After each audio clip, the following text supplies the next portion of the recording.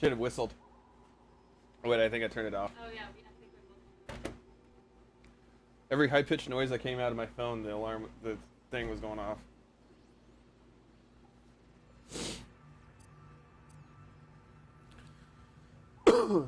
Making music.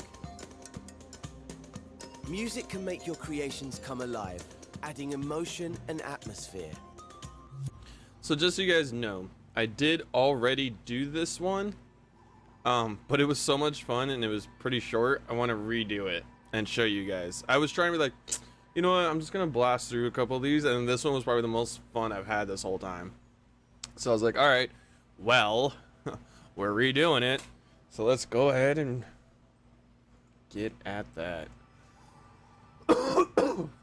Excuse me. In Dreams, you can compose whole tracks from scratch and even make your own instruments. But you don't need to be a maestro to start making your own music. I'll show you how to create an arrangement using ready-made music clips. So let's begin. To start making music, we need to switch over to sound mode. Right now, you're in assembly mode. If you're ever unsure of what mode you're in, just hover over the icon in the top left corner to see your current mode and tool. Go to the assembly menu and open the modes menu with X. The modes menu is where you access all the different creation modes. Each mode has its own set of tools and options. The button for sound mode has a speaker symbol on it. Select it with X. Now you have a new menu at the top of the screen. This is the sound menu. It contains everything you need to Music in Dreams is arranged in timelines. This timeline contains a version of the music you heard at the start of this tutorial. To see what's inside it, we need to open its canvas. Hover your imp over the timeline, hold L1 and press X to open it. It's just like scoping into a group. This is the timeline canvas. The canvas exists within scene space, so if you pull down on the left stick, you'll back away from it. Hold the L1 button and use the left stick to move up and down the timeline. Time by clicking R. The clips power on and off as the playhead passes over them. Click R3 again to pause time. Each music clip is a collection of notes made by an instrument. You can grab them and move them around with your imp. If you want to delete a music clip, hover over it and press the triangle button. Clips can also be cloned by holding L1 when you grab them. The edge glows. You need space music to one of your scenes. You could simply... So, let's start making music. It's actually a lot easier than you might think. Close the timeline by selecting the cross button in the top right corner. Or hover over it, hold L1 and press circle to close it. Now delete the timeline by hovering over it with your imp and pressing triangle. Let's add a new music timeline to the scene. Press square to open the sound menu. Select the music timeline button in the menu, then stamp one in the scene with R2 or X.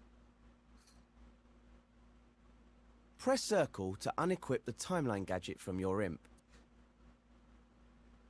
Open up the timeline canvas with L1 and X. This timeline is empty, ready to be...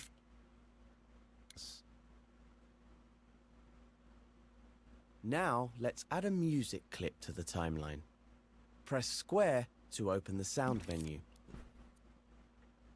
Find the search button and select it with X. Its icon is the magnifying glass. When you search in sound mode, there are 4 options for finding different sounds. Select Search Music Clips with X. This is the Dynamism. Use the right stick to zoom in and out and the left stick to move around. I've grouped the clips into different categories. Let's start with a basic melody. That's this group of clips. Hover over the clips to hear a preview of how they sound. Find one that you like, then select it with X to equip it to your imp. I'm using the clip Nostalgia Bells. Your imp will now be holding a gadget containing your selected clip. If you hover over the timeline, the gadget should snap to the canvas and reveal the whole clip. Place the clip at the start of the timeline and stamp it with R2 or X. Clips on a timeline will snap to the bars and to other clips. This will help you line them up. Click R3 to listen to the timeline. In the next step, we'll build up the track with some more clips. Let's build on the melody by adding some chords. Go to the sound menu and select Search Music Clips again. Over here are some chord clips.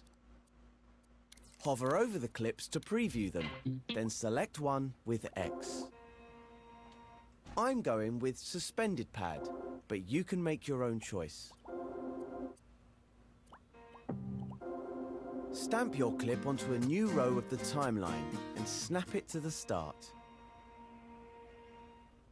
Click R3 to listen and notice how the clips play together in time. Click L3 to rewind. Now let's add some drums. Go back to the sound menu and select Search Music Clips. Find the drum clips in the collection. A drum beat can really change the feel of a track. I love these samba practice drums. Pick a drum clip you like, then stamp it onto the timeline under the melody and chords. Now click R3 to listen to how it sounds. All the clips in the collection are in the same time and key, so you can mix and match them easily. Click L3 to rewind.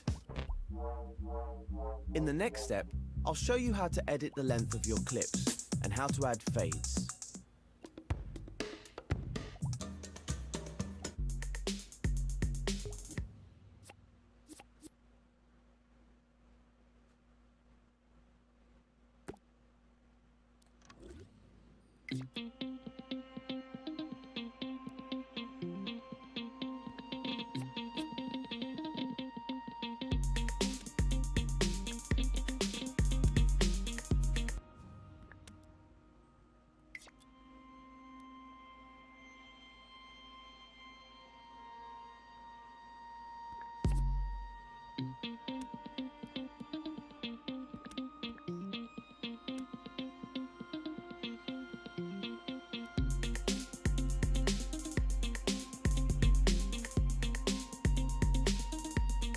When you hover over a clip on the timeline, you'll see dotted lines light up at the start and at the end of the clip.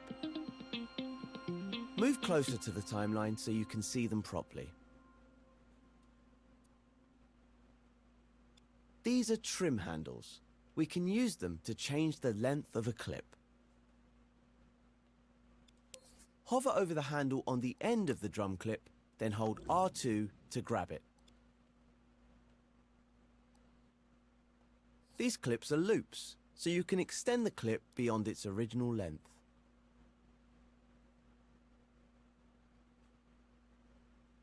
All the clips in the collection can be extended in this way. Trim handles are really useful for arranging and remixing. They let you use just a section of a clip without having to edit the music notes inside. On top of the trim handle, you'll see a little coloured gizmo. Move in closer to see it properly. This is a fade handle. You can use it to fade the volume of a clip in or out. It works just like the trim handle. Grab the gizmo with R2 and move your imp left or right to create a fade.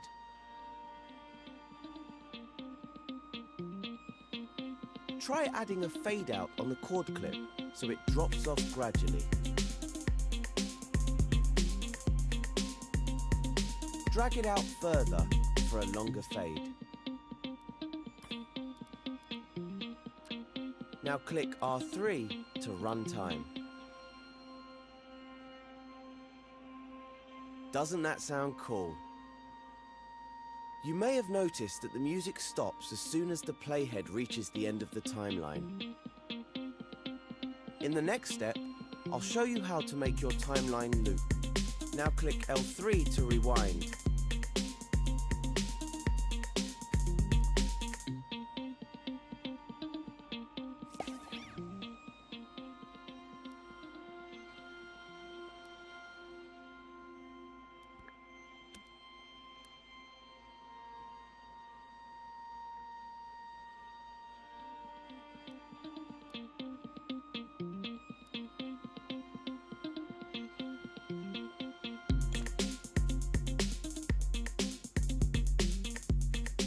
To make the track play constantly in the scene, we need to set the timeline to loop.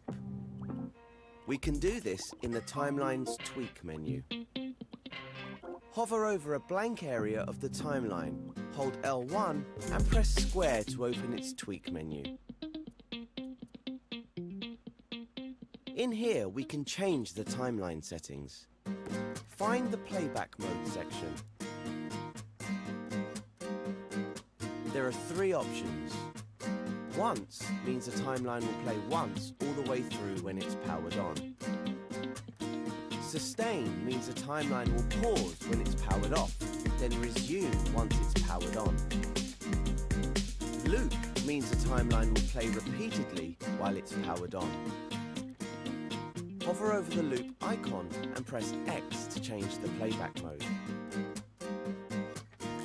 You can also change the playback speed in the Tweak menu. Hover over the playback speed slider and hold X to grab it. Now move your imp to the left or right to adjust the value. Click R3 to hear your adjustments live.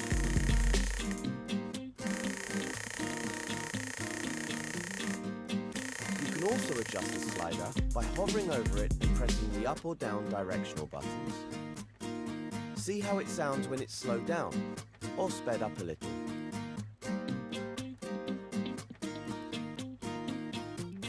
To close the Tweak menu, hover over it, hold L1 and press circle. You can also tweak music clips to make them loop. Just hover over them, hold L1 and press square to open their Tweak menus. You can also change their volume and tempo. Be careful changing the tempo, as your clips could go out of time with the others. We've made a cool piece of music, but you can carry on adding more clips if you want to. Maybe you heard something in a tutorial collection that would sound awesome in your arrangement. Try trimming and looping tracks. See what you can come up with. If you need extra space, you can extend the timeline by grabbing the edges with X. All the clips we've used in this tutorial come from the Media Molecule Music Collection. The collection contains lots of music clips you can use, as well as some complete tracks. Look for it in the Dreamiverse next time you're making music in sound mode. Once you've finished, switch over to play mode and listen to your track in the scene. To end the tutorial, just press Options and select the Exit Creation button.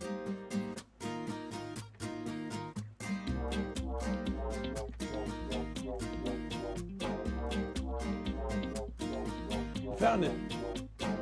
Or was it? Ah, I knew it was in there though. Well, one thing off the list.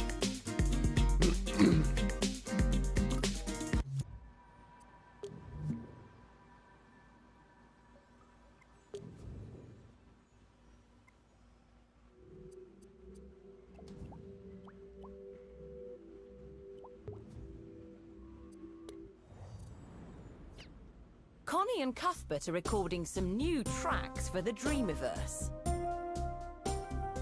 Cuthbert's not exactly a virtuoso, but you don't need to be one to play music in dreams. In this tutorial, you'll learn how to use the performance tools and instruments in sound mode. Then you'll be ready to start making your own original tracks. In the scene, you'll find a timeline. Open it up with L1 and X. Click R3 to give it a listen. It's just a simple drum beat. A nice place to start jamming with other instruments. Click L3 to rewind time. To add another instrument, we need to go to Sound Mode. Go to the Assembly menu and select Modes. Select Sound Mode, the one with the speaker icon, with X. Once in Sound Mode, select the Search button in the Sound menu. It's the one with the magnifying glass icon. In Sound Mode, the Search button has some extra options for searching specific types of sounds. Select the button for Search Instruments.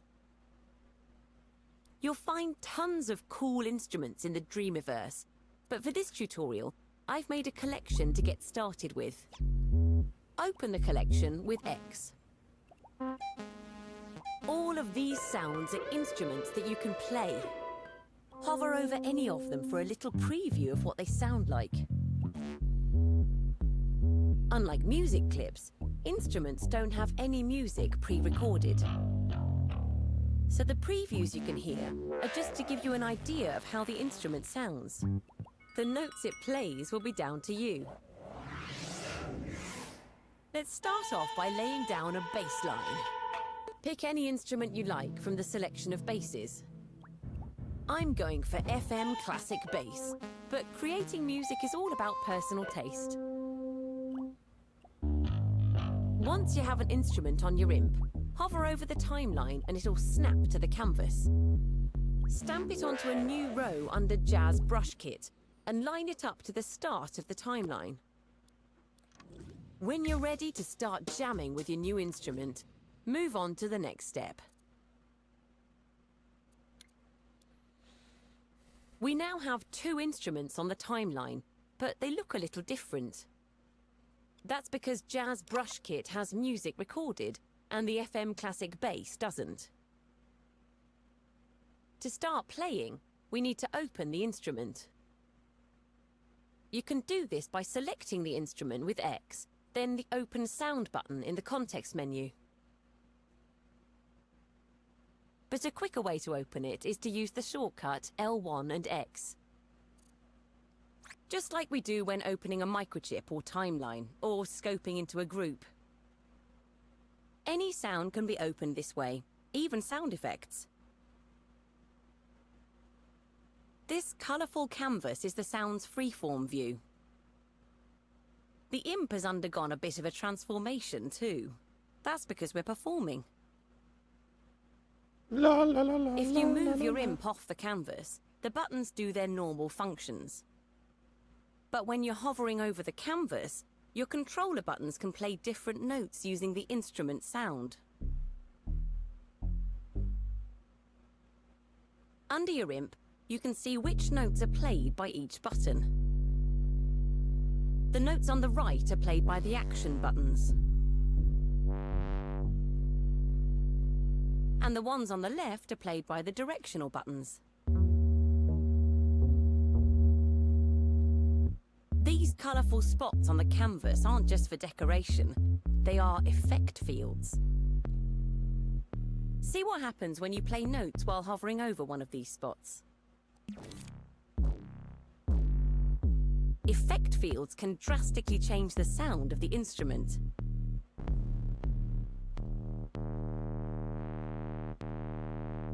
With most effect fields, the effect is strongest in the middle and fades off to the edges.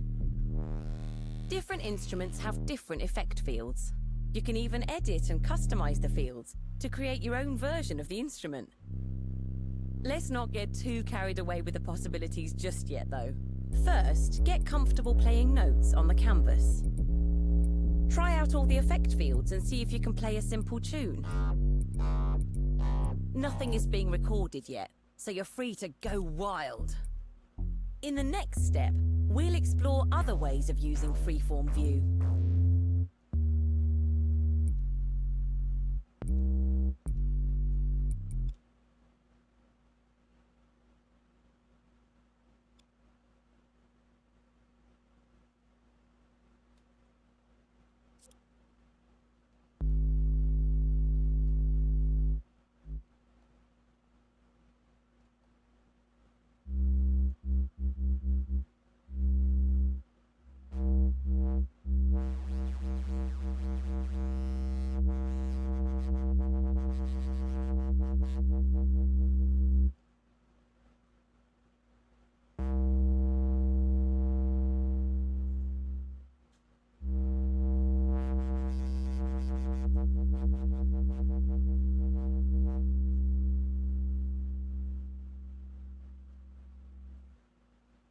Oh, I can completely... Okay. Another student Now for you've got a Cloud feel Castle, for what's the up? Welcome to the stream. Thank you for that follow. Rudigrant. Some other features. Congratulations. Now go join your dorm. In the context menu, find the button called Stop Performing. If you select this, your imp and controls will return to their normal functions, and you won't be able to play notes on the canvas. You can also stop performing by holding L1 and pressing circle when hovering over the canvas. The effect fields are now shown as gadgets. You can grab them with R2 to move them around, or tweak them with L1 and square. To go back to performing with the imp, just select the Start Performing button in the context menu. Or use L1 and X on the canvas.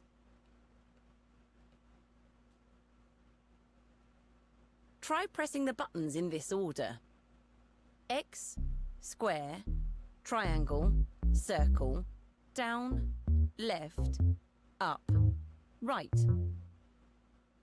This progression of notes is called a scale. To be specific, this is the C minor pentatonic scale. Sounds fancy, doesn't it? You can change the scale by holding down R1 over the canvas. With R1 held, use the left stick to select a different key. The right stick is used to choose different scales in that key. Release R1 once you've made your choice, and the instrument will now play to the scale you chose. Different scales have different feels, so you can make your music sound happy or sad, bluesy or folksy, or just plain old avant-garde. You can play in whatever scale and key you want to, but it's usually a good idea to stick to that choice for the entire song. Explore the different keys and scales. You don't need to be a music theory expert to understand them. Just use your ear and listen to how they sound. But if you want to follow along exactly with this tutorial, then stick to C minor pentatonic. Hold R1 and use the left stick to select C. Then use the right stick to select the additional category, then the minor pentatonic scale. Now we know how to perform using freeform view, I think we should try recording something. Move on to the next step when you're ready.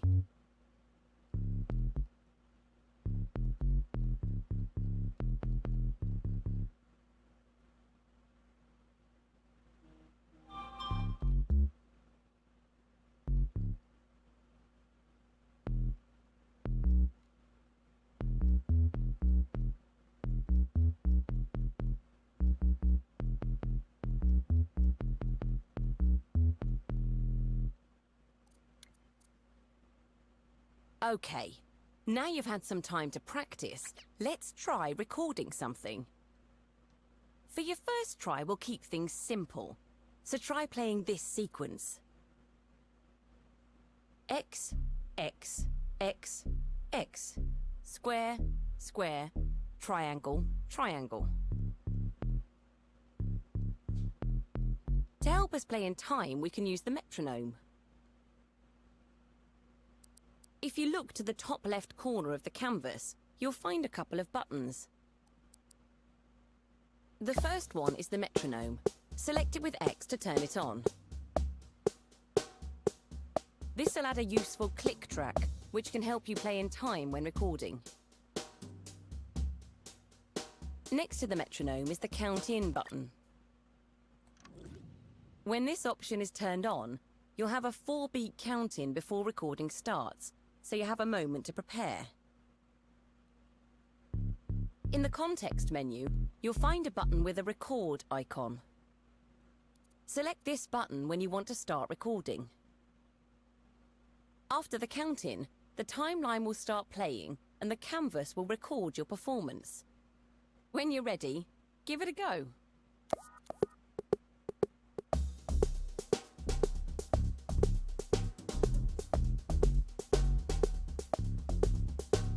When the playhead reaches the end of the timeline, it'll stop. You'll still be able to play notes on the canvas, but none of them will be recorded. When you've finished performing, select the Stop Recording button in the context menu. Play back your recording with R3. See how the notes appear on the canvas as colourful strokes. If you view the canvas from the side, you can see your performance in 3D. As this was your first try, you might have made a few mistakes, but don't worry about it. In the next step, we'll be having another go. So rewind with L3 and move on when you're ready.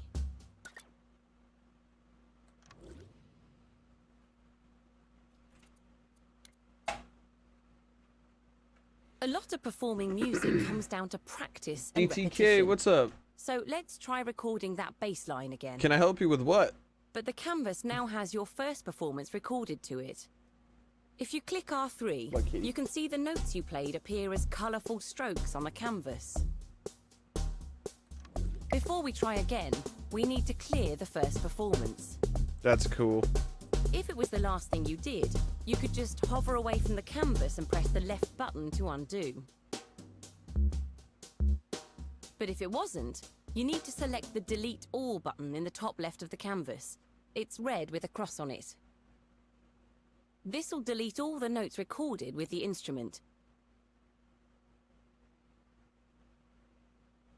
So let's have another try. Make sure you have the metronome and count-in selected, and that you've rewound time. If you're feeling confident, try elaborating on the bass line or using some effect fields. When you're ready, start recording. But instead of using the button in the context menu, try this shortcut. Click the L3 and R3 buttons together at the same time to start recording.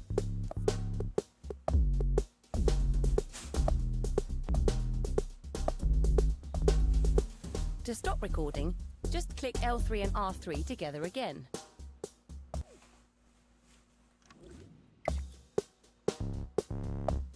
Now play back your recording and see how it sounds. If you want another go, just select the Delete All button again and give it another whirl. Click L3 and R fields. When you're ready, start recording. But instead of using the button in the context menu, try this shortcut. Click the L3 and R3 buttons together at the same time to start recording.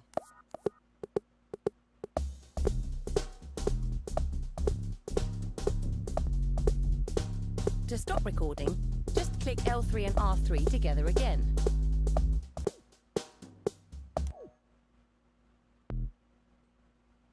Now play back your recording and see how it sounds.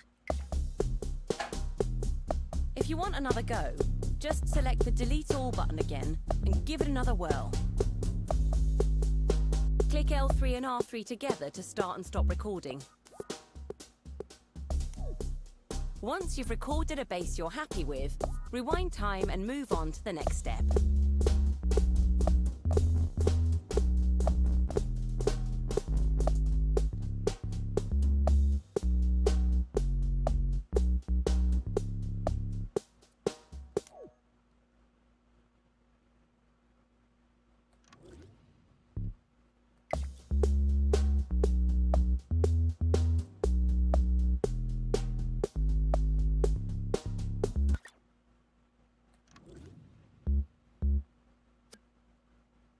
This is hard.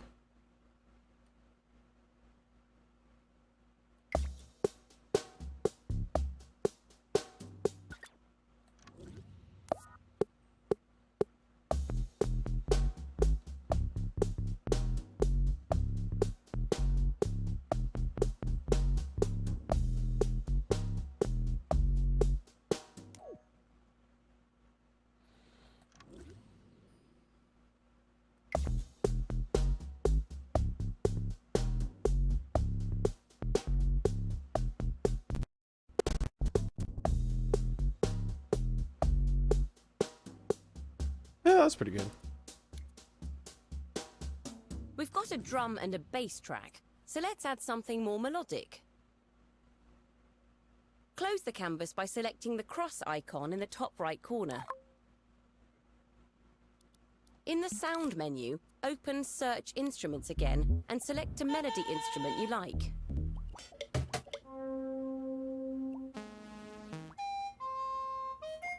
I'm using muted synth strings, but feel free to choose one you like. Stamp the instrument on a new row of the timeline, then open it up with L1 and X. Play some notes on the canvas. Try out the effect fields. See if you like the instrument. The longer you hold the buttons down, the longer the notes will be. Try moving your imp in and out of effect fields while holding notes. Melodies can be very simple and still be very expressive. If you need some inspiration, try playing this. X, square, triangle, circle, X. I really like this effect field in the top right. It gives it a brighter sound.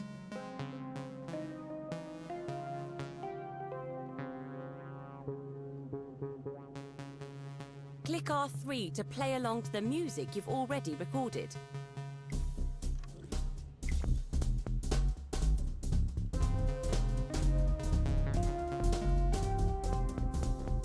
When you're ready to record, select the metronome and count-in buttons on the canvas. Rewind time with L3, then click L3 and R3 together to start recording.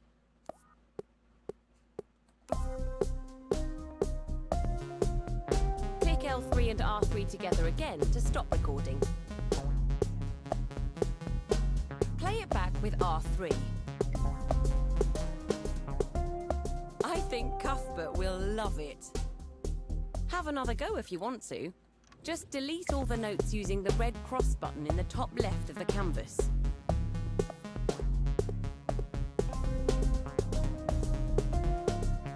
Hopefully you're starting to get the hang of playing music with your controller.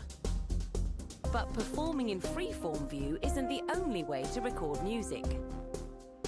In the next step, I'll show you how you can edit instruments directly using the piano roll.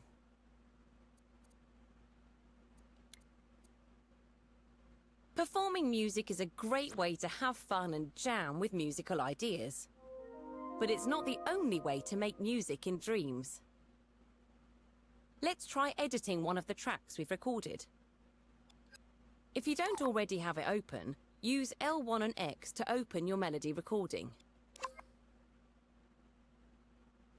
To the right of the name, you'll see a few buttons. The selected button, with the imp on it, is the one for freeform view. Next to it is a button with some music notes on it. Select it with X to switch over to piano roll view. Oh, now kitty. Kitty. Kitty. This is where you come You in. can quickly switch between freeform and piano roll using a shortcut. Just So hover anywhere this over is the canvas, what I did. I hold just pushed on L1 this, and press the touchpad but button. then when it's done in actually music, it turns it into... Piano roll view is like a timeline, but it shows you all the individual musical notes recorded in the I'm instrument. like, you know how to read that. Each more or row is a less. different note, and the higher rows There- are a higher pitch. Well, it is. This stuff's On the over left here. edge of the That's what piano she's roll, explaining there's a right now. keyboard. Oh, Press X on the actually, keys I to hear lied. the note for each row. It's even better. Those are keyboards. Oh. Click R3 to listen to the music in this view, and click L3 once done.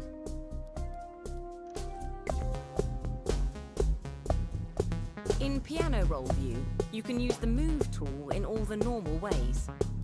So I just You can randomly grab and clicked, move and any of then the that's what it notes would look using like on the... R2. Hey, it's good. I actually kept relatively... Select them with X, I did pretty delete them good. with triangle, Got an extra one and undo here. and redo with the left and right buttons.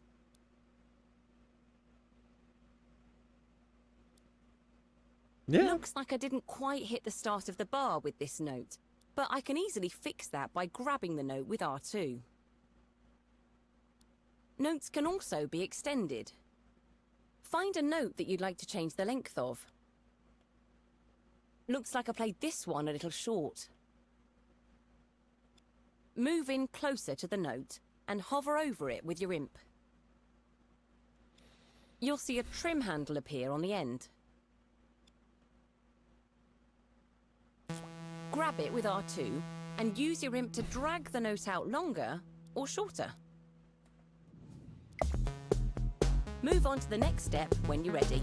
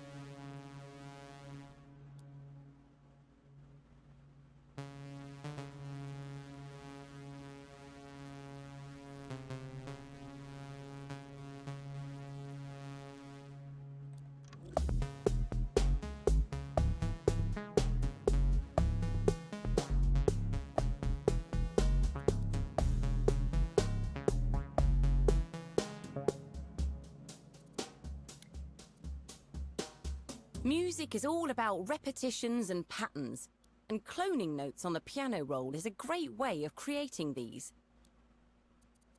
You can clone individual notes by holding L1 piano roll,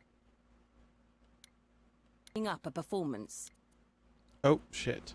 Performing music timeline or all the objects within a scope. Look over your performance in piano roll view and see where you can improve it. I'm writing these.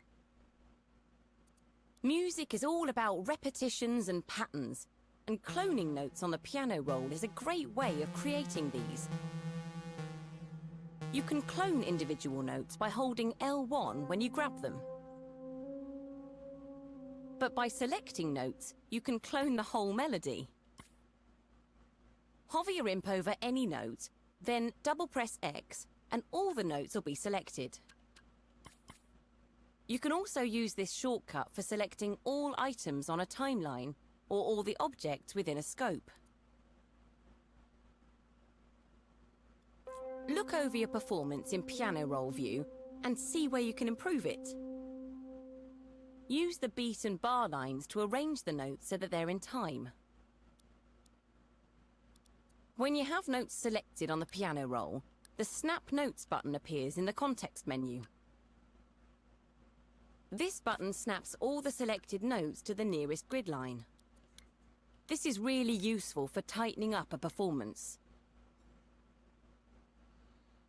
You don't have to make it perfect, though. Sometimes it's the little nuances and inconsistencies that give a piece of music its character.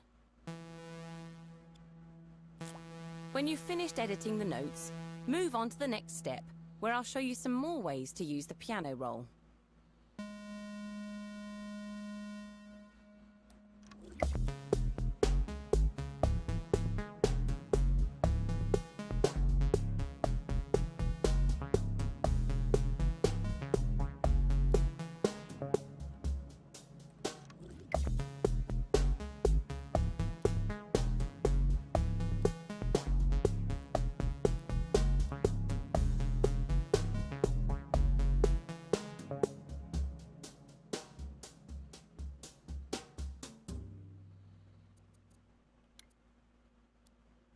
We've seen how the piano roll can be useful for editing a performance, but you can also compose directly onto it.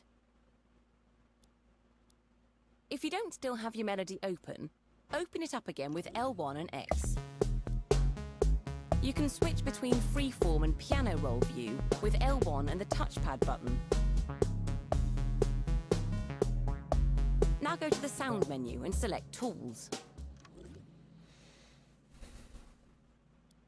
Here you'll find some of the tools you're used to using, like Move, Clone, and Delete.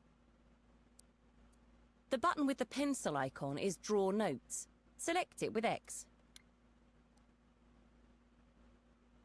With the Draw Notes tool, you can use R2 to place notes directly onto the piano roll.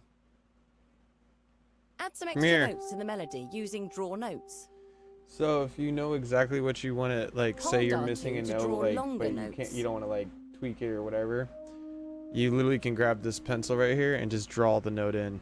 If you hold L1 and then press and hold R2 while using Draw Notes, you can even draw notes freehand. Oh, whoa, what? You can freehand draw. When you're done drawing notes, play it back with R3.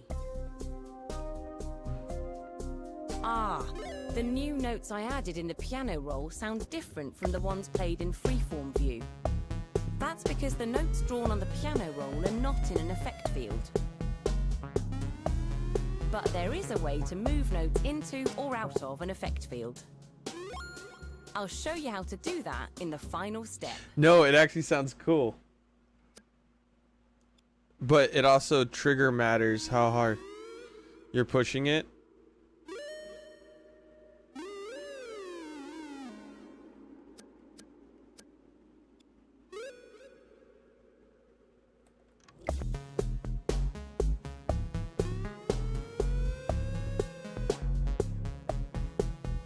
Sound like... Wait.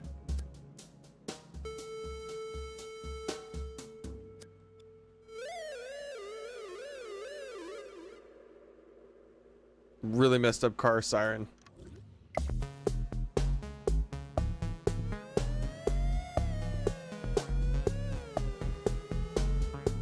Yeah, that was a messed up car siren.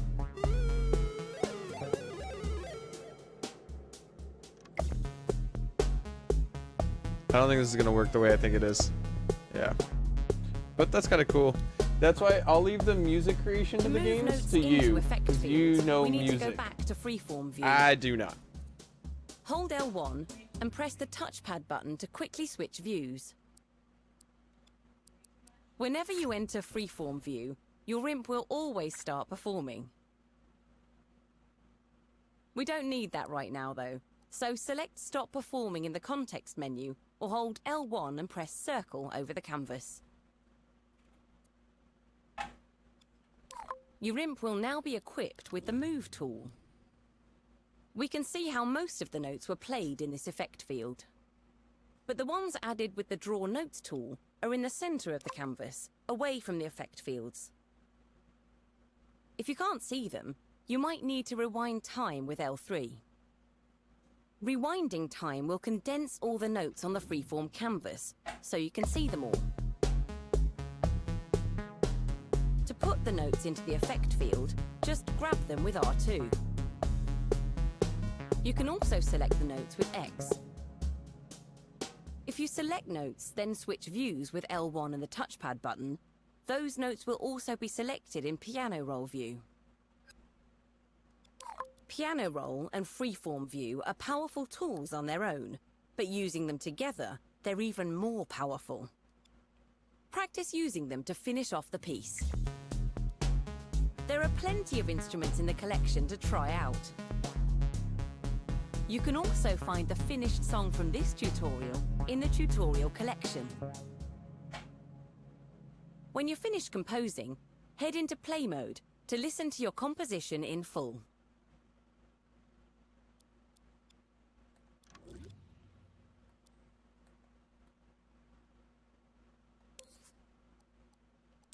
Then, when you're ready to finish the tutorial, just go to the Options menu and select the Exit Creation button.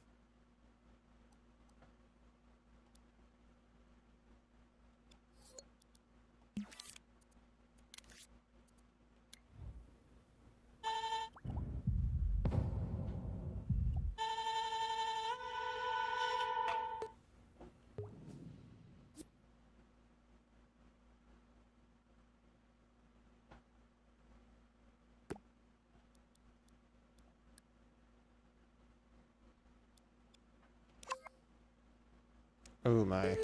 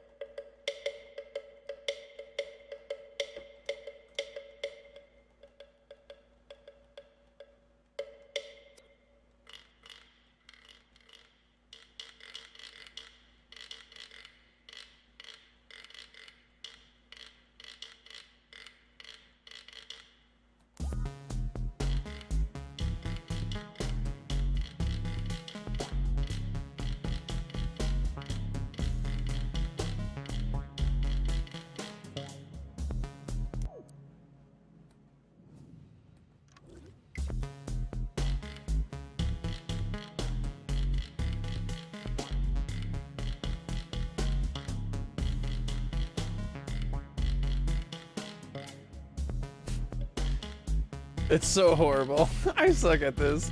Whatever.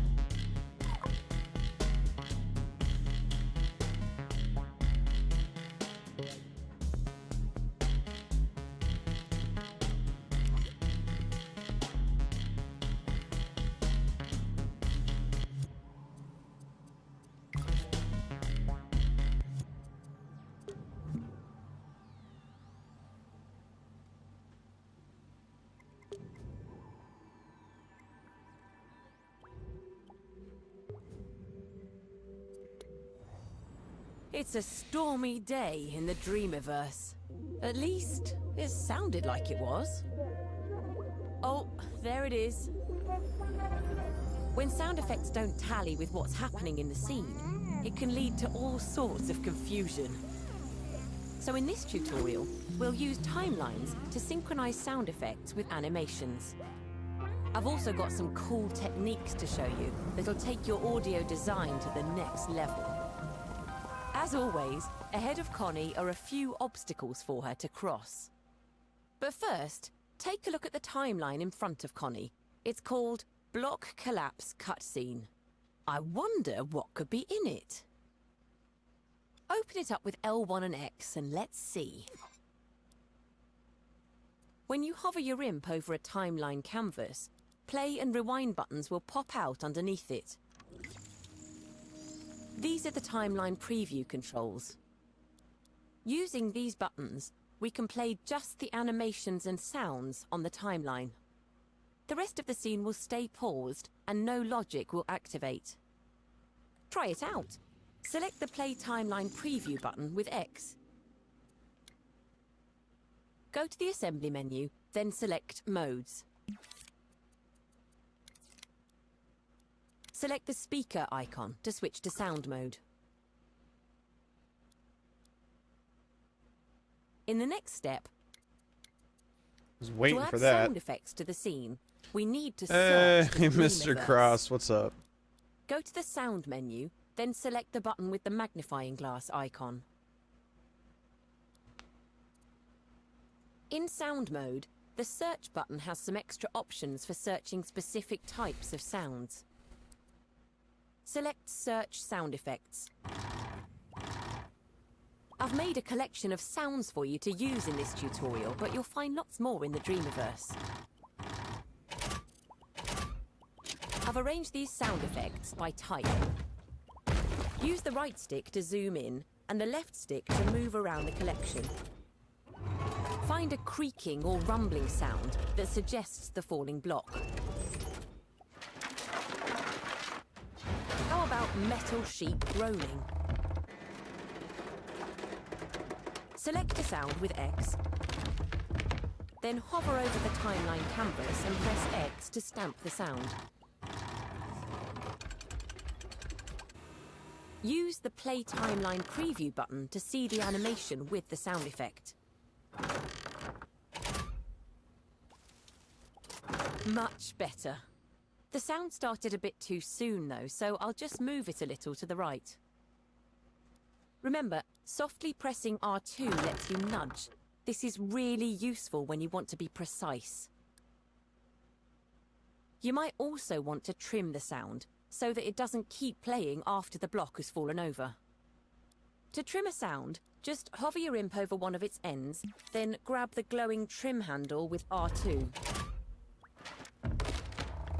Use the timeline preview buttons to test the animation, then adjust the timing of the sound effect. When you've got it just right, move on to the next step.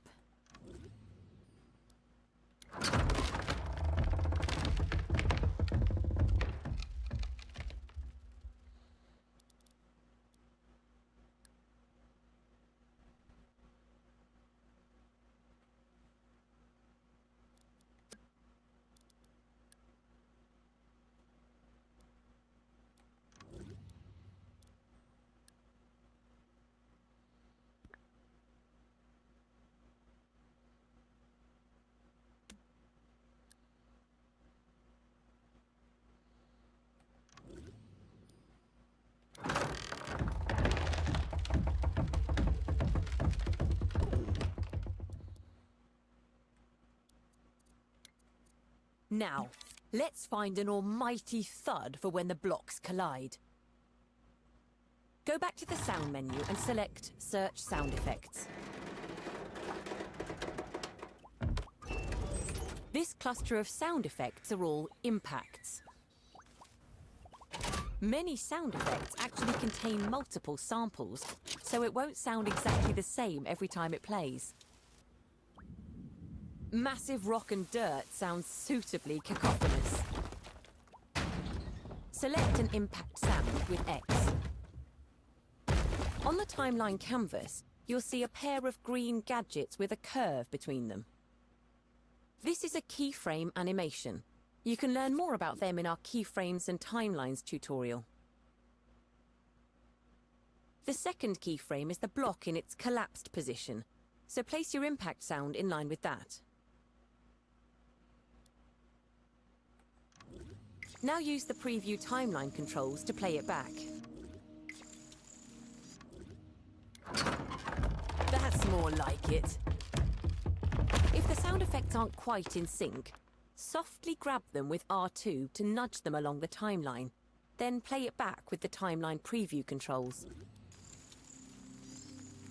When you've finished editing the sounds, you can close the timeline. Hover over it with your imp, hold L1, then press the circle button to close it. Now try it out in play mode. There's a trigger zone built into the block that'll detect Connie and start the animation. Previewing the timeline in edit mode only played the animation and sounds, but in play mode, the camera and camera shaker also activate. Now the block falls with real drama. When you're ready to continue, go back to edit mode and start the next step. Dope! I did that! I programmed that sound. That was pretty cool. I want to do it again. That was cool.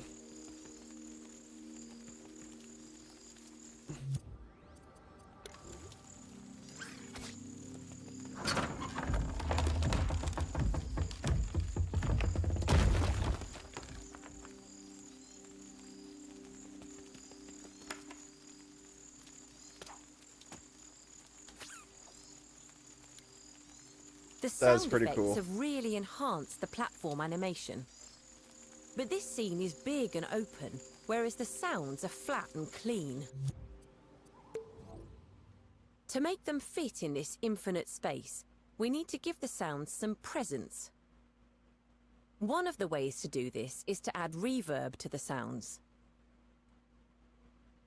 Reverb is an echoey effect, like you'd hear if you shouted in a big empty space.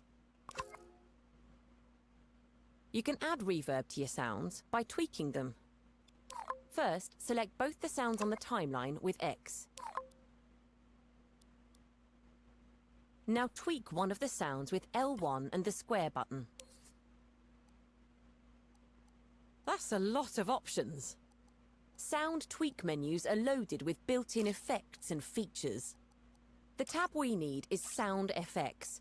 Its icon is a fuzzy sound wave. On this page, you'll find sliders for delay and reverb effects. Try increasing reverb to 40 or 50%. Then hit Play Timeline Preview to hear the difference. The sound is now much bigger and more spacious. The reverb has been applied to both sounds, even though we only tweaked one of them. That's because when you select multiple gadgets of the same type, you can tweak them all at once. A very neat trick you can use on all gadgets, not just sounds. Under the reverb slider, there are 4 available channels. Each channel has a different audio quality. A and B are designed for music, and C and D are designed for game sounds like sound effects and voices. Helpfully, all the sound effects from the Media Molecule sound effect collections are set to channel C by default. I think this cutscene is now finished. Close the tweak menu and timeline using L1 and circle. Then when you're ready, move on to the next step.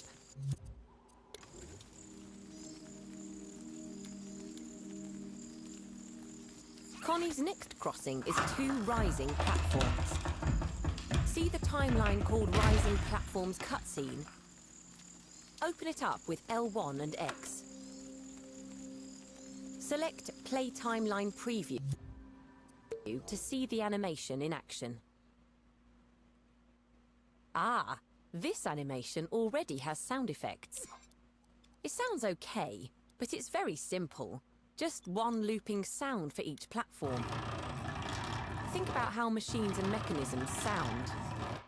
As well as having a constant working sound, they also make other sounds as they start up, slow down, or stop.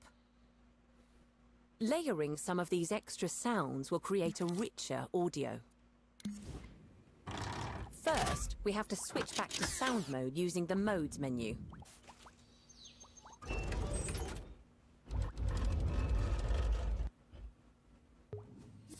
Go to the Sound menu, then select Search Sound Effects. This cluster of sound effects are all mechanical sounds.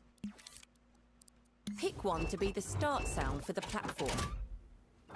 I've chosen Weighted Metal Mechanism. Stamp the sound at the start or just before the animation for the first platform. Now use Play Timeline Preview to hear how it sounds. The first platform sounded so much better, didn't it? Use L1 and R2 to clone the start sound over to the second platform animation. Then when you're ready, move on to the next step.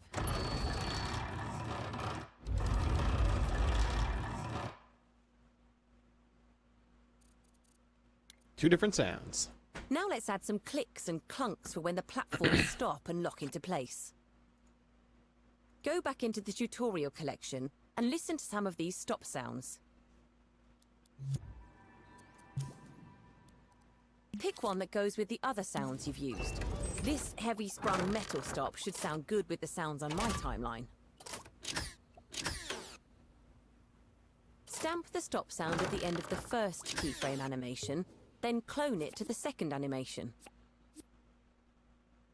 Pay attention to the sound wave on the gadget to see where the loud and quiet parts of the sounds are.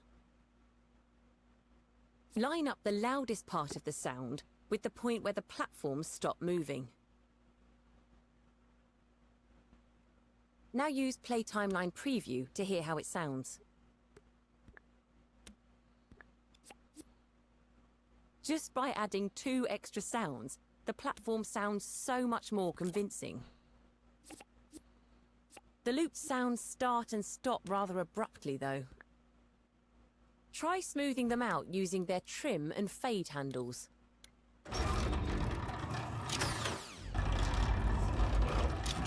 Once you've finished creating your layered timeline, connect it to the button on the platform so Connie can activate it. Create a wire from the output port of the node called Button Activated. Connect the wire to the vator. The platform sounds so much give you to hear how it sounds.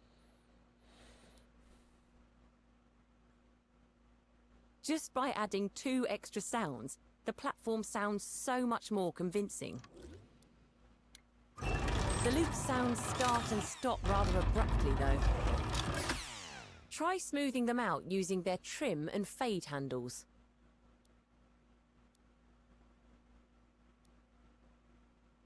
Once you've finished creating your layered timeline, connect it to the button on the platform so Connie can activate it. Create a wire from the output port of the node called Button Activated. Connect the wire to the power port on the bottom of the timeline. You could also add some reverb, like we did with the falling block. Rewatch the previous step if you need a reminder of how to do it. You can access all the previous steps by selecting View Step Instructions on the video player. Then try it out in play mode.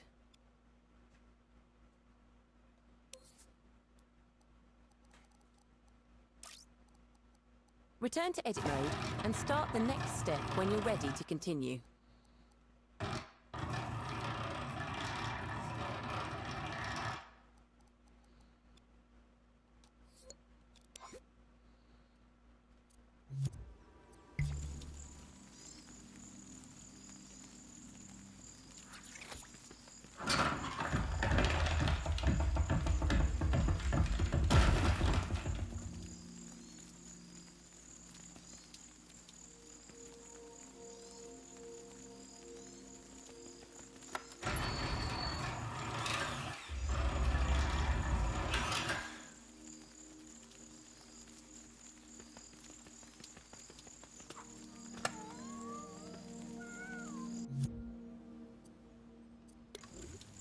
Something's gonna bug me that I gotta fix.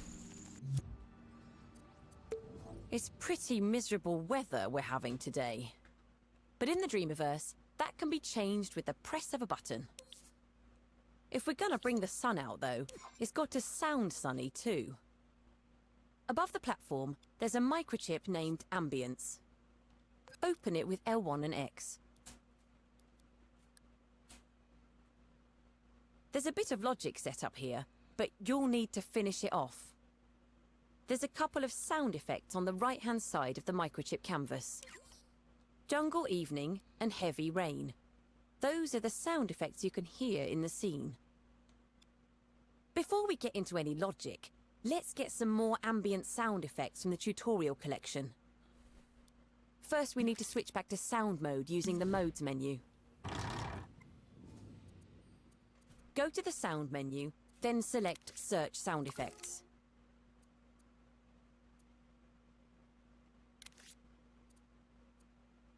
This cluster of sounds are all good weather ambience. I'm choosing sunny day. Stamp it on the microchip, then click R3 to play the scene. The sunny day sound effect is playing at the same time as the rainy sounds. This will just confuse Cuthbert even more. Not in Arizona. We need a way to switch between the sounds, and I think a selector will be just the ticket. Click R3 again to pause the scene. The selector is found in the Gadgets menu, so you'll need to exit sound mode. Either use the exit button in the top right, or L1 and circle to return to assembly mode. Now go to the assembly menu and select Gadgets. Open up the logic and processing section, then find the selector. Once you've got it, select it with X and stamp one on the left of the microchip canvas. That was cool. Then unequip the gadget with circle. In the next step, Hold on. we'll look at the Shut logic. up. I missed like all that last part. Sunny day sound effect is playing at the same time as the rainy sounds. This will just confuse Cuthbert even more. We need a way to switch between the sounds, and I think a selector will be just the ticket. Click R3 again to pause the scene. The selector is found in the Gadgets menu, so you'll need to exit sound mode. Either use the exit button in the top right, or L1 and circle to return to assembly mode. Now go to the assembly menu and select Gadgets. Open up the logic and processing section, then find the selector. Once you've got it, select it with X and stamp one on the left of the microchip canvas. Then unequip the gadget with circle. In the next step, we'll look at the logic and connect up the selector. So let's look at the logic in this microchip. This active counter is being used to power the rain sounds and effects, which are all connected via this node. Counters are often used for setting states in logic. Try out the wiring and logic tutorial if you want to know more about using them. But as we now have a selector on the microchip, we can use that to set the state of the weather instead.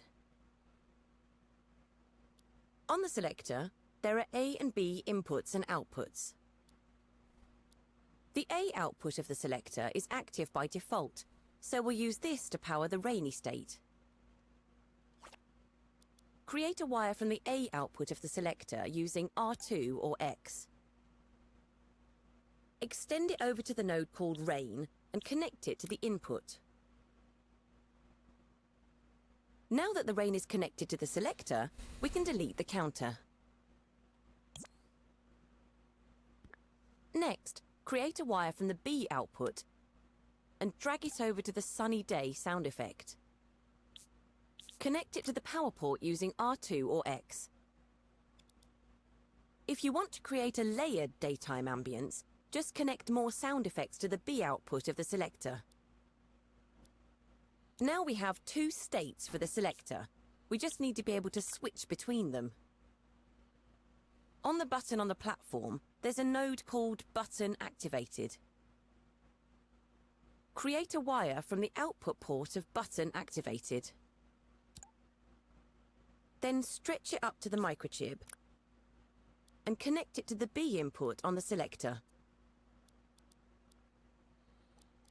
Now, when Connie stands on the button, the B output of the selector will be activated, the rain effects will stop, and the sunny day sound will start playing.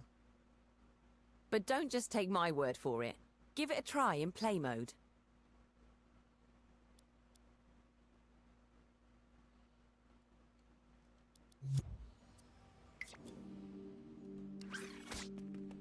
Glorious! Hopefully that'll help Cuthbert dry out. Using selectors to change states is a really useful technique that you can use in all sorts of ways. You could trigger a transition from indoors to outdoors, or switch between reverb settings. You can learn more about using the selector in our Selectors and Exclusive Gates tutorial. You can find it in the Logic section. We've created a tranquil sunny day ambience, but as always, we can make it even better. So return to edit mode and start the next step when you're ready.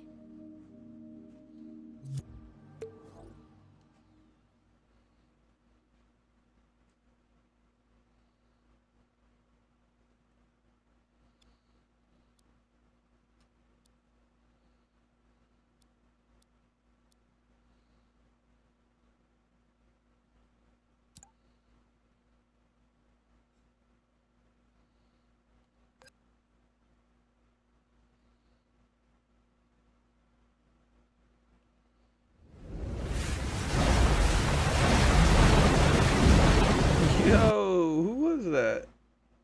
Aaron? No? I have no idea how to say your name. I apologize, but thank you very much for that. Flooding the stream out with 4,000 sparks. Thank you very much.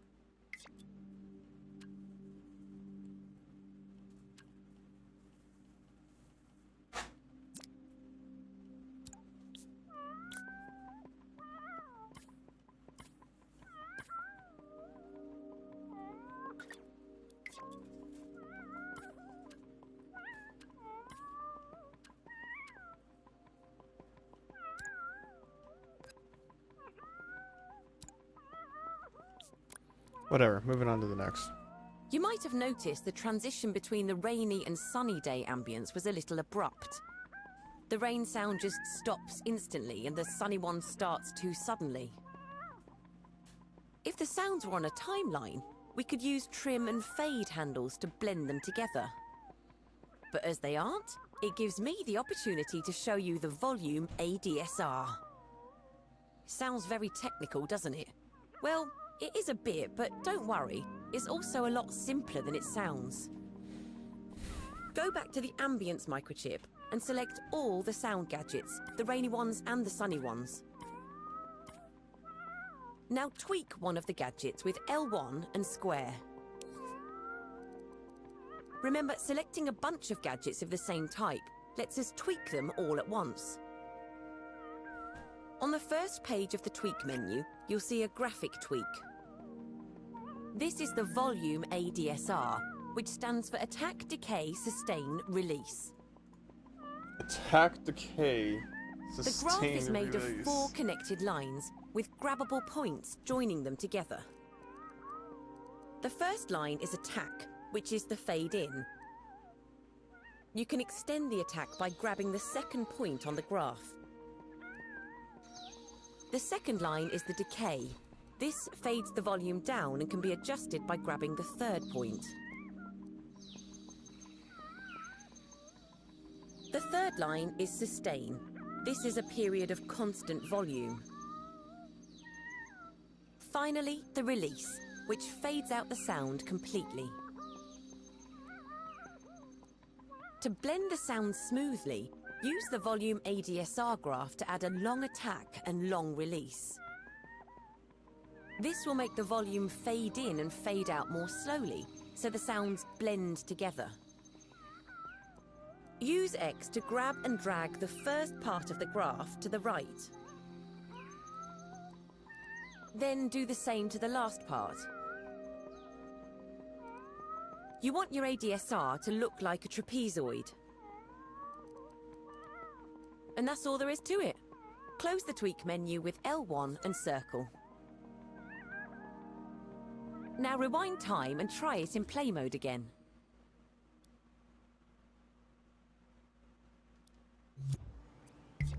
Except for some reason mine's backwards. I trigger mine.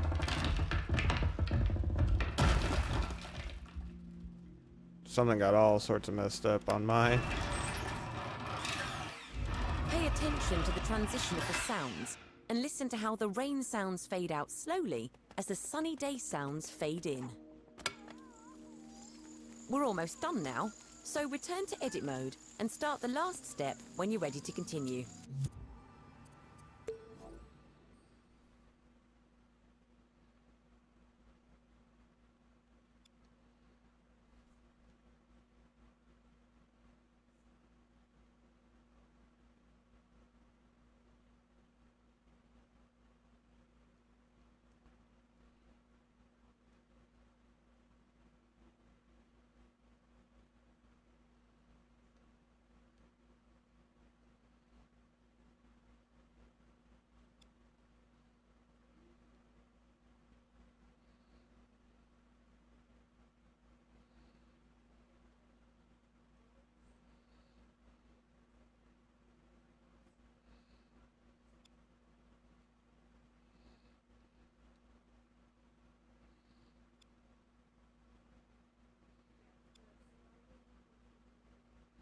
Where is it?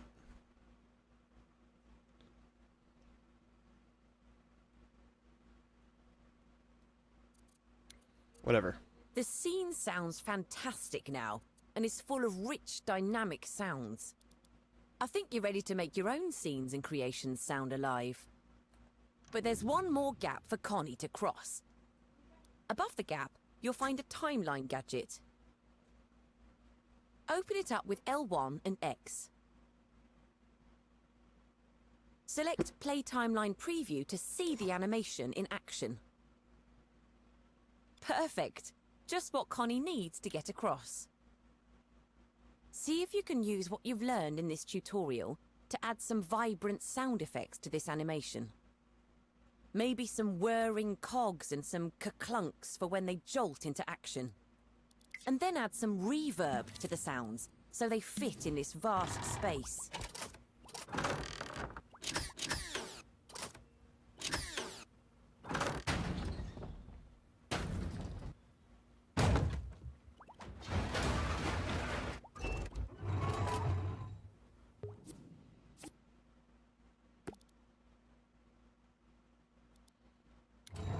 When you're ready to complete the tutorial, connect up the timeline to the button activated node on the platform.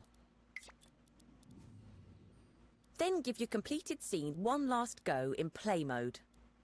As always, take Connie into the elevator to complete the tutorial.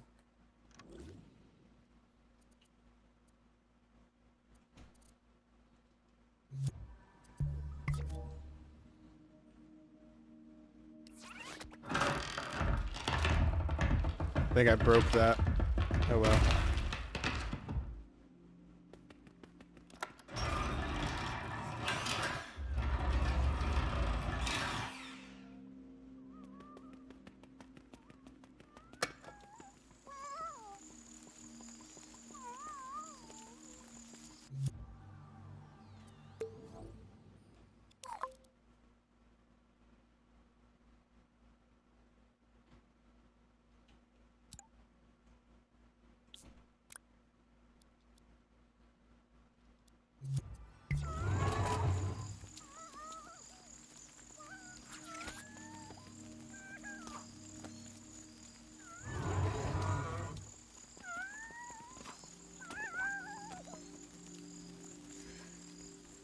Red Seth, what's up? Welcome to the stream. How you doing?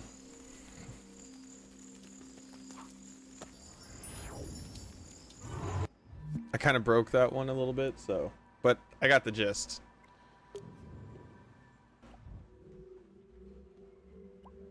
All right. Connector and physics, imp gameplay.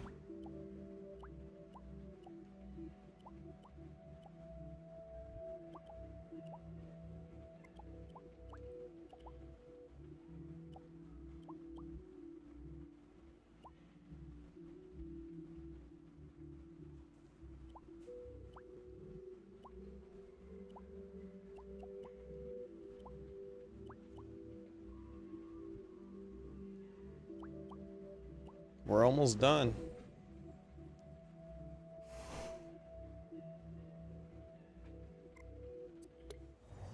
This tutorial is all about connectors. Something Cuthbert hasn't quite got the hang of. Connectors join objects together in a way that lets them move. We're going to use them to help Connie get to Cuthbert. First things first though, we need to be precise when using connectors, so let's turn on the grid snap guide. That way, everything will line up properly. So, go to the assembly menu and open the guides section. Now select the grid icon with the X button. Now that grid snap is on, any objects you move and tools you use will snap in line with the grid in the scene. You can adjust how fine the grid is using the plus and minus icons on the button. But for this tutorial, it's best if you leave the grid size at 1. Now, let's see how we can make our way to Cuthbert. The best way to find out what What's needs funny to be is I actually to play know the this stuff, scene but I and just want to see for get through all the ourselves. tutorials. But instead of It's switching just over to play mode, it's funny start how time in much edit they mode by simplified clicking R3. real graphic design. Aha. Well, this is odd. The bridge has fallen down, but the second platform is still floating in place. Why is one object floating? Because one's while affected the by other is gravity falling? physics. Click L3 to rewind time. Let's check the bridge's tweak menu. Remember, tweak menus allow us to see and change the settings for objects in edit mode. Where is it? Where would it be Hover under? your imp over the bridge. Hold No. L1 and press the square button to open its tweak menu. Physical properties? Tweak menus differ depending on what sort of object you're tweaking. The bridge is a sculpture. Sculptures are pretty complex Collision's things, dope. and their tweak menus have lots of pages. To switch pages, use your imp to select the different tabs at the top. Feel like it's this one.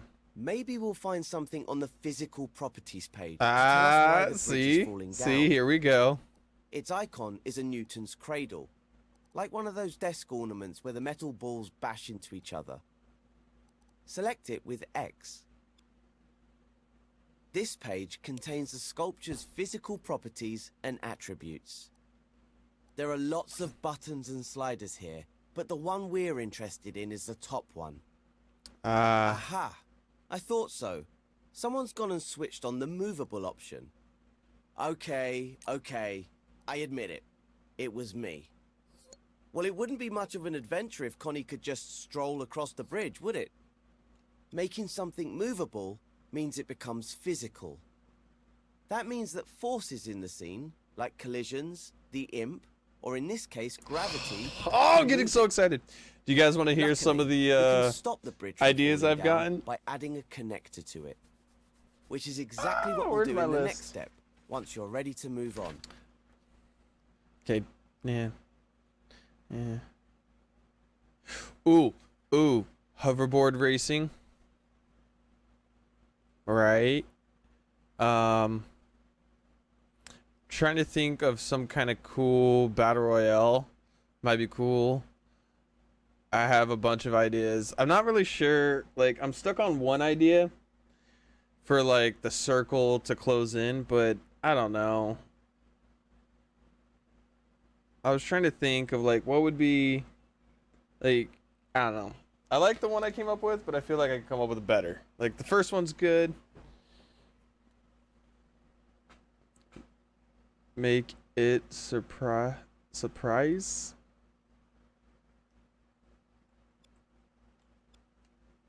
Or oh, that was the other one. Yup. Like a Five Nights at Freddy type game.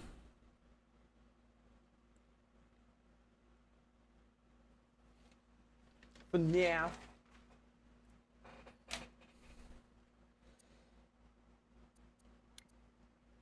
So, all we need to keep the bridge from falling is a piece of string. Not just any piece of string, though. I mean, It's I what turned we off in the the dream physics. shaping business call a string connector. We'll need to attach the other end to something unmovable, like the blue cylinder above the bridge. Start by moving your imp with the left and right sticks until you can see the top of the bridge and the bottom of the blue cylinder. Make sure time is rewound. Click L3 if it isn't. Now open the assembly menu and select the 3 connected squares to open the gadgets menu. Look for the button with the joint icon, which will take you to the connectors sub-menu. You can move the menu with your imp by grabbing it with R2. Select the string button. Its icon is the 2 circles connected by a wavy line. You'll see that a string connector appears on the tip of your imp. Now let's get connecting. You should always make the first connection from the object that won't move. We call this the parent object. In this case, it's the blue cylinder, but it could be something else, like the frame of a door. See the yellow dot on the cylinder? I put that there to show the best place for a connection. So hover over it and press R2 or X to connect the string. The grid snap guide will help you line it up exactly with the yellow spot. When you move your imp now, you'll notice it's tethered to the cylinder. It also has a blue gizmo on the end of it. Oh. Now let's stretch that string down to the bridge, all the way to the blue dot. The blue gizmo connects the string to the movable object, which we call the child object. Hover over the blue dot. See how the grid snaps it into line? Let's connect the string there with R2 or X. If your bridge isn't in line, just make sure that time is rewound. Now that the blue gizmo is connected, you can press the circle button to unequip the string connector from... Yes! And there you have it. The cylinder and the bridge are connected. Click after time and check that it's working.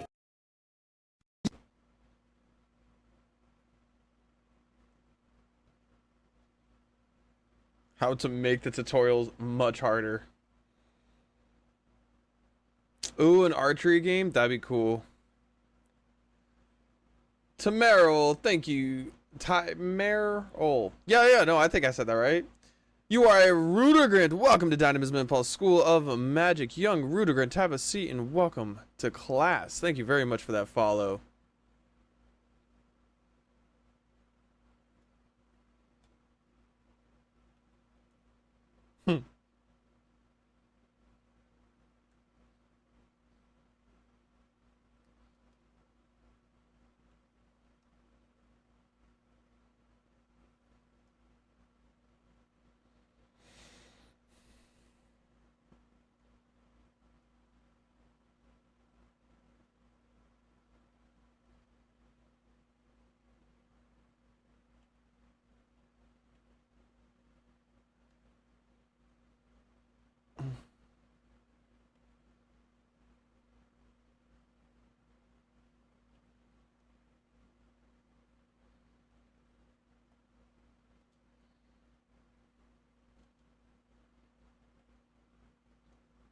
Holy, I got this.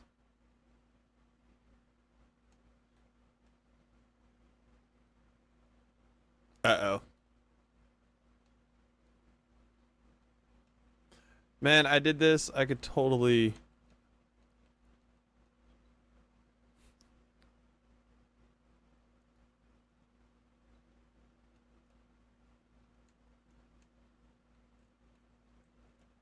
Oh, I'm...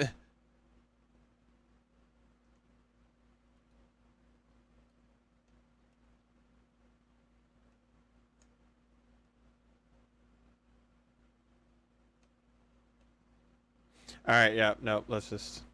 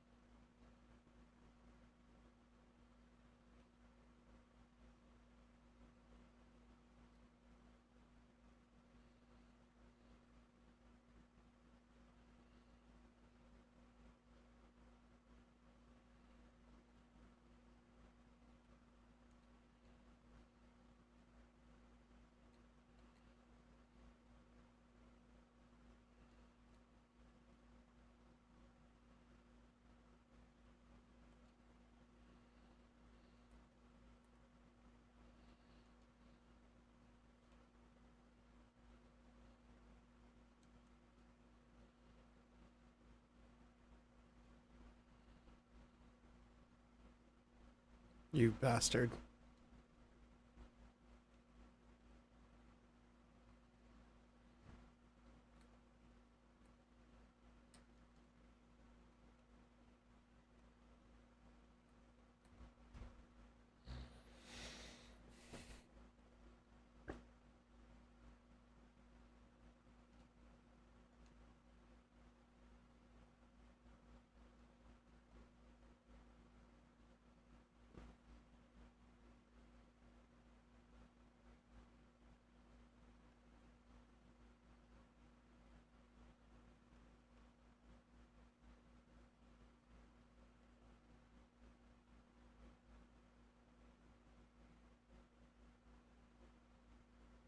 My shit's backwards.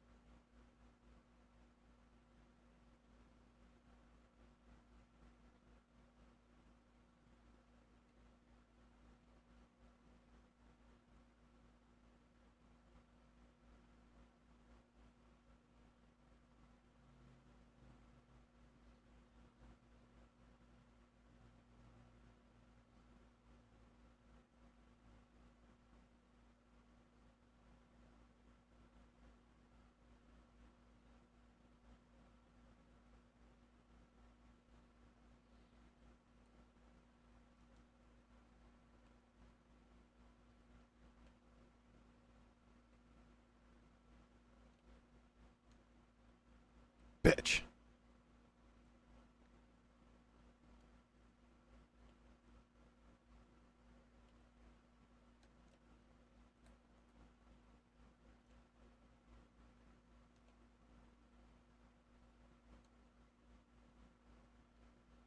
Yep, good enough.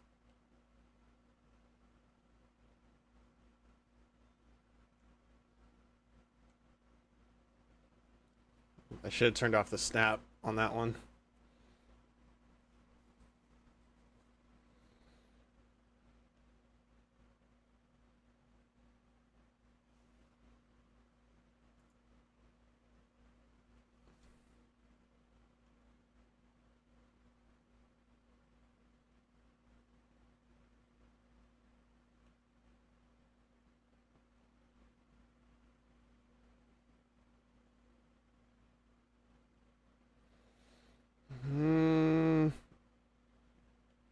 Sure, I guess why not?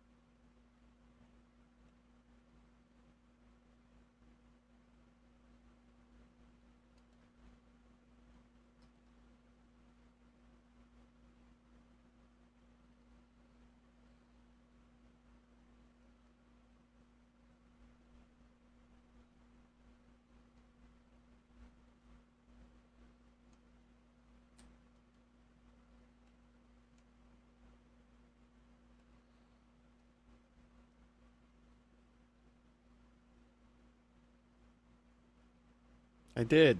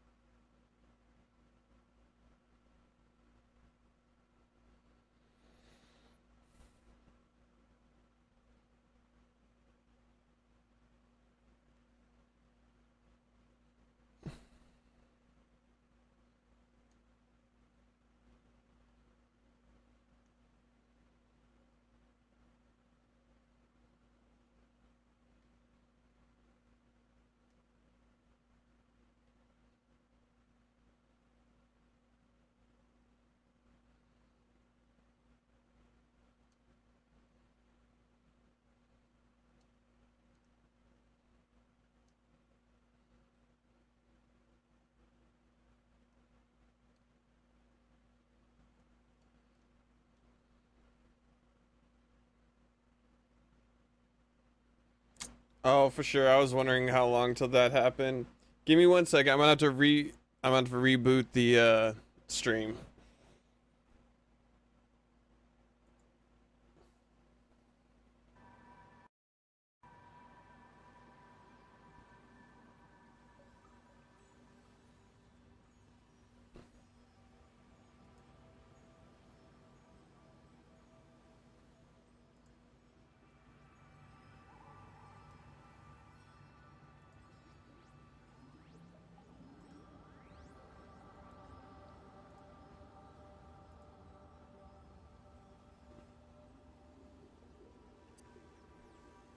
Or Connie, as we like to call her. Select it with X, and you'll see it covers the whole gap. Connecting this trigger zone to the camera ensures that the camera only activates when Connie gets to this stage of the scene. Deselect the trigger zone with Circle, then create a wire from its detected output. Now connect the wire to the power port on the camera. Once you've set up the camera, you can start the next step. Like all gadgets, cameras can be tweaked with L1 and the square button. Let's take a look. This first slider controls the focus distance. As well as setting the focus, this value also controls how close to the camera the imp will appear. At 1.6 meters, the imp will look the same as it does in edit mode. By increasing focus distance, we can make the imp appear over the pipe and platforms. This will make it easier to interact with the puzzle. The zone in front of the camera shows its field of view and its focus distance. Hover over the front of the zone and grab it with R2 to extend the focus distance with your imp. If you grab the little ball gizmo in the middle of the zone, you can edit the focus distance and the camera's direction. Use the center of the pipe as a guide for where the focus distance should be. Now switch over to play mode to see how the imp's appearance has changed. The imp now looks a lot smaller because it's further from the camera. A special skill of the imp is that it can grab objects no matter how far away they are. Try it with the ball.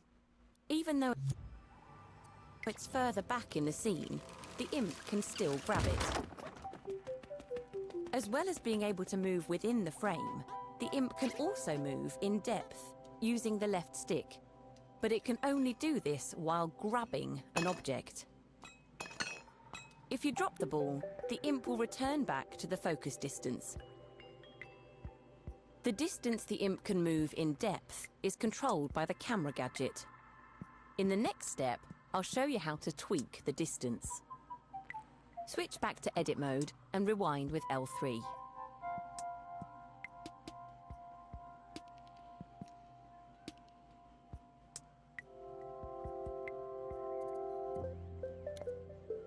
Creating gameplay is all about tweaking things until they feel right. Open the camera tweak menu if it isn't already open. Select the tab with the imp icon to switch pages. These settings control how the imp appears in the camera. Find the sliders for min and max imp distance.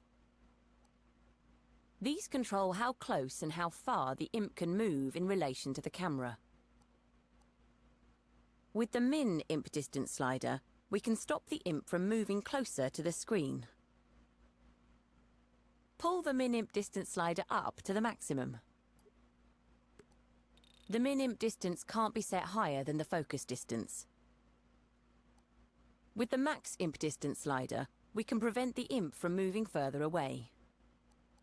Drag the slider to the minimum, and you'll see it can't go lower than the focus distance. As the imp and the pipe are aligned, we don't need to be able to move the imp in depth. That's all we need to do.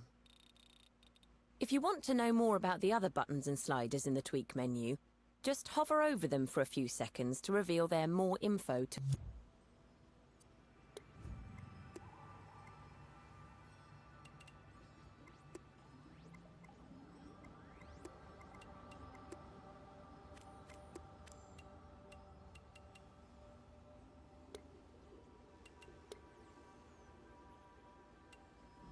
Tooltips. Now close the tweak menu with L1 and circle. The second puzzle is ready to complete. We just need to connect the trigger zone on the pipe. Next to the trigger zone, there's a timeline gadget. This contains an animation that completes the puzzle. To activate it, create a wire from the detected port of the trigger zone using R2 or X. Connect it to the power port of the timeline. Now switch over to play mode and try it out.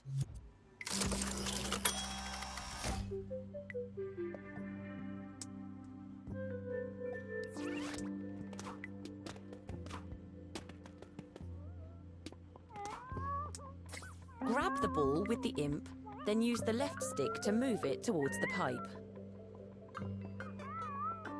Oh, we're gonna learn how to make this a button.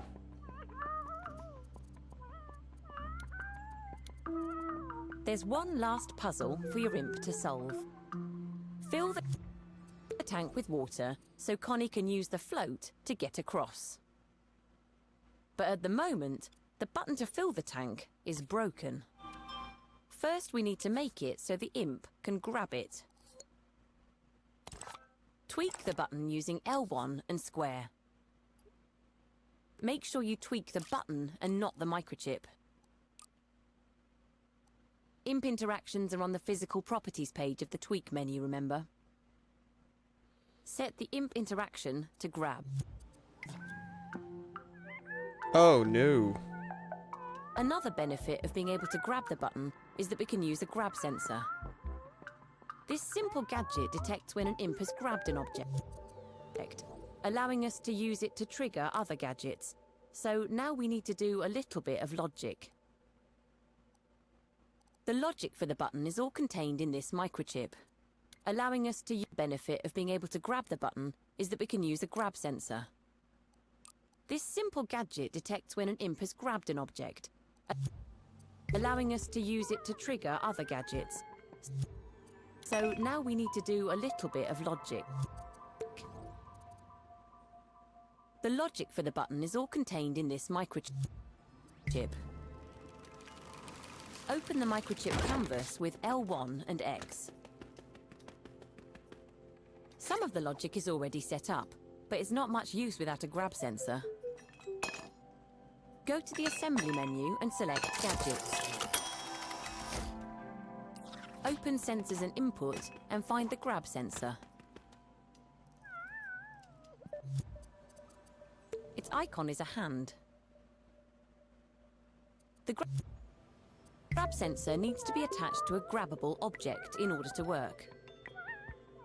But because the microchip is already surface snapped to the button, for a benefit can grab it. There's one last puzzle for your imp to solve. Fill the tank with water so Connie can use the float to get across. But at the moment, the button to fill the tank is broken. First, we need to make it so the imp can grab it. Tweak the button using L1 and square. Make sure you tweak the button and not the microchip. Imp interactions are on the physical properties page of the tweak menu, remember? Set the imp interaction to grab. Another benefit of being able to grab the button is that we can use a grab sensor.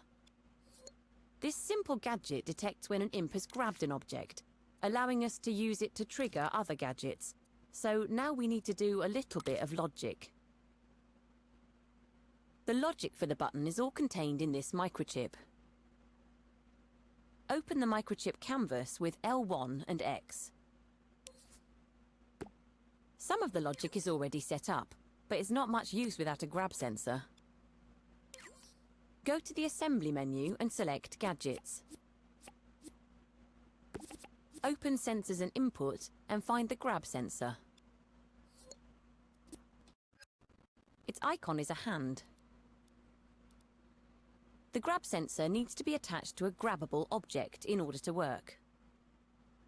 But because the microchip is already surface snapped to the button, any gadgets on the microchip canvas will act like they're surface snapped too. So we can stamp a grab sensor straight onto the microchip. In the next step, we'll connect the grab sensor to the rest of the logic. Take a look at the output ports on the grab sensor. The grabbed port signals when the imp grabs the object. The hovered port signals when the imp is just hovering over the object.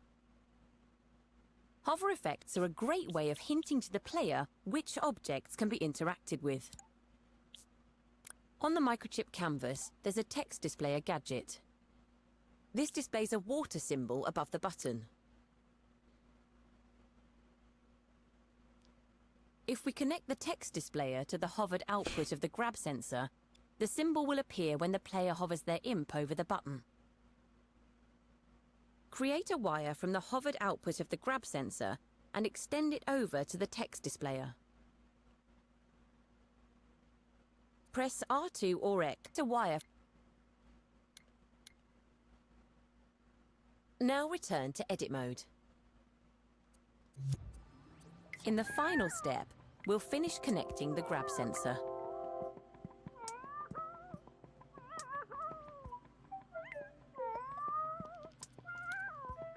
To finish setting up the grab sensor, it needs to be connected to the microchip that controls the tank filling. If you're interested in seeing how it works, open up the microchip with L1 and X. It's a simple bit of logic involving just a timer and 2 keyframes. There's also a node gadget. This is used to create the custom input port on the microchip. Hover over the custom input port. You'll see it's named Fill Tank. To complete the scene, just connect a wire from the grabbed output of the grab sensor to the Fill Tank input on the microchip. Then close the microchip using L1 and circle. Your imp gameplay scene is now ready to play. So rewind time with L3 and switch over to play mode to test it from start to finish.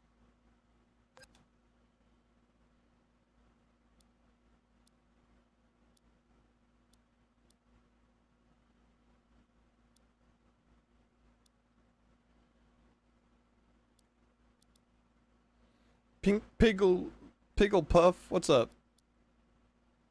Once Connie reaches the final platform, enter the elevator to finish the tutorial.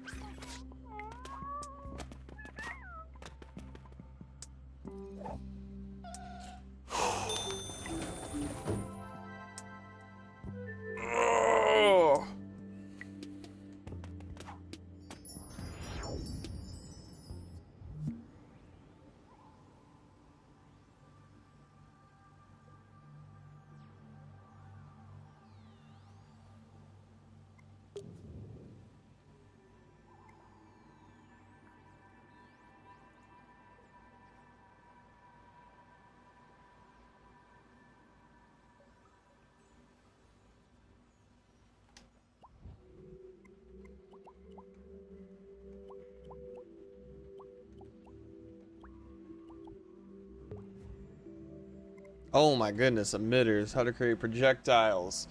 So emitters are a lot of fun. That is initially how I learned to make water effects, waterfalls, smoke effects. I mean, okay, so what it is emitters emit particles. And the particles are what give those effects. So emitters are essentially I mean, it's an emitter. I don't know how to explain it other than that. But It's the creator of particles, and the particles are the effects. So this is where we're gonna learn to make, like, you know, projectile weapons, just all sorts. Okay, so we're gonna take a little bit of a break though, real quick, before we dive into this one. We shall be right back. I am more than confident it could be a bow. We're about to find out. Let's hang in there. I need to run to the restroom, and we'll be right.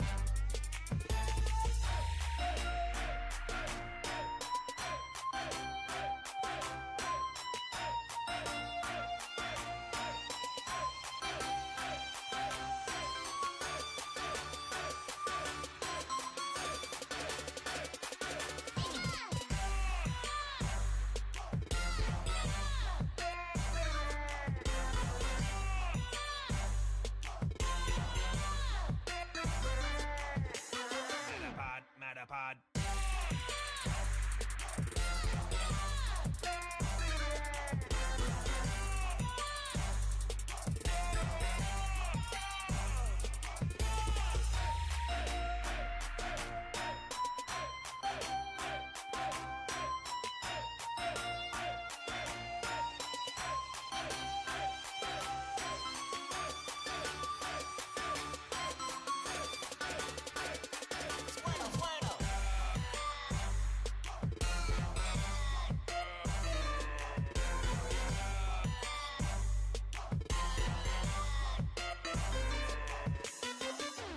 Oregon.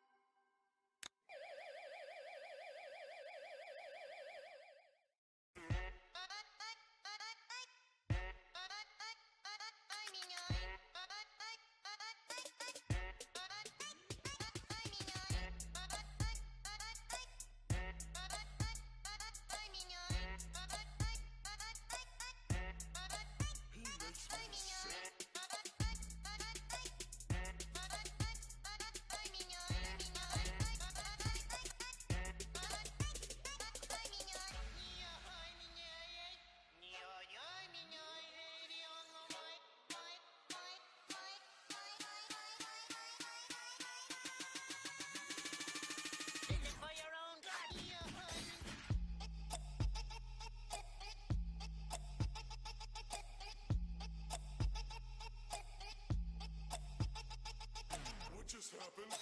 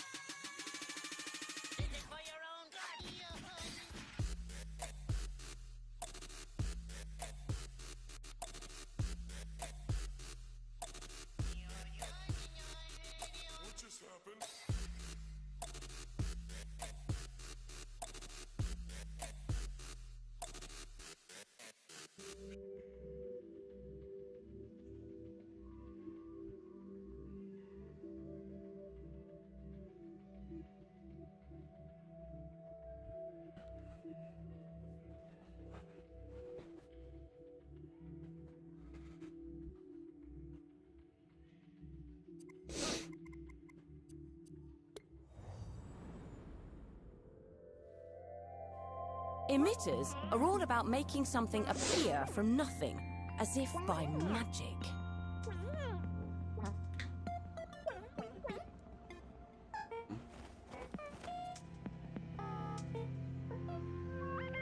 Looks like Cuthbert hasn't quite got the hang of them yet.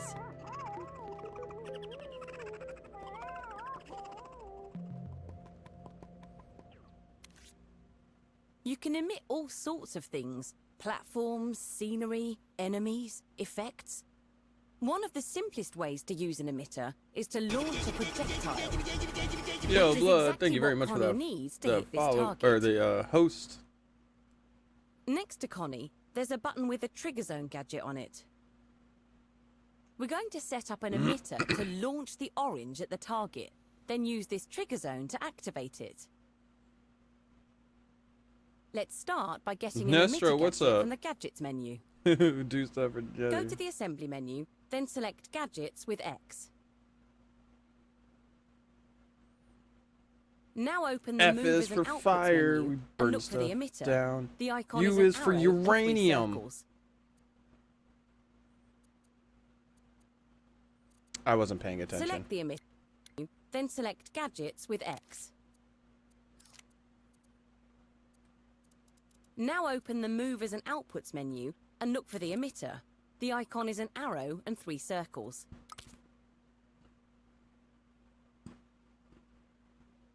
Select the emitter with X, but don't stamp it just yet. We're going to attach the emitter to this fruit launcher using Surface Snap.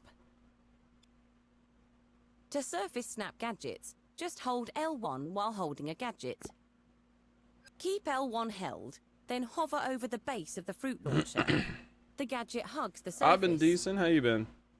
Press R2 or X to attach the gadget. Once that's done, release L1 and then press the circle button to drop the gadget.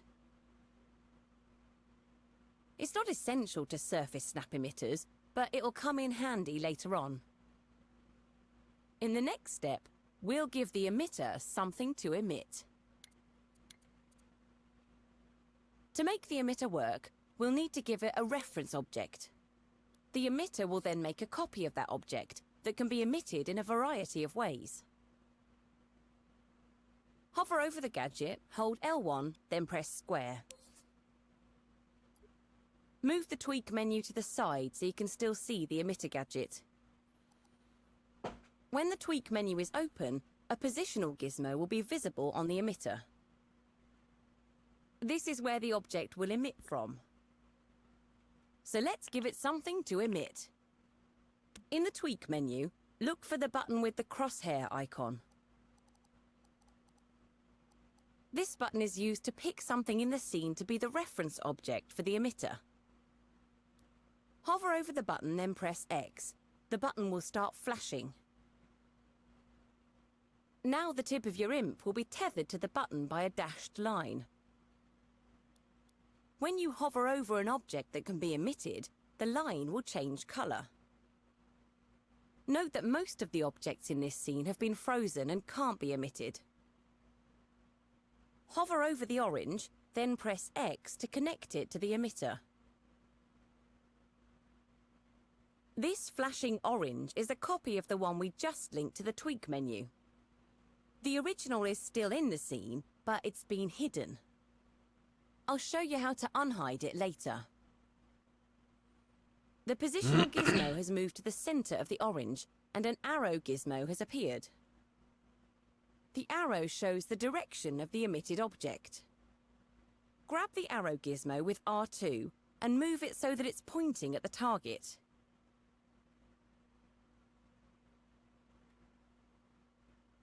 Angle the arrow upwards slightly so that the orange doesn't collide with the edge of the launcher. Use the grab cam, R1, to check the gizmo's position from different angles. Now click R3 to test the emitter. Well, the emitter is working, but it'll need more power if it's going to hit the target. Click L3 to rewind time. I'll show you how to give it some oomph in the next step. I think this is where you learn to do your bow and arrow. I mean, I can already To guess. make the emitted oranges travel farther, we need to increase the emit speed. Find the slider with the speedometer icon. Move the slider with X to adjust the value. If you set the speed to 0, the object will just appear at the positional gizmo. This is useful for spawning enemies or emitting static scenery objects.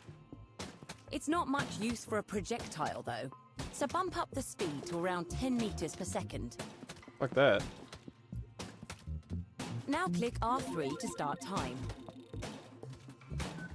That's more like it. Use the arrow gizmo to aim the orange at the bullseye. Once it's on target, click L3 to rewind time. Now the emitter is on target, we can finish tweaking it. Find the option called Emit Mode. There's two options here, once and continuous. At the moment, the emitter is continuously emitting oranges at 1 second intervals. The time between the emissions can be changed using this slider. But if we change the only one orange will be emitted each time the emitter is activated. Bam!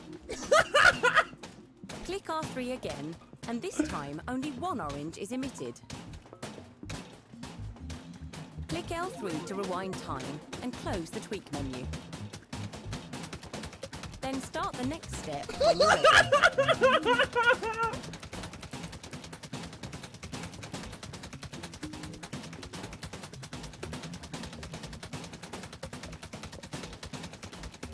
This is main music with the oranges. Hold on, let me see.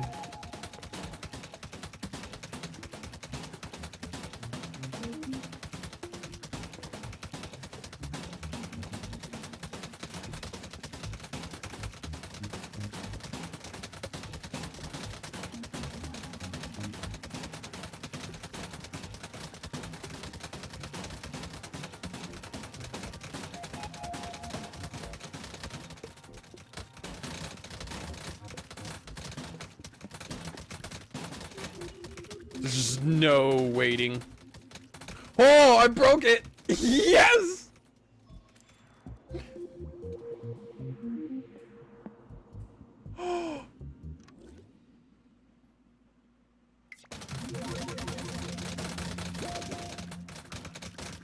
Ah, it's raining oranges! There we go.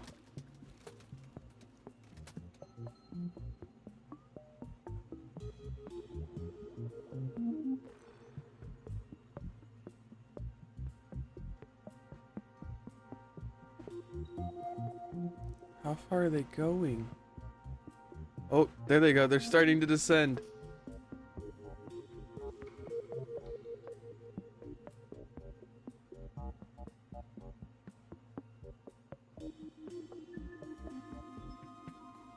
Oh my goodness.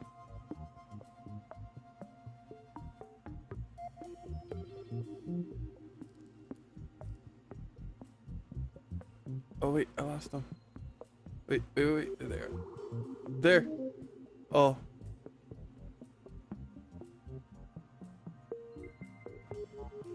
They're going backwards.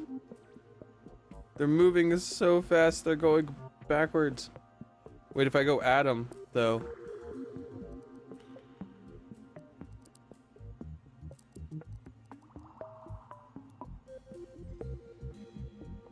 Whoa, that was much quicker.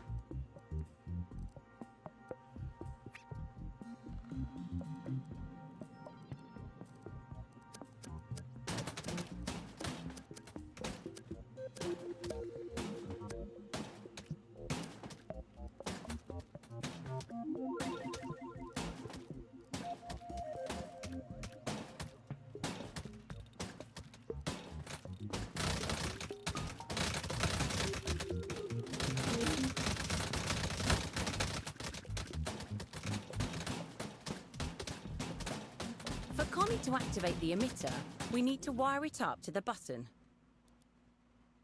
On the side of the trigger zone, there's an output port called Detected. This'll activate when Connie enters the zone on the button. Press X over the port to create a wire, then drag the wire over to the emitter.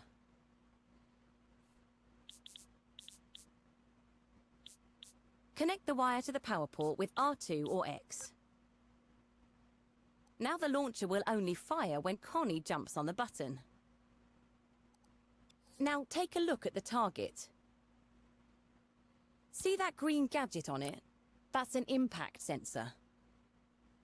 If Connie can hit the target with the orange, the impact sensor will detect it and trigger some logic to raise the first bridge. Well, it will once we turn it on. Tweak the impact sensor with L1 and square. At the bottom of the menu, there's a power button. Select it with X to turn it on, then close the tweak menu.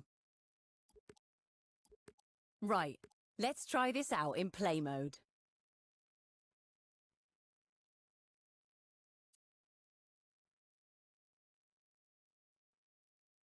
Bullseye! The bridge is raised and Connie can get to the next platform. Come back to edit mode, rewind time with L3 and start the next step.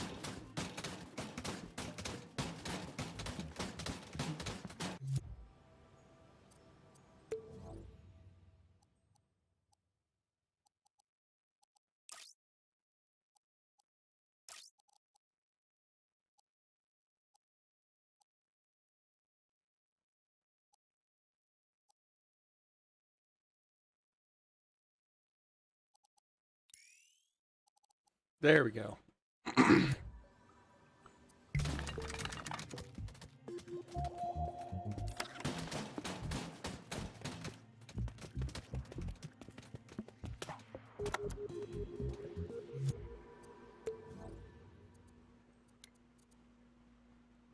Connie must be feeling fruity today. The next target is activated by a watermelon. Instead of setting up another emitter from scratch, let's try cloning the emitter gadget from the first platform. Move your view so you can see the first two platforms. Hold L1 and grab the emitter gadget to clone it. Make sure you only clone the gadget and not the whole launcher. Now hold L1 again to surface snap it to the watermelon's fruit launcher.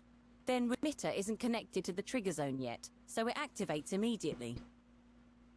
And of course it's emitting the wrong object, so some tweaking is in order. Click L3 to rewind time, then open the tweak menu of the cloned emitter.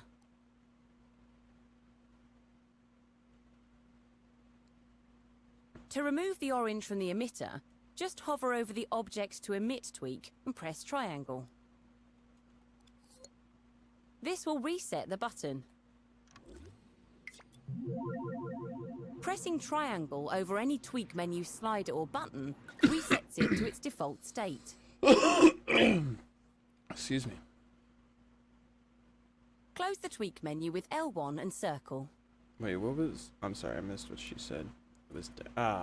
no! Connie must be feeling fruiting up a view. Place it. Click R3 to test it. The cloned emitter isn't connected to the trigger zone yet, so it activates immediately. And of course it's emitting the wrong object, so some tweaking is in order. Click L3 to rewind time, then open the tweak menu of the cloned emitter.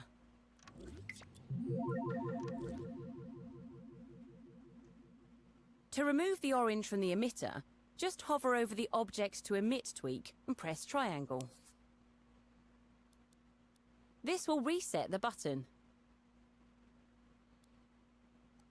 Pressing triangle over any tweak menu slider or button resets it to its default state.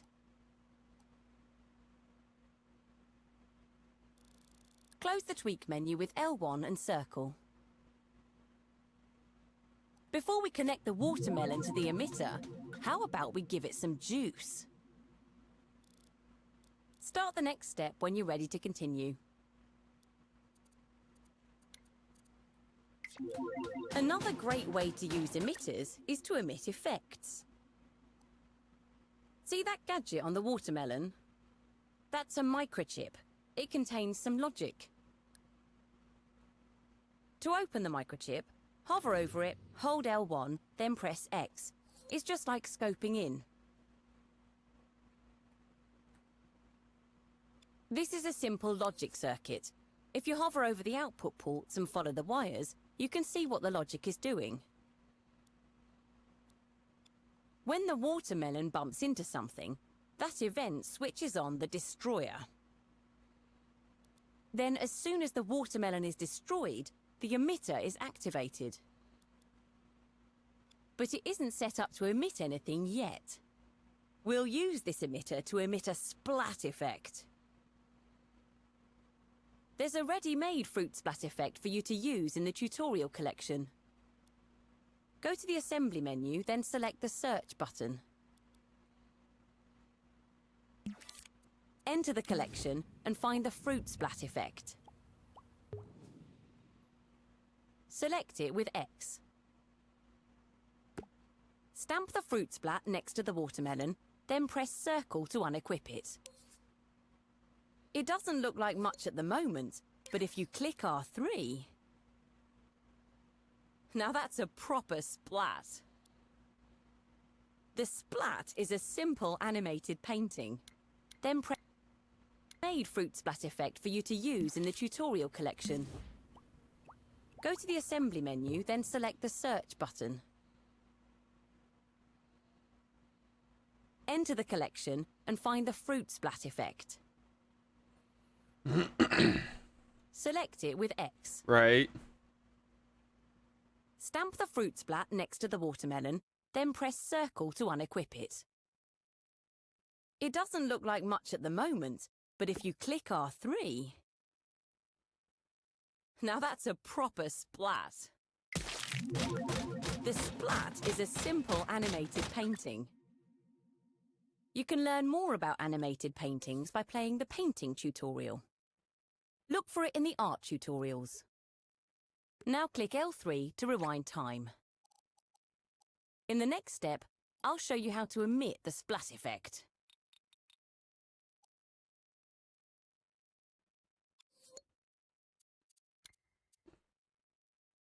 To emit the splat from the watermelon, we need to tweak the emitter in the microchip. Select the Object to Emit button with X. Drag the dashed line over to the splat, then connect it with X. The splat should come from the middle of the watermelon, so use the positional gizmo to position the emitter. Dashed line over to the splat, then connect it with X. The splat should come from the middle of the watermelon, so use the positional gizmo to position the emitter. Use the grab cam to check the position of the gizmo from different angles.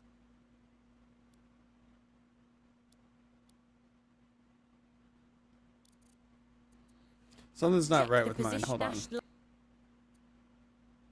Oh. Select the Object to Emit button with X. Drag the dashed line over to the splat, then connect it with X. The splat should come from the middle of the watermelon, so use the positional gizmo to position the emitter. Use the grab cam to check the position of the gizmo from different angles.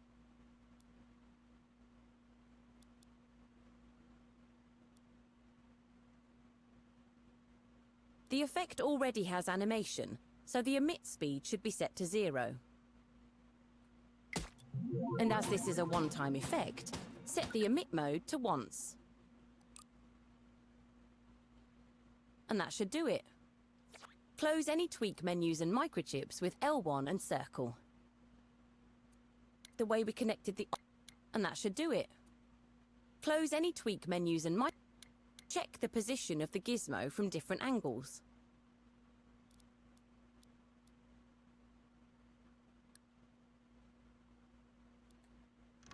The effect already has animation, so the emit speed should be set to 0. And as this is a one-time effect, set the emit mode to once. And that should do it. Close any tweak menus and microchips with L1 and circle. The watermelon is now ready to be emitted from the launcher. Because the microchip is attached to the watermelon, it'll also be copied by the emitter, along with all the logic inside. See if you can connect the watermelon to the emitter. It's just like the way we connected the orange on the first platform. And don't forget to connect the trigger zone so that Connie can activate it. If you get stuck or need help setting up the emitter, just move on to the next step and we'll go through it together.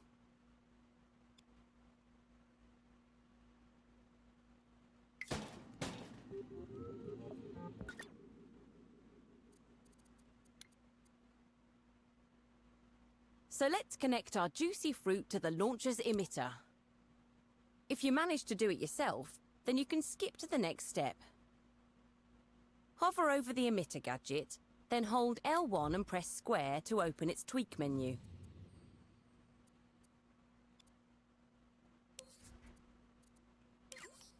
Select the Object to Emit button with X, then stretch the dashed line over to the watermelon. Press X over it to link it to the emitter. This target is a bit farther than the first one, so adjust the emit speed and the trajectory of the emitter so the watermelon can reach it. Trajectory of the emitter. Hold on. So let's connect our juicy fruit to the launcher's emitter. If you manage to do it yourself, then you can skip to the next step. Hover over the emitter gadget, then hold L1 and press square to open its tweak menu. Oh, yeah. Let me just... The splat effect looks brilliant, but for some reason the target isn't activating when the watermelon hits it. Go back to edit mode and rewind time with L3. My thing is We'll it investigate even this in splatting? the next step.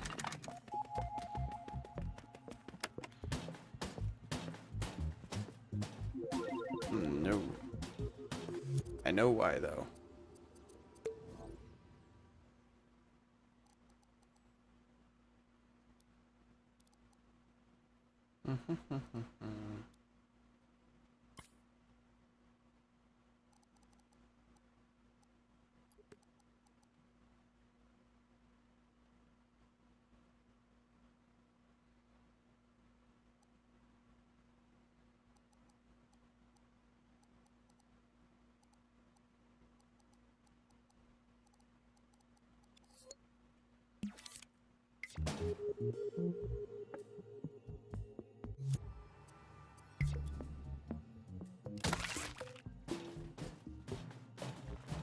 There we go.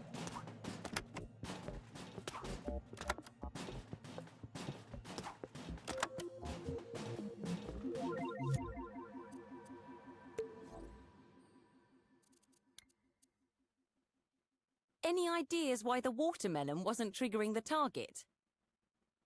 Take a closer look at the target. See that gadget snap to it? From its icon, we can tell it's a trigger zone. Ah, but if we hover over it, we can see that it's been named Detect Tag.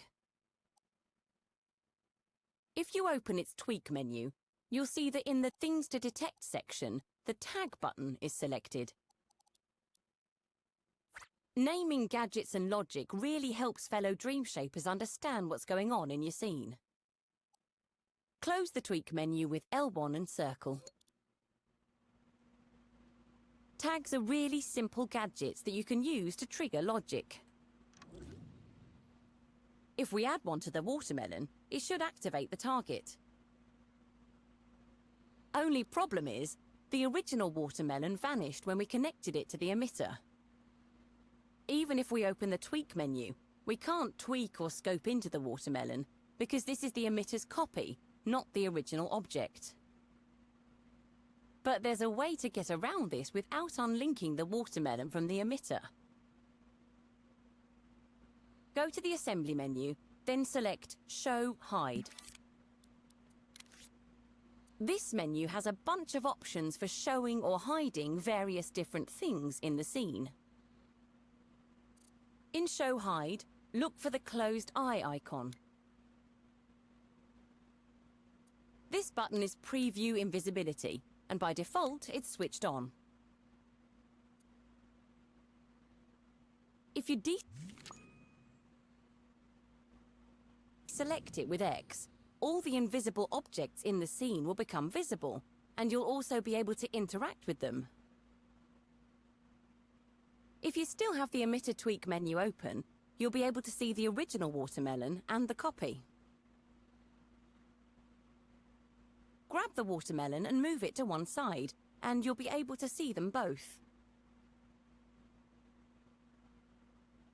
The flashing watermelon with the arrow gizmo is the emitter copy. The watermelon connected by the red dashed line is the original. Close the emitter tweak menu, and the copy will disappear into the gadget. This original reference object is the one we need to edit. We'll do that in the next step.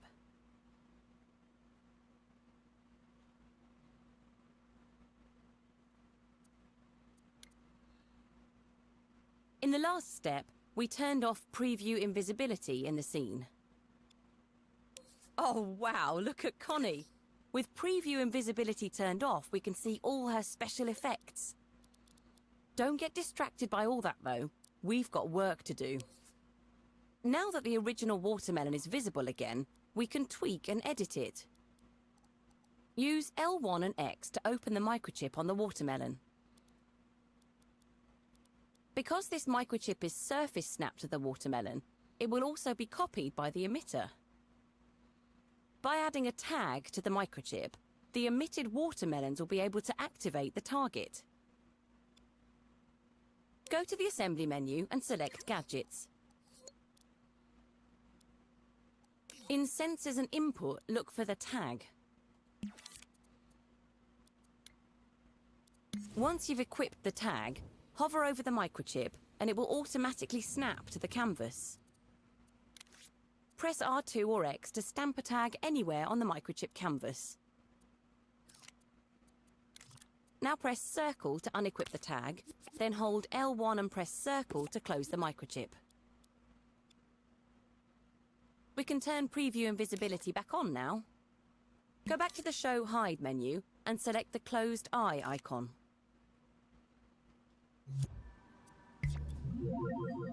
Now give it a try in play mode.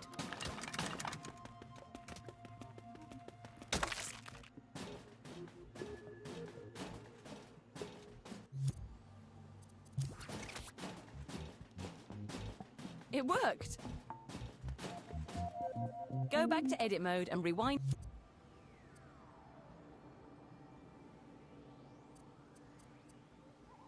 Time with L3.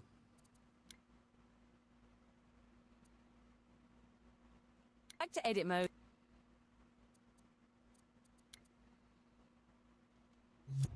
We've made it to the final challenge. The final...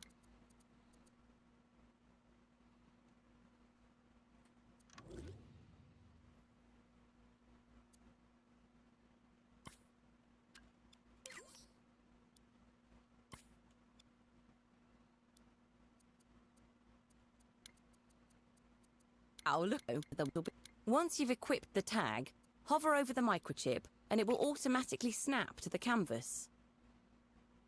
Press R2 or X to stamp a tag anywhere on the microchip canvas. Now press Circle to unequip the tag, then hold L1 and press Circle to close the microchip. We can turn preview invisibility back on now. Go back to the Show Hide menu and select the closed eye icon. Now give it a try in play mode.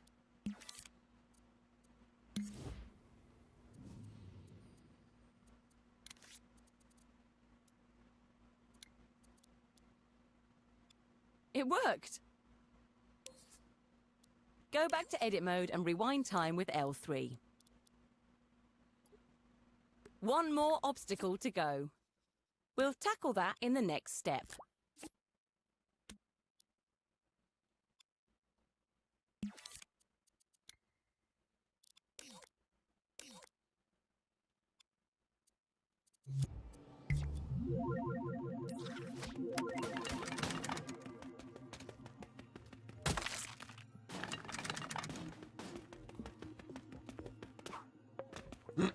I got something weird going on that I would completely like have to redo, but whatever.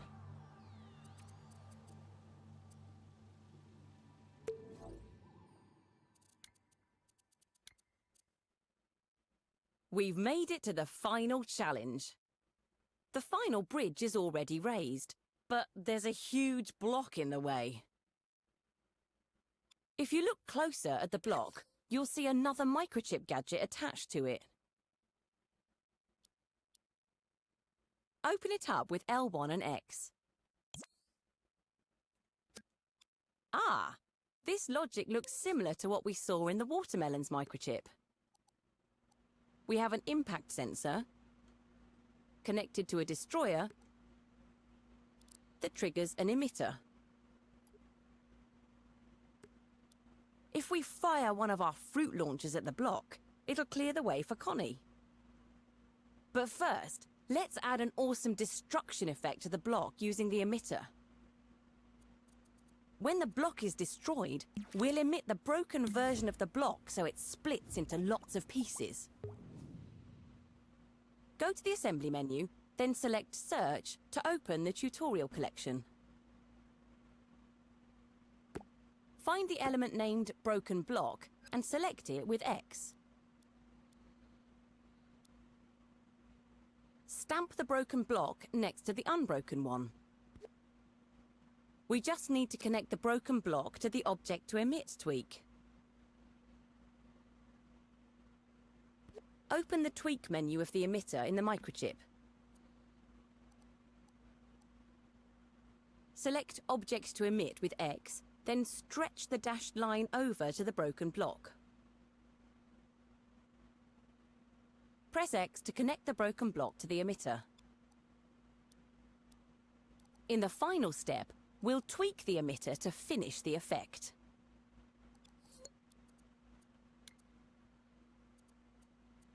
To make the destruction effect look convincing, we need to line up the blocks exactly. To get it exact, we'll enable the Grid Snap guide.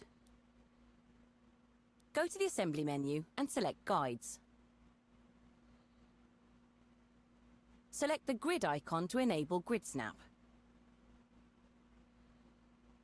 Now grab the positional gizmo of the emitter and line it up with the block. If you can see two broken blocks, it means you still have preview invisibility turned off. It doesn't matter if you do, as invisible objects can't be seen in play mode. Line up the emitted broken block as closely as you can to the one on the bridge. Press triangle while grabbing the block to realign it to the grid.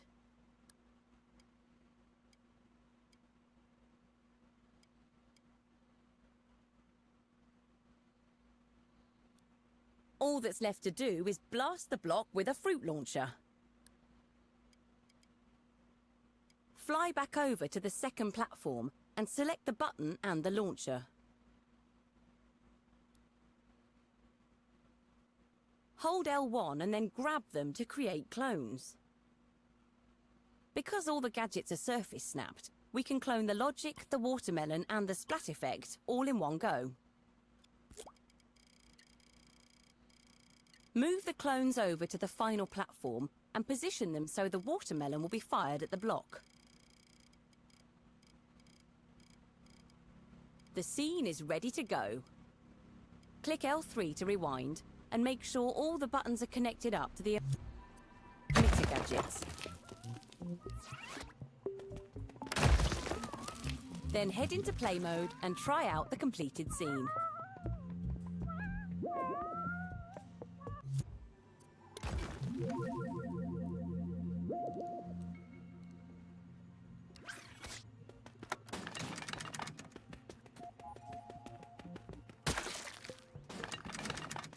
Take Connie into the elevator to complete the tutorial.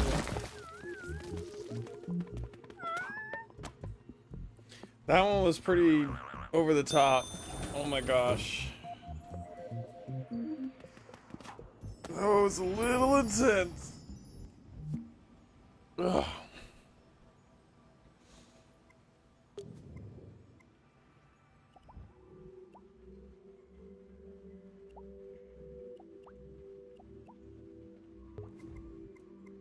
Oh my gosh, these things are getting ridiculous. Howdy, partner. Cuthbert's always wanted to be a star, so I've cast him and Connie in a drama set in the Wild West of the Dreamiverse. But this scene needs a director, and I thought you would be the perfect person for the job. We're gonna use cameras and text gadgets to tell the story of how Deputy Connie apprehended Cuthbert the candy thief. But you won't get far without a camera, so I'll better show you where to get one. Open the assembly menu with the square button, then select Gadgets. Close any open sub-menus with circle, then open the cameras and lighting section. Find the camera. The icon is an old-fashioned movie camera. Select it with X. This camera is going to capture our opening shot. See how the gadget has a little camera gizmo attached to it? Point it roughly at Connie, then stamp one with R2 or X.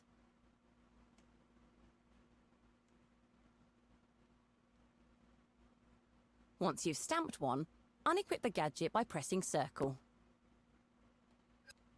Before we look at the framing, there's a few things we can tweak on the camera that'll help us achieve a cinematic look. Hover your imp over the camera, then open its tweak menu with L1 and square. The transition type settings let you change how cameras activate. By choosing different curves and adjusting the transition time slider, you can blend cameras together. But for a dramatic scene like this one, we'll be using the cut transition. It's the button with the scissors icon. The cut transition is instant, so there's no need to set a time for the transition. Below the transitions is the field of view slider. The wider the field of view, the more you'll be able to see with the camera. You can leave it set to its default value for now, but you might want to make adjustments later. Finally, we're going to turn on black bars. It's the button at the bottom. This will put a letterbox on the camera to give it a widescreen look. Move on to the next step, and we'll look at framing the camera.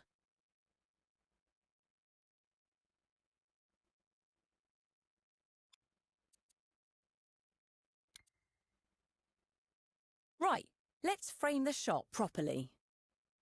Cameras only activate in play mode and test mode. But we can preview and edit the framing with a simple shortcut. Hover over the camera gadget, then hold L1 and press X. It's just like scoping in. We're now looking through the lens of the camera. But not just looking, we can also edit the camera's position just by using the normal movement controls. If your camera's a little wonky, it's no problem. It'll automatically level itself out if you move it with the left or right sticks. Isn't that clever? Position the camera with Connie and Cuthbert at either side of the frame for their confrontation. Here's another tip for editing cameras. You can use the up and down directional buttons to change the field of view. And you can still use the tweak menu while editing the camera, so you can see the effect of the changes you make. Once your shot is perfectly framed, use the shortcut L1 and circle to exit the camera. We've set the scene. Now it's time for the drama to play out. Star Move on Shadow, to the next step when you're yesterday's ready to hero. start What's telling up? the Welcome to the story. stream. How you doing?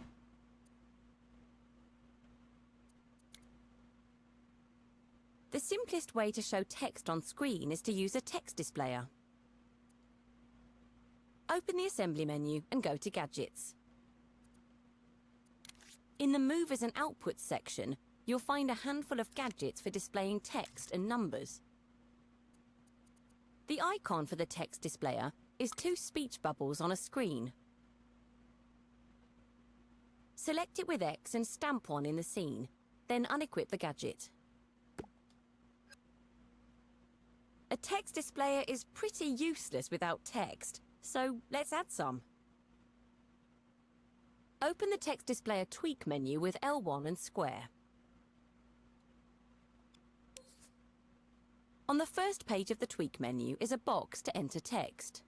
This is going to be Connie's opening line of the scene. Connie has come to Cuthbert's hut to confront him about the stolen candy, so make the line challenging and dramatic. I'll give you a moment to think about Connie's line. Once you've got something, you can move on to the next step.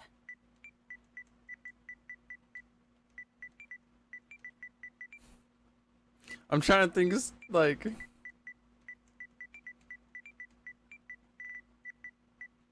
Oh, wait.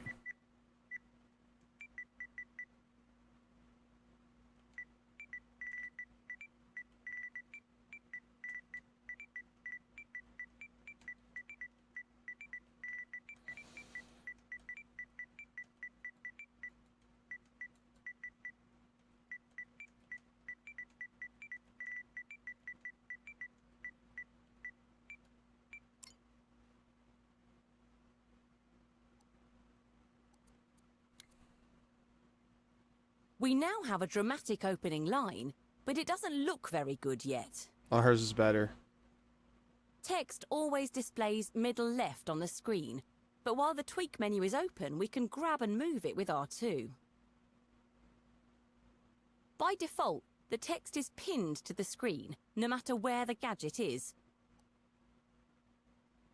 You can resize the text with the up and down directional buttons.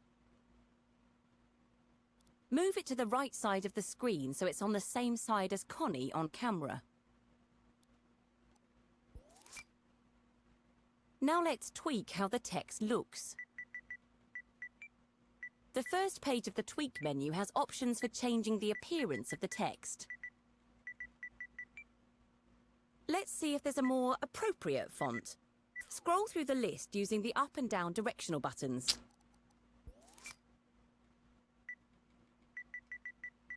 On page 2 of the tweak menu, you can change how the box looks.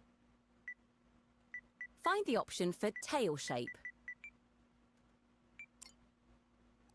Adding a tail will turn the box into a speech bubble. There's a few different tails to choose from. How about zigzag to make it look like Connie's shouting? A positional gizmo appears with the tail, so you can change the length and direction of it. That looks about right. There's plenty more options for customizing the text displayer. Take a look through the rest of the menu and try them out. On the text box properties page, you can make the box more rounded or change its color. The border properties page lets you change the look of the border, or get rid of it completely. You can add a fleck texture to the text box using the option on the texture properties page.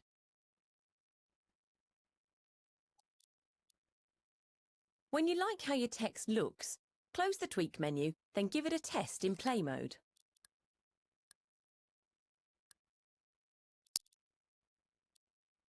Oh, something's not right here. Ah, my camera's too close to Connie, so when she's possessed, the view switches to the camera built into her controller sensor. I don't want to change the position of the camera, so it needs to be put on a timeline. When you're ready to continue, return to edit mode, rewind time with L3, and start the next step.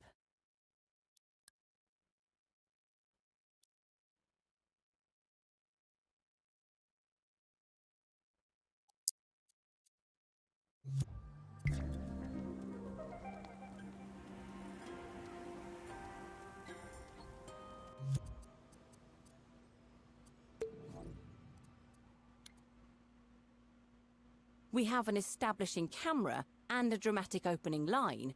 Now we need to incorporate them into the rest of the scene. On Cuthbert's shed, you'll see there's a timeline surface snapped above the door. The timeline is called Confrontation Cutscene. It contains some more cameras and text displayers. I Take a missed look at the something because timeline this canvas. won't go You away. can open it with L1 and X. Ah, there's a nice little space here for your camera and text displayer to go. We now have a dramatic opening line, but it doesn't look very good yet. Text always displays middle left on the screen, but while the tweak menu is open, we can grab and move it with R2. By default, the text is pinned to the screen, no matter where the gadget is. You can resize the text with the up and down directional buttons. Move it to the right side of the screen so it's on the same side as Connie on camera. Now let's tweak how the text looks. The first page of the tweak menu has options for changing the appearance of the text. Let's see if there's a more appropriate font. Scroll through the list using the up and down directional buttons.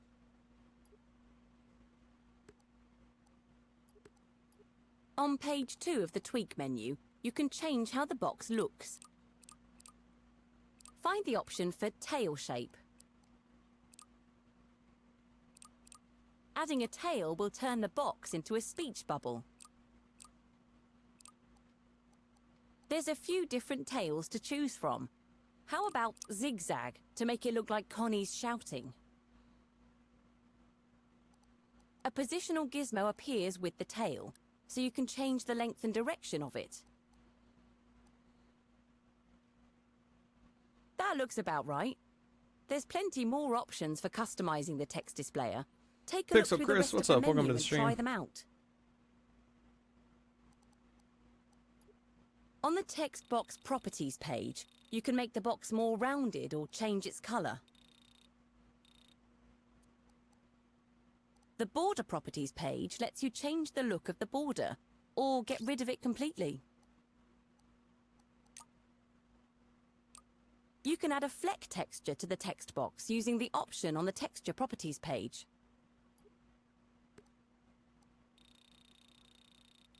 When you like how your text looks, close the tweak menu, then give it a test in play mode.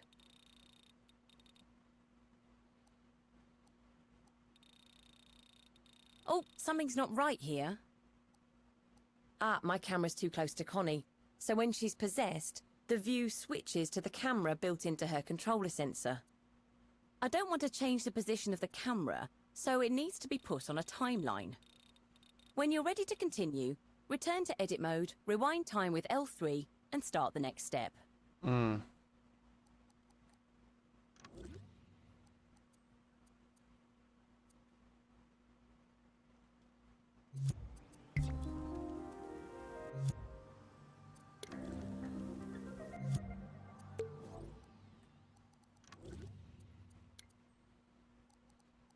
We have an establishing camera and How a do I get rid dramatic of this? opening line.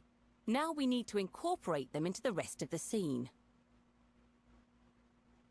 On Cuthbert's shed, you'll see there's Now a it disappears timeline this time. surface snapped above the door. The timeline is called Confrontation Cutscene. It contains some more cameras and text displayers. Take a look at the timeline canvas. You can open it with L1 and X. Ah, there's a nice little space here for your camera and text displayer to go. Grab your camera in the scene with R2 and drag it over onto the timeline. Don't worry about messing up the shot. The camera gadget will snap to the timeline, but leave the gizmo in position. Wait, what am I snapping? And drag it over. There's a nice little space here for your camera and text displayer to go. Grab your camera in the scene with R2 and drag it over onto the timeline. Don't worry about messing up the shot.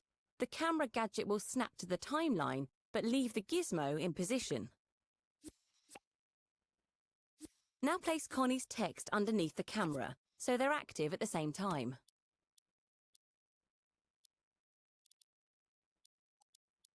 The time our camera and text displayer are visible is determined by their length on the timeline. So, if you want any text to display for longer, just scale it with the up directional button so that it fills more of the timeline.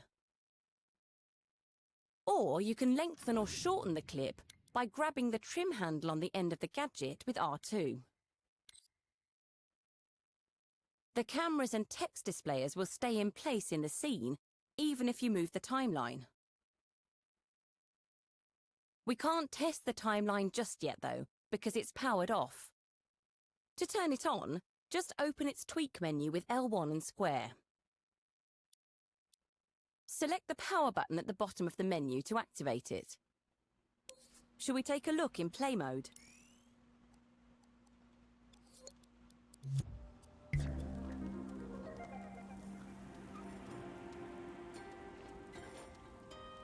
Wow, what a cliffhanger.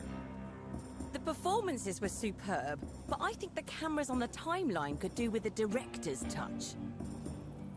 Return to edit mode, rewind time, and start the next step when you want to continue.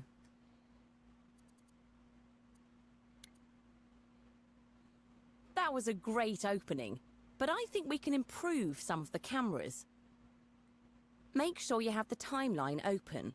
We don't need to be able to see it, but the cameras will be hidden if it's closed. Fly over to Cuthbert and find the camera behind him.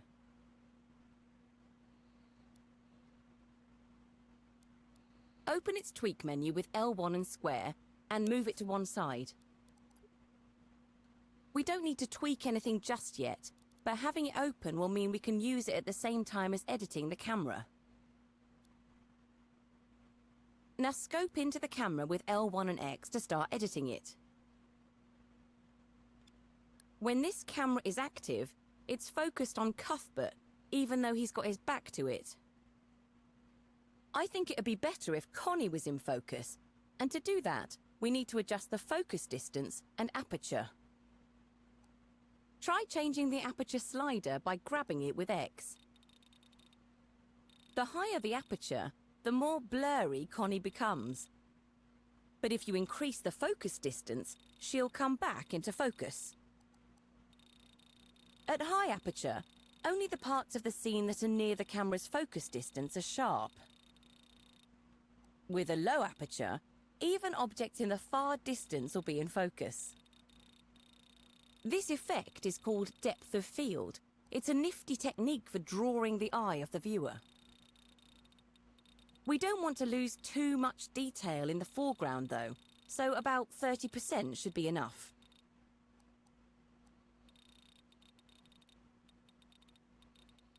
Techniques like this can really help tell a story by directing the viewer's eye to the important parts of the scene.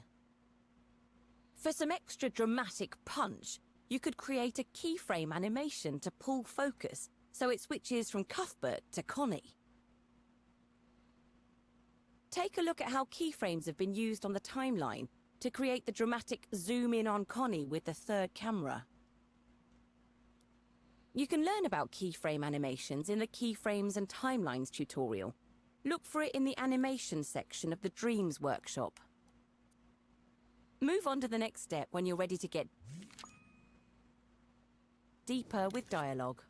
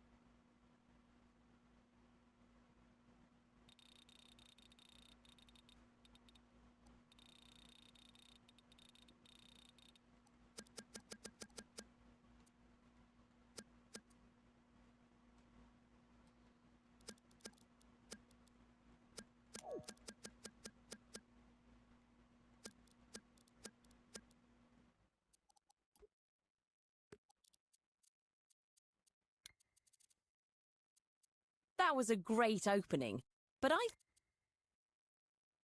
that was a great... You have the tie over to Cuthbert and find the camera behind him.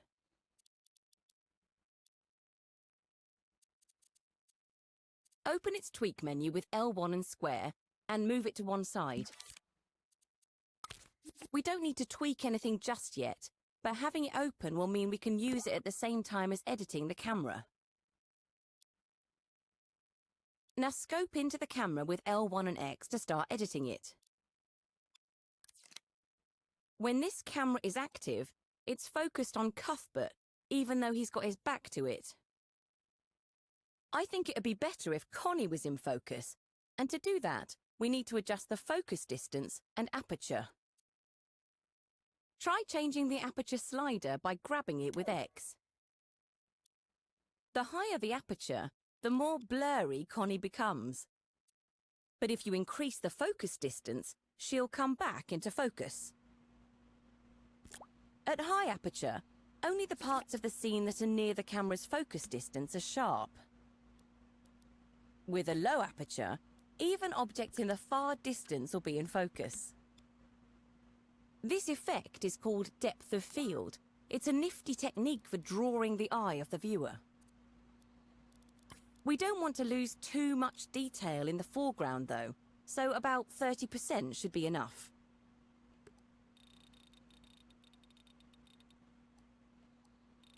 Techniques like this can really help tell a story by directing the viewer's eye to the important parts of the scene. For some extra dramatic punch, you could create a keyframe animation to pull focus so it switches from Cuthbert to Connie. Take a look at how keyframes have been used on the timeline to create the dramatic zoom in on Connie with the third camera. You can learn about keyframe animations in the Keyframes and Timelines tutorial. Look for it in the animation section of the Dreams workshop. Move on to the next step when you're ready to get deeper with dialogue.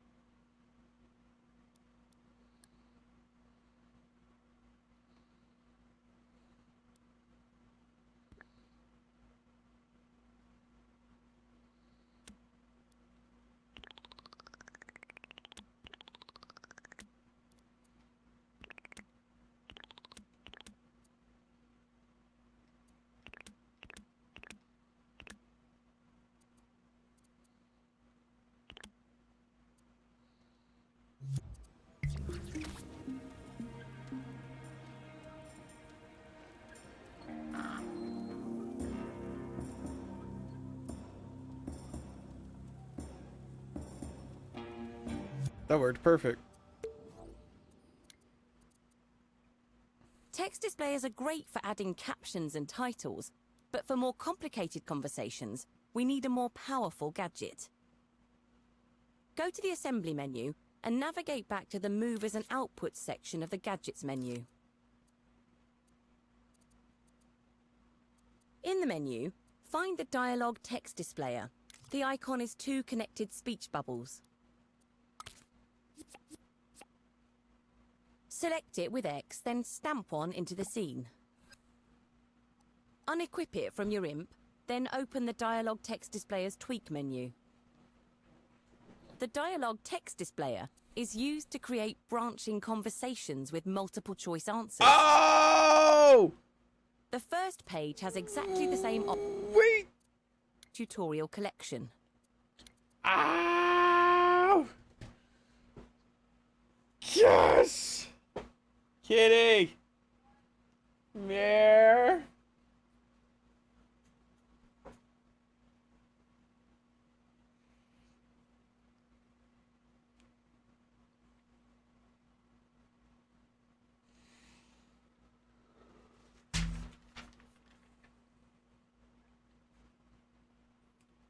You know, this one?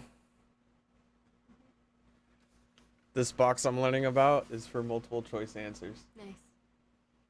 Yeah! This is so exciting. No!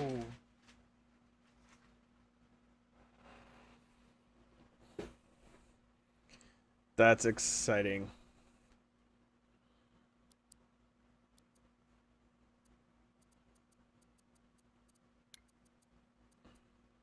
Text displayers are great for adding captions and titles. Unequip it from your IMP, then open the Dialogue Text Displayer's Tweak menu. The Dialogue Text Displayer is used to create branching conversations with multiple choice answers. The first page has exactly the same options as the regular old text displayer. To continue the story, give Cuthbert a menacing one-liner to challenge Connie's resolve. The Dialogue Text Displayer has all the same customization options as the regular text displayer. So take some time to edit the appearance of the text. Just as with the standard text displayer, dialogue text is pinned to the screen by default and can be grabbed, moved and resized by the IMP. If you want to use my script for the scene, you can find this dialogue gadget in the tutorial collection.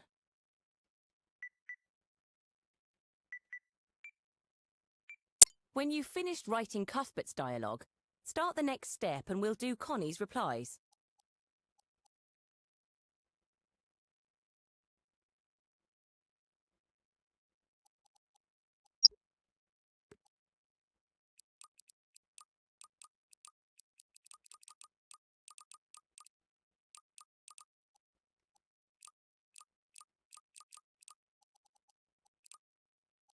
Yeah.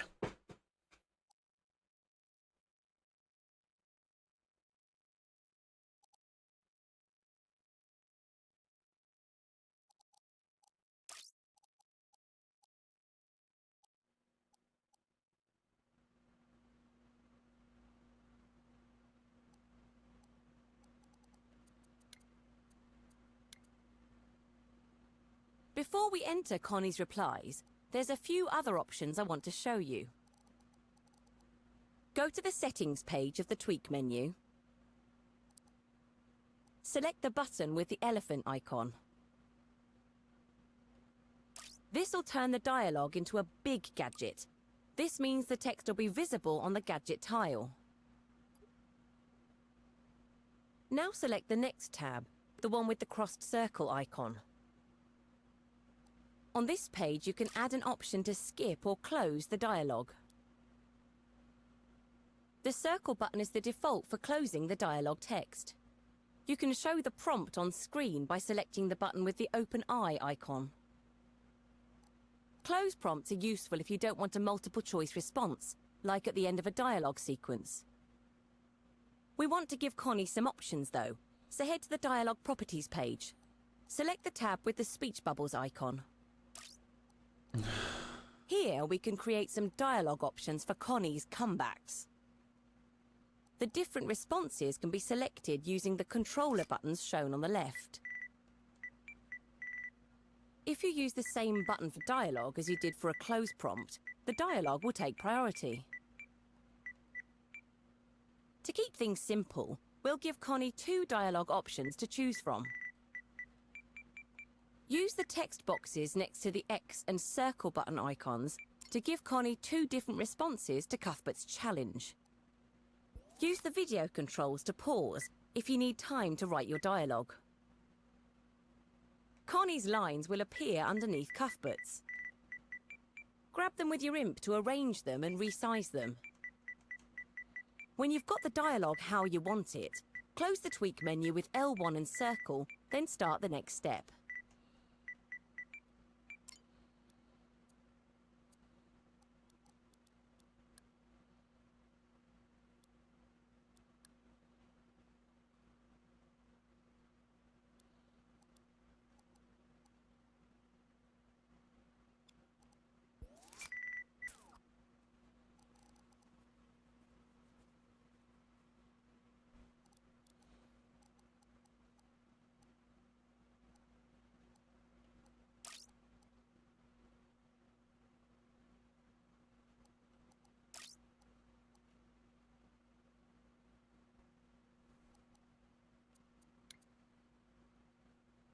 The dialogue gadget now has some extra output ports for the 2 button options. Using these ports, we can turn our piece of dialogue into a branching conversation. But first, we'll need some more dialogue. On Cuthbert's shed, you'll find a microchip gadget. Open it up with L1 and X and take a look to see what's going on in there.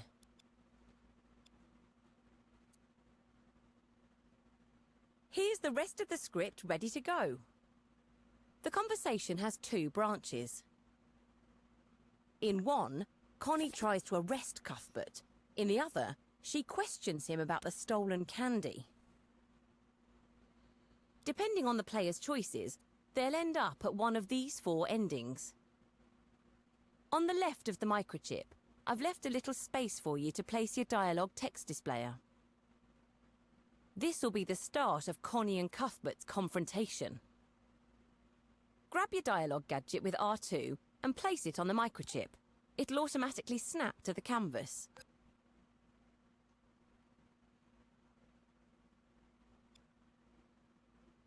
To progress the conversation, we need to connect the circle and X outputs to the rest of the dialogue.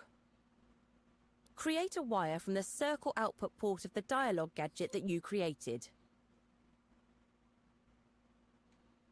Extend that wire over to one of the next 2 dialogue gadgets and connect it to the start text input. Now create a wire from the X output port and connect it to the other dialogue gadget.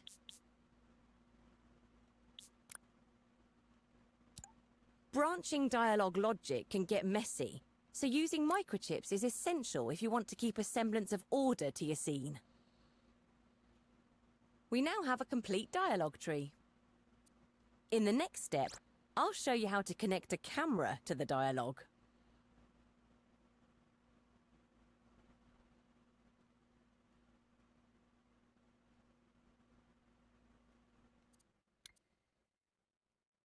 There's one more thing we need to connect to our dialogue. A camera. You'll find a spare one on the microchip, but you can edit it or add your own if you want to. Tweak the first dialogue text displayer and go to the Inputs and Outputs page. Find the button with a waveform icon. This port is active whenever the text is on screen, which makes it perfect for triggering a camera. Create a wire from the text active output using R2 or X. Extend the wire over to the camera and connect it to the power port.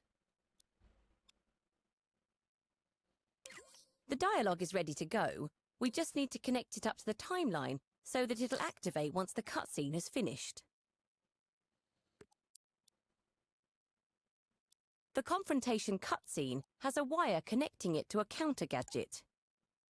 This bit of logic takes the pulse signal from the timeline and turns it into a constant signal to power the microchip. You can learn more about this in the wiring and logic tutorial. To activate the microchip, create a wire from the counter full output on the counter and connect it to the power port of the microchip. Then switch over to play mode and test the dialogue.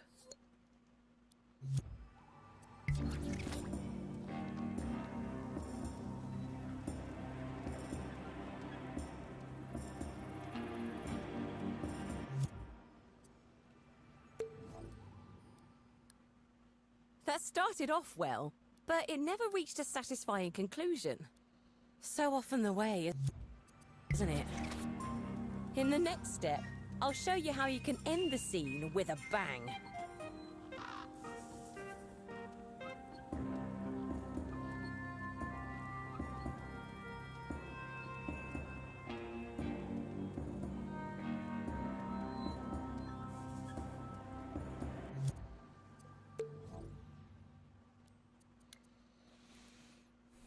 This showdown between Connie and Cuthbert needs a big finish.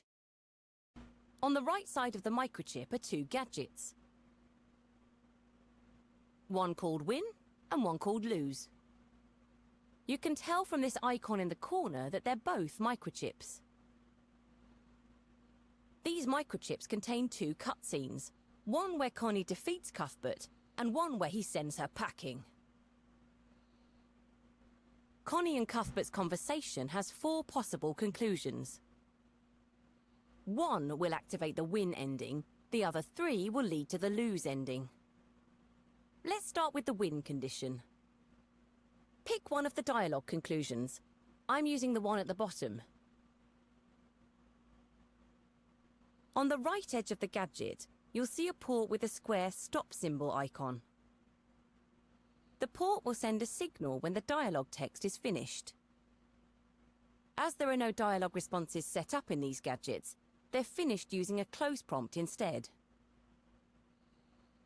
We'll use this port to activate the microchip. Create a wire on the text finished port, then extend it over to the Win microchip. Connect the wire to the microchip's power port. Now do the same with the other 3 dialogue conclusions. Except this time, connect them to the power of the Lose ending.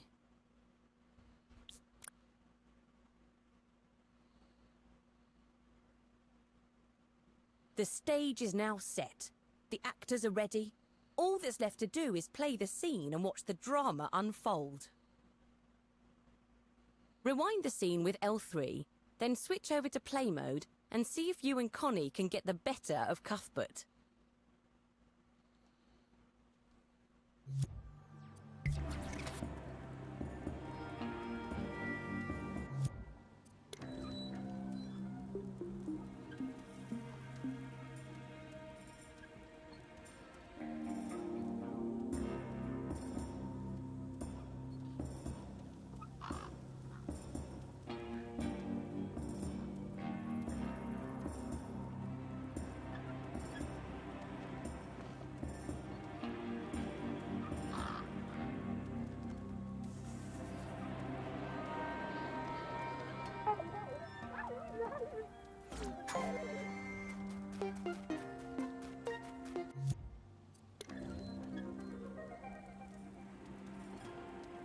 I'm like, I wired it and I don't even know what I did.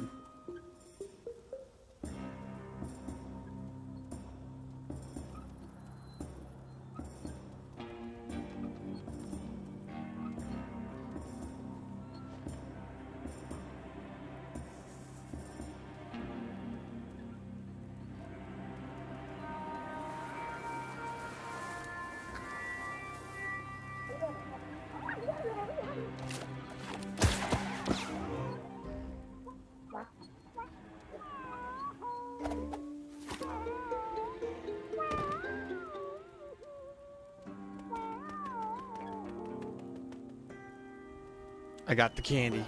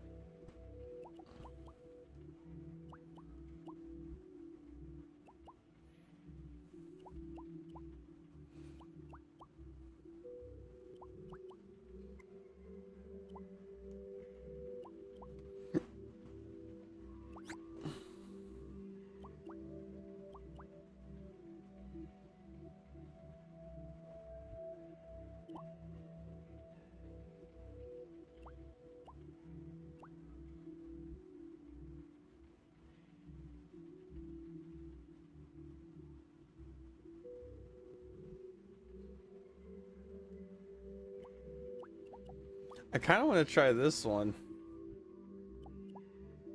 But I got one more of these. Social. Connie and What's up? Cuthbert are at the Dreamiverse racetrack. Oh, here we go. They're testing out This is a new actually the one I Cuthbot need model of my design. For one of my ideas, specifically. Looks like Connie's already got the hang of it. Give it some welly, Cuthbert. Oops, maybe not on second thoughts.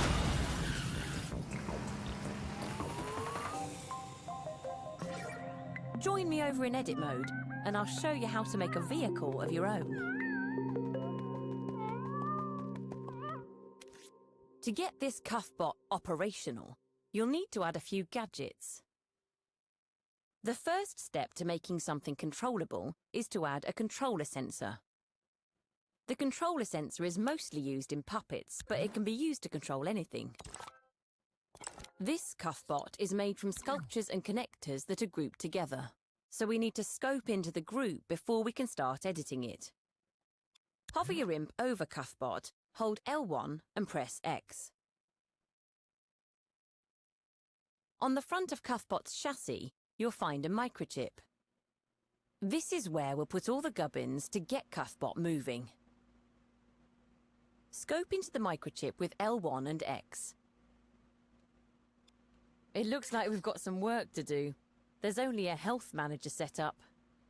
Perfect. The microchip is surface snapped to Cuthbot, so all the gadgets inside it will act like they're surface snapped too.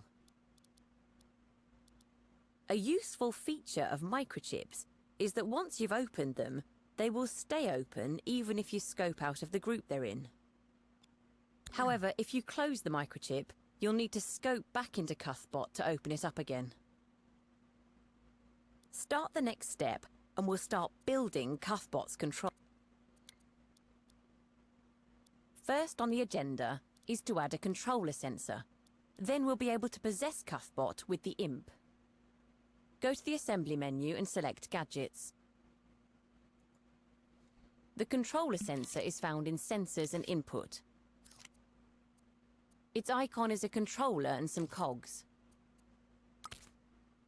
Select it with X and stamp one on the left side of the microchip canvas, just to the right of the health manager. The controller sensor will be powering all the other gadgets, and in Dreams, signals run from left to right. Since the health manager's right here, let's hook that up first. When the health manager has no health, the controller sensor should get a signal to die. It sounds rather grisly, but it just means Cuthbot will be able to respawn if you drive off the track. Position your view so you can see the ports on the health manager and controller sensor. Now create a wire from the no health output on the health manager. Connect it to the die input on the controller sensor. And done. Now, if Cuthbot has an off-road excursion, you'll be back on track in no time. When you're ready for some more tinkering, move on to the next step.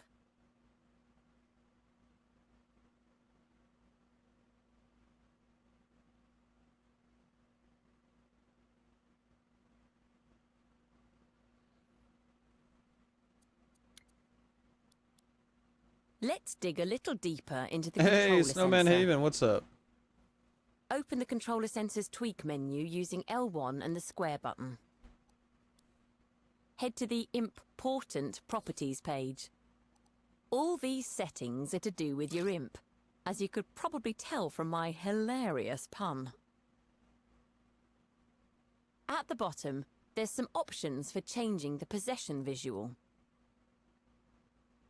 This is how your imp will appear when it's possessing this controller sensor. Cuthbot has a little cockpit for the imp on top of its chassis. So change the possession visual to visible, body on target. A round gizmo with a face has appeared on Cuthbot. Move the tweak menu to the side with R2 if it's in the way. This gizmo shows where the imp will appear and in which direction it will face when Cuthbot is possessed. Before we move it, go to the Assembly menu and select Guides. Switch on Grid Snap and set the size to half. This will keep the imp gizmo oriented properly. Grab the gizmo with R2 and line it up in the cockpit on top of Cuthbot. Now we have a driver. Let's see how it looks. Close the tweak menu with L1 and circle, then switch over to play mode in the options menu. Possess Cuthbot with R2. Hooray! You've given Cuthbot life. But this is just the start. When you're ready to add more, go back to edit mode, rewind with L3, and start the next step.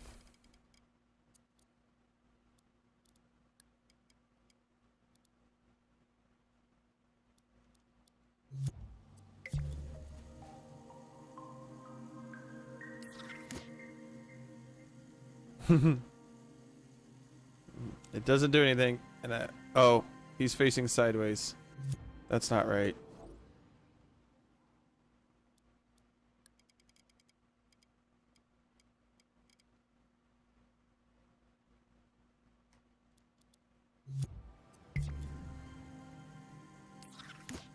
There we go. Smushy, smushy.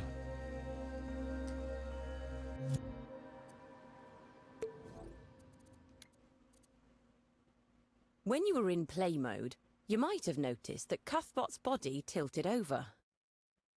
That's because it's movable, and when objects are made movable, they're affected by the physical forces in the scene.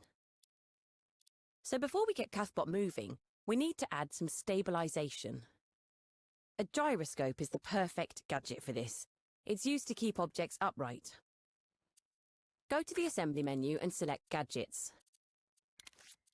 Close the Sensors and Input menu with circle, then open Movers and Output. Look for the gyroscope icon in the menu.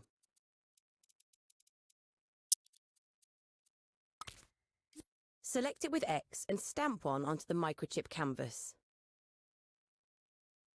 The gyroscope doesn't need to be connected to any other gadgets. It just has to be attached to the object you wanted to stabilize. Okay. Unequip the gadget by pressing the circle button. Now open the gyroscope tweak menu. There it goes. In the tweak menu, look for the slider with the beefy arm icon. This is the gyroscope's strength. The stronger the gyroscope is, the more easily it'll overcome the forces in the scene. Drag it all the way up to 100%. That'll keep Cuthbot perfectly balanced. To keep Cuthbot upright, the gyroscope needs to know which direction my is imp. up. That's what certain games what you this can arrow actually gizmo on Cuthbot is play for. with your imp character. By grabbing and moving the arrow, you can change the orientation of the gyroscope. It looks perfect as it is. So close the tweak menu. Keep Cuthbot upright. The gyroscope needs to know which direction is up. That's what this arrow gizmo on Cuthbot is for. By grabbing and moving the arrow, you can change the orientation of the gyroscope. It looks perfect as it is. So close the tweak menu, then click R3 to check the gyroscope is working. Solid as a rock. When you're ready to get motoring, rewind with L3 and start the next step.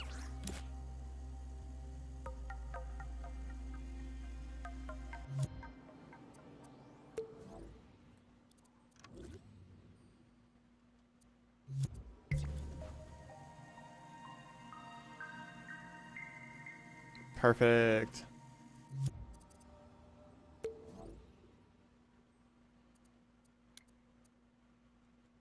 Right then, let's get Cuthbot moving.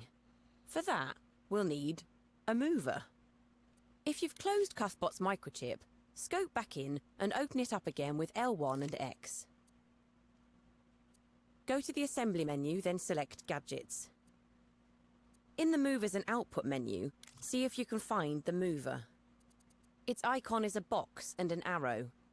Select it with X.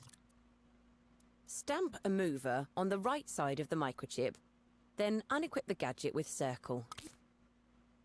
As the microchip is surface snapped to Cuthbot, anything on its canvas will also behave like it's surface snapped. This also means that moving the microchip will affect the position and behaviour of all the gadgets inside, so make sure it's positioned where you want it before tweaking the mover. Now select the mover with X. Selecting a gadget, or opening its tweak menu, reveals its gizmos. If any other gadgets have their gizmos visible, just close their tweak menus or deselect them with X. The mover gizmo shows which direction it defines as forwards. So at the moment, the mover's gizmo is pointing in the wrong direction for Cuthbot. Before moving the gizmo, make sure you still have Grid Snap activated in the Guides menu. Then grab the mover's arrow gizmo and point it in the direction you want Cuthbot to move. You can use gizmos without Grid Snap, but it's tricky to get them lined up exactly. Now click R3 and Cuthbot should move in the direction of the arrow. I don't think we'll be setting any Dreamiverse speed records, but we're on the right track. Click L3 to rewind the scene, then start the next step when you're ready.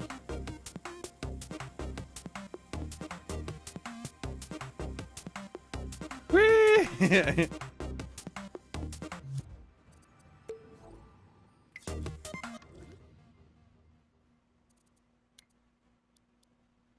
Now we've got Cuthbot moving, let's see how we can control it.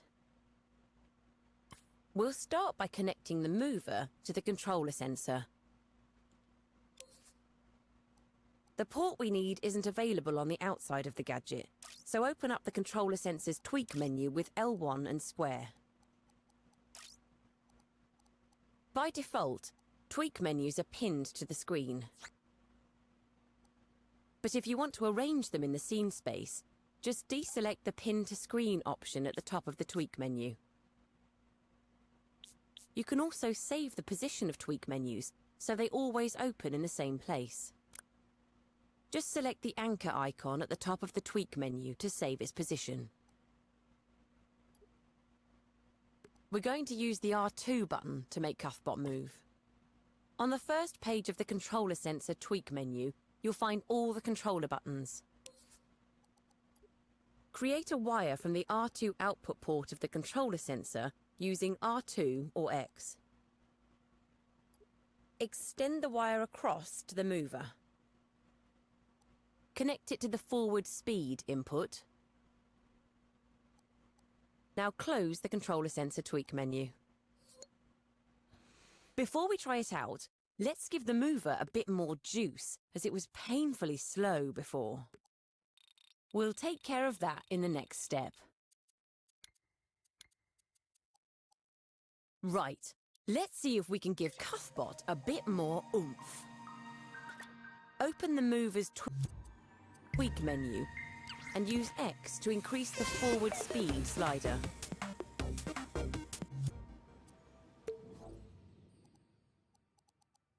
"50 meters per second should be a bit more lively." We should also set the mover to work in local space. This means that the direction of the mover will move with Cuthbot. This will be super important when we add steering to Cuthbot's logic. At the moment, the mover is working in scene space. When set up like this, the mover will go in the direction of the arrow, no matter what direction Cuthbot is facing. This would make it impossible for Cuthbot to turn. Select the button with X to switch to local space. Now if you grab and move the arrow gizmo, you'll see the axes move with it. Make sure the arrow gizmo is pointing forward. If you've still got Grid Snap turned on, it'll snap exactly into place.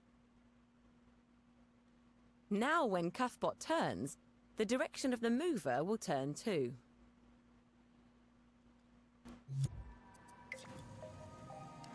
Now close the tweak menu, then switch over to play mode and give it a go.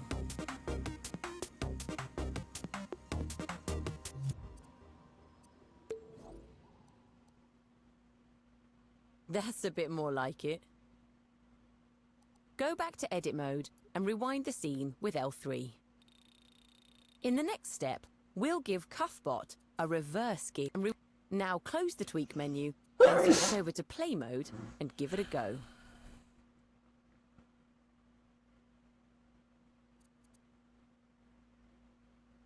That's a bit more like it. Go back to edit mode and rewind the scene with L3. In the next step, we'll give Cuffbot a reverse gear.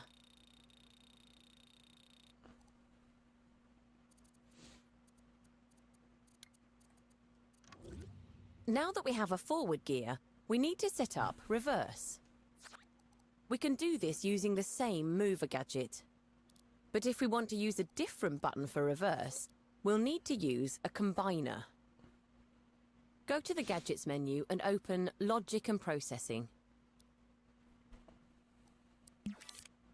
The icon for the combiner is two lines converging into an arrow. Stamp one onto the microchip canvas between the controller sensor and the mover. Unequip the combiner with the circle button. An important thing to know about wires is that they can carry more than one signal. Wires carrying multiple signals are called fat wires. The combiner can make fat wires by taking signals from multiple inputs and combining them into one. Take a look at the inputs on the combiner. This combiner will combine a positive signal and a negative one. By wiring the controller sensor through the combiner, we can use R2 for acceleration and L2 for deceleration and reversing. Hover your imp over the wire going into the mover so that it highlights. Grab it with R2 to unplug it, then connect the wire to the positive input port of the combiner instead. If the controller sensor tweak menu isn't already open, open it up now with L1 and square. For reverse, create a wire from the L2 output of the controller sensor. Extend the wire over to the combiner and connect it to the negative input port.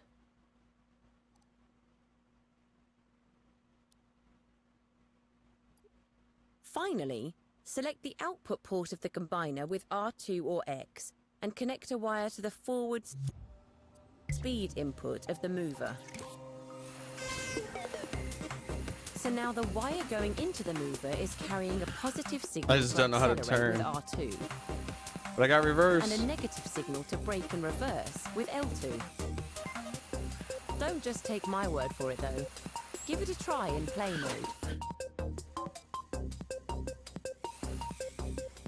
Now we're really motoring. All we need now is the ability to steer Cuffbot. We'll get cracking with that in the next step. Oh, When you've I finished just testing like whipped Cuffbot, around. return to edit mode and rewind with L3. That was funny.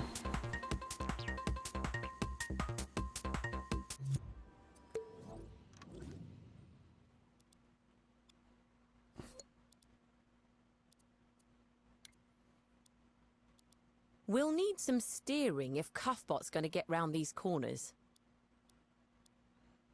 As Cuffbot only has 2 wheels, we can keep things simple and use a rotator to steer.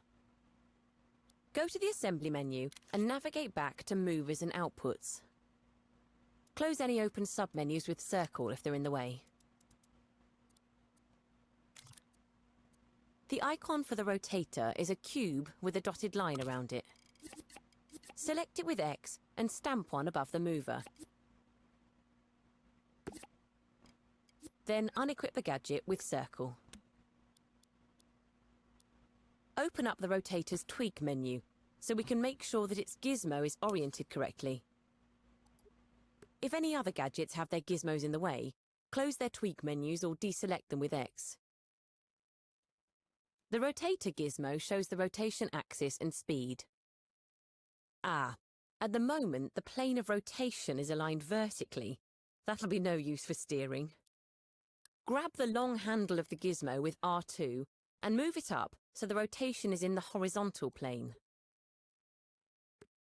Make sure you're using grid snap, otherwise it'll be very difficult to align it accurately. The moving line in the gizmo shows the rotation is anti-clockwise. Click R3 to test it. The rotator might need a bit more strength. Robots are heavy things. In the tweak menu, try increasing the rotation strength. It's the slider with the muscly arm. That's done the trick. About 90% is strong enough. Rewind time with L3. Close the tweak menu with L1 and circle. In the next step, we'll connect the rotator to the controller sensor.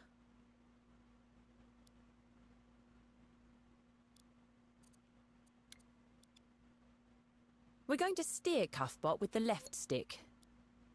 Open the controller sensor's tweak menu with L1 and square, then go to the third page. You'll find left and right stick outputs on the second page too, but the ones on the third page are local outputs. Local just means that left and right is defined in relation to the controller sensor.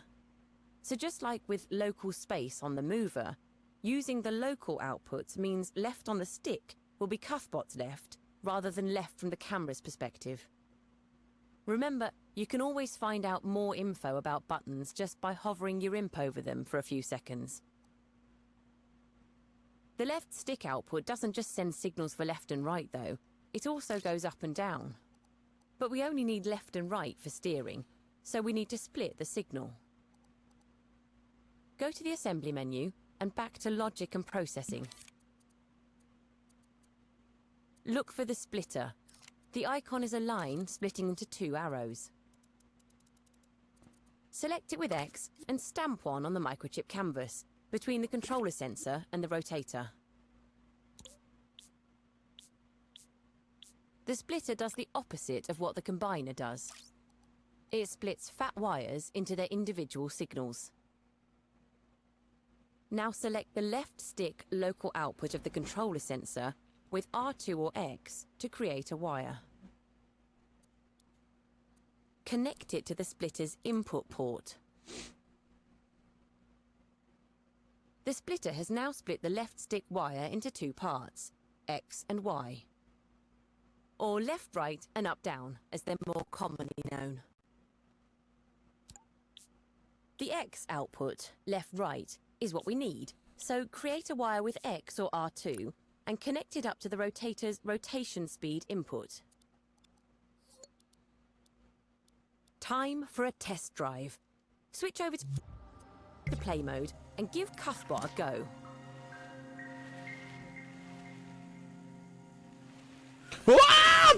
I forgot I had Cuffbot's reverse. steering's not very responsive.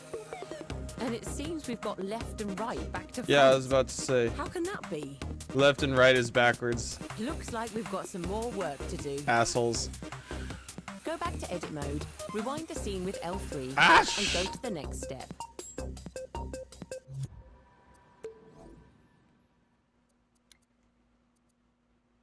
While you were testing your Cuffbot, I quickly tidied up my logic. It never hurts to keep your logic neat and tidy, but I'm not here to judge. Tidy logic is much easier to follow, and also easier to fix when it goes wrong. Speaking of which, Cuffbot's steering needs a bit of tweaking. At the moment, it's very heavy, and left and right are the wrong way round. The good news is, we can fix both these problems just by tweaking the rotator speed. The rotator has plenty of power, but it just doesn't turn enough, so increasing the speed should help. Grab the rotation speed slider with X and drag it to the left. Mine's at 541.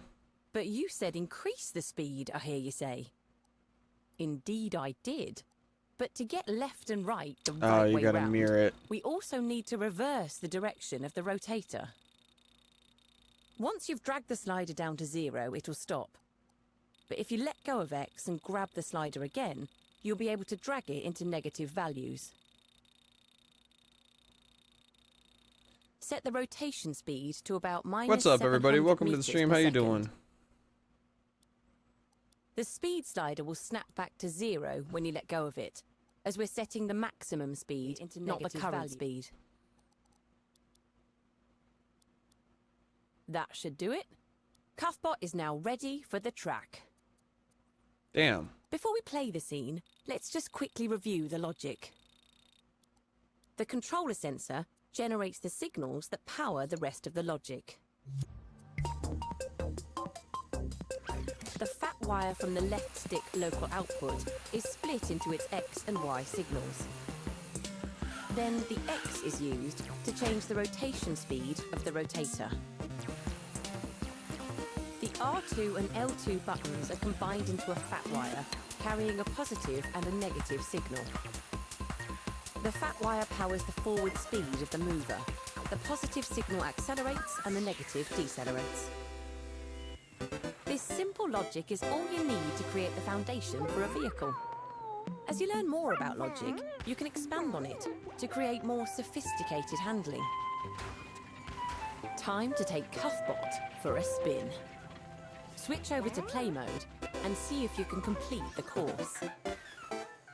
If your movement or steering isn't working the way you expected, Already done. Man, that makes me want to start building something. Oh.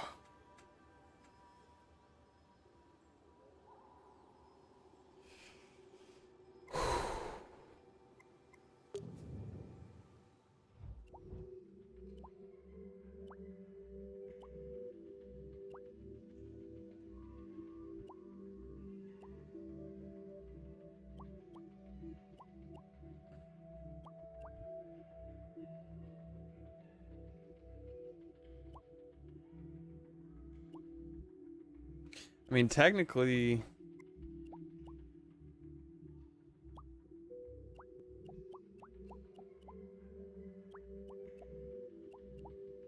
all I got left is 2 master classes before I actually do have the 2 motion wand controllers. I really want to try this one. Yeah, screw it. We got 2 more classes. Let's finish it. Don't. Hi, I'm Mark, Creative Director of Media Molecule, and I'm going to present a simple masterclass that will hopefully help you use some of what you've learned so far and turn that into an entire game. I'm going to be focusing on a remix of the Dreamiverse Dash game. That means take a copy of something, mess around with it, which is always a really good way to learn. I will be reiterating some of the basics that you may have already learnt, but basics make for strong foundations, and strong foundations make for strong structures. Yes. So, first of all, try playing the game, get familiar with it, and when you get past the finish line, we'll dive in and start tinkering.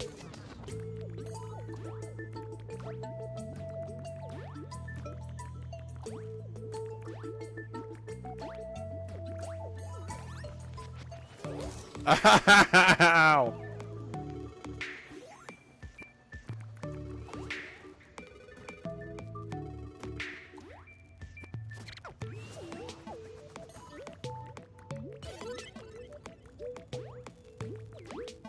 Ooh, yeah, those are no good.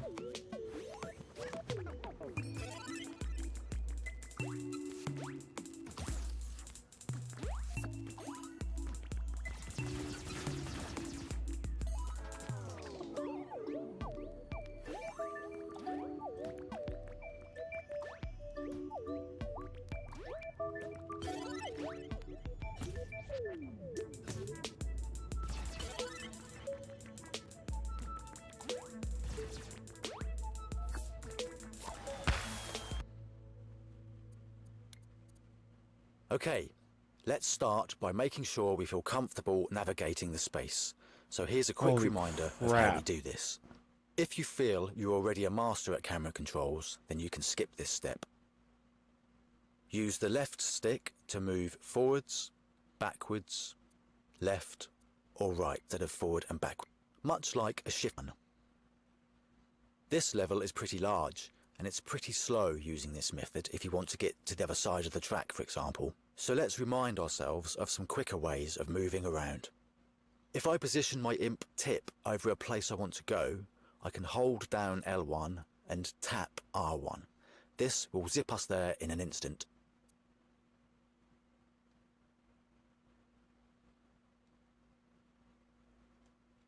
Finally, another useful method is to position your imp tip over a place you want to go to, just like before, except this time hold R1, which will lock your imp onto whatever you are hovering over.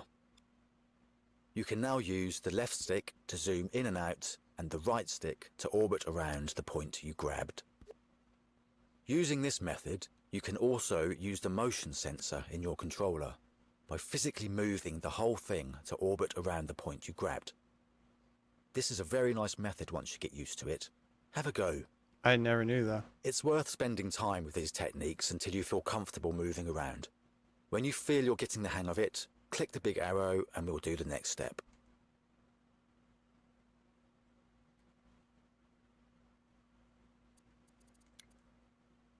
Okay, you should be confident about moving around with camera controls now, so let's start changing the actual scene. Before we do that though, you may have noticed lots of these little bright cubes scattered around. These are gadgets. We don't need to see them for now, so let's hide them. Go to the menu, find the Show Hide button, and make sure electronics are turned off. That'll make things a bit clearer. Okay, let's start changing the track layout. In this step, I'll be talking about deleting, moving, and cloning. If you feel you're already a master of these techniques, then feel free to skip this step. Hello again. I know some of you out there like to be all neat and tidy, line things up, keep things at right angles, etc. If this is you, then you can use the various guides to make you feel less itchy. Grid Snap is most useful for this. Look in the menu under Guides.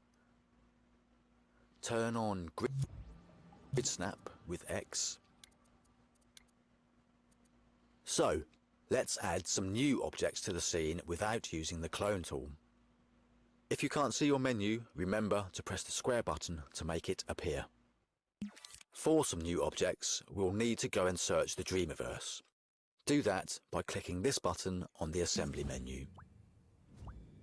You can go looking for whatever you want, but for the sake of this tutorial, we'll stick to the Dreamiverse collection. So make sure you're in there. Go in and choose a bounce pad with X.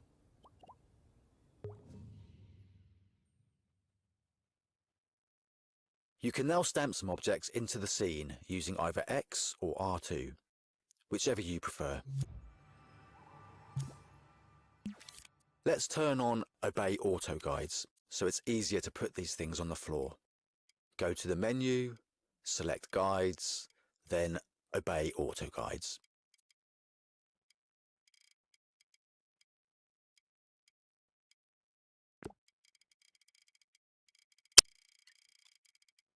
Let's get another object, a balloon.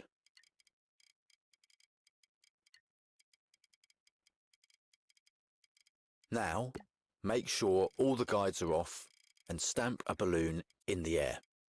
Before I stamp it though, note that I can rotate it using the touchpad. Just slide your finger on the touchpad in different directions to rotate it. While we're on the subject of rotating, let me show some other ways to do this. Try grabbing something by holding R2. Then use the touchpad to rotate it, just like we did before we stamped the balloon. Another way is to grab and hold with L2 instead of R2. You can now rotate the object using the motion sensor by physically rotating your controller. Note that it rotates around the point you grabbed with the imp tip. And finally, using the L2 grab method, you can also use the left and right sticks to rotate. If you rotate using the left and right sticks like this, the gyro method, by which I mean using the motion sensor, will be disabled until you re-grab. So go ahead, try putting some new elements into the scene. Once you're comfortable with this, you know all you need to know to go off and put some new scenes. So, by now you know how to build a scene from scratch. But let's explore a really quick and easy way to add some movement and bring your scenes to life. Let's animate a part of the track using Dream's very own special version of motion capture. Make sure time is paused and that you have rewound the scene. First off, find something you feel could do with a bit of movement in it. Then grab it with R2 and practice the movement you'd like it to do. Remember, you can use the left directional button to undo if you accidentally leave it in an odd place. Don't be too precious right now. We'll learn how to be more precise later on. Let's just get something moving to learn the principle. Okay, when you feel you've got a good idea of what movement you're going to do, open the menu with the square button, find the animate button, and grab yourself an action recorder. You'll now have an action recorder gadget on the end of your imp. You may notice that all other gadgets in the scene have appeared, if you'd previously hidden them. We want to see gadgets now, so this is all fine. Stamp it into the scene with the X button. You can move this later if you like, just put it out of the way for now, in the corner for example. This object will capture and store the performance you are about. You may notice and grab yourself an action recorder. You'll now have an action recorder gadget on the end of your imp. You may notice that all other gadgets in the scene have appeared, if you'd previously hidden them. We want to see gadgets now, so this is all fine. Stamp it into the scene with the X button. You can move this later if you like, just put it out of the way for now, in the corner for example. This object will capture and store the performance you are about to make. Once you've placed it, it will be armed and ready to start recording. But don't panic. It isn't actually recording yet. Take your time, breathe. Only when you grab the item you want to move will the recording start. So let's do it. Remember, it will only record while you are actually grabbing something, unless you have time running already. So you can let go, have a cough or a sneeze for example, then re-grab and carry on adding more movement if you like. If you feel that you want to start again, just hit the retake button. You'll have a fresh recording attempt.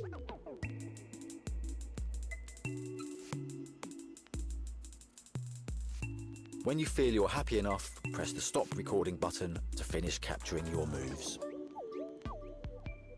After each look, do you know how to collage a scene together?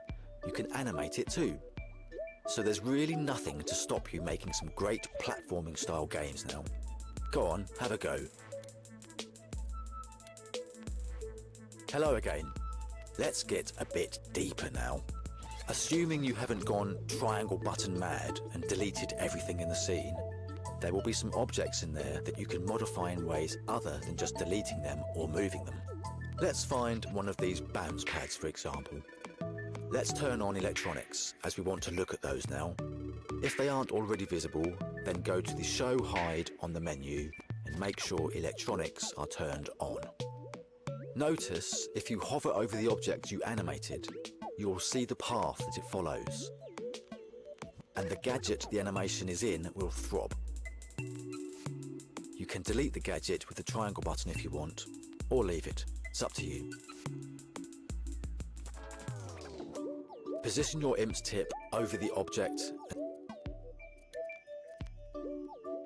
Did you come across any camera pointers or trigger zones in your explorations yet? No?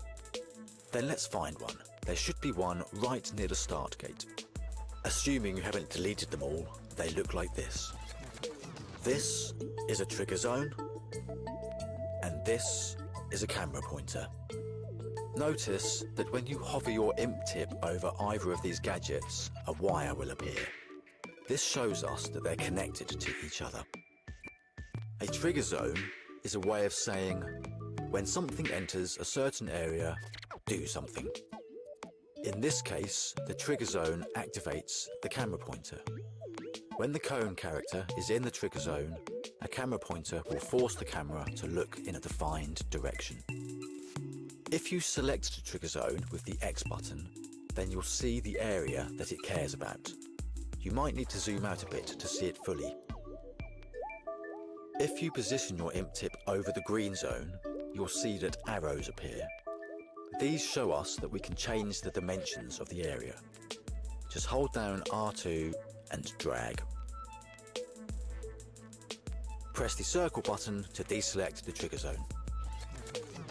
There is another way to change the parameters of a trigger zone that gives you more control, but I'll save that for another time. We'll keep it simple for now.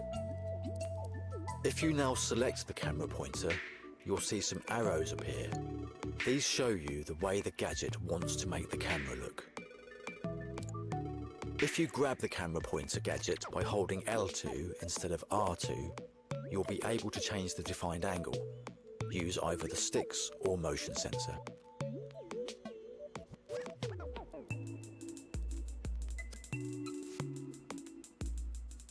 Let's look over here, and we'll see a trigger zone that has multiple wires coming off it. We can trace these wires to see what they are connected to. Handy little tip. If you use the L1 plus R1 trick on a wire, it'll take you to the other end of it. Very handy.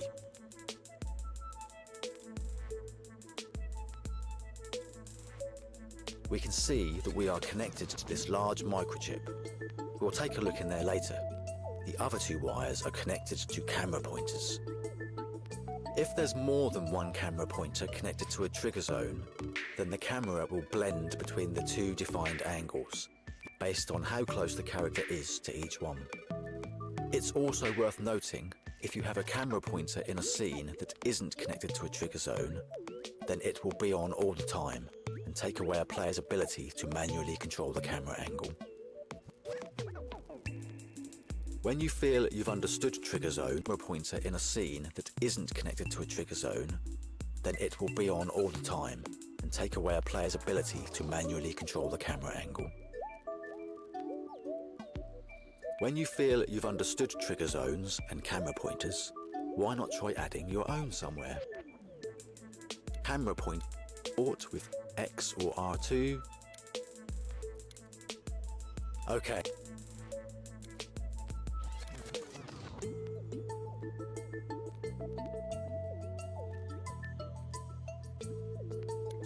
I hope it's taught you something useful. You now know everything you need to start making new scenes. Why not go and... So let's finish up by looking in this gadget here, Global Settings. Remember, L1 plus square button to get at its tweak menu. We can use this to set how strong gravity is in the scene, for example. Be sure to tick this button on or it will ignore the setting. As for the rest of the stuff in here, feel free to take a look inside. I won't go into detail, we've covered enough for one tutorial, but just to give you an overview, let's skim over them. This chip handles a firework display at the end of a race. This one hides the finish gate until you're halfway around the track, to stop players cheating. But you could solve that with careful scene design, or simply not having a looping track, for example. This chip handles the music, and it's a rather fancy way of doing things. It does different things depending on whereabouts in the race you are, but you can just stamp a simple piece of music into the scene if you like, job done. Or have no music at all, of course. This chip here puts up some simple text instructions, and finally, some more audio stuff. A simple mixer. Again, you don't need to use any of this stuff, but in future, as you get more professional about things, you may really want to. So, that wraps up this masterclass. I hope you're making a new game scene from scratch in dream shaping. Find some...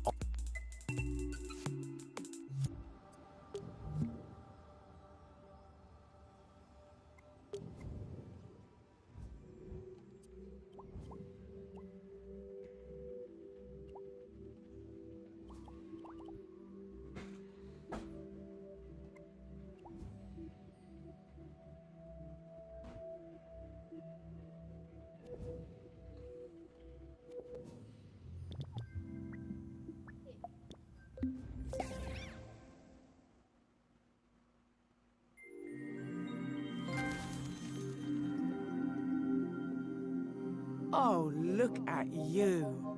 This is your aura. Your creativity grows and evolves. Your aura will change to reflect your activities. You can become a specialist at one aspect of dreams, or dabble in every area as you like. It can also help others find you, so you can combine your talents and make something amazing together.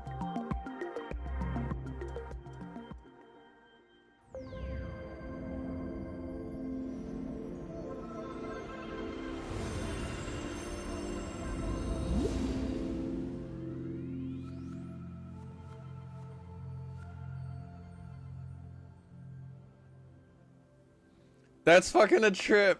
They weren't wrong. Motion is your mistress. That's a trip just by like, How the fuck?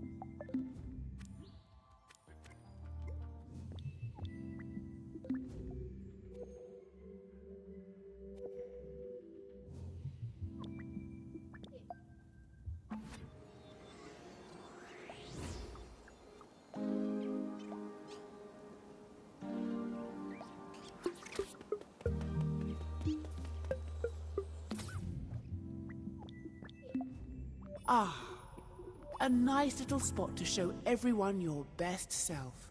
And a place for your fluffy, impy friend to live. Make yourself comfortable. Here's where you come to customize your imp. This is just a small selection. There will be lots more soon.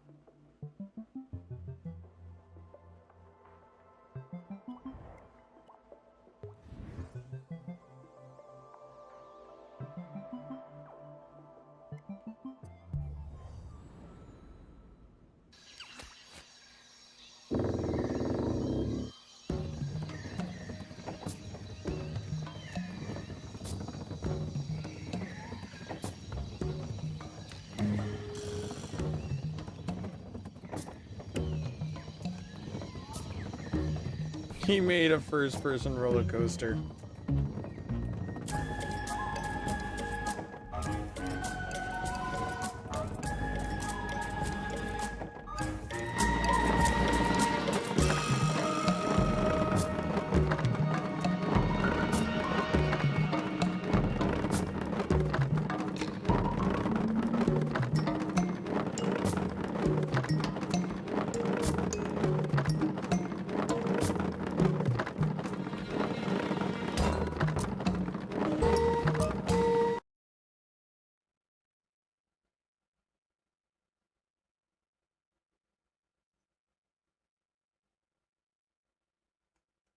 See, that's no fun. I would have wanted it to be actual physics driven.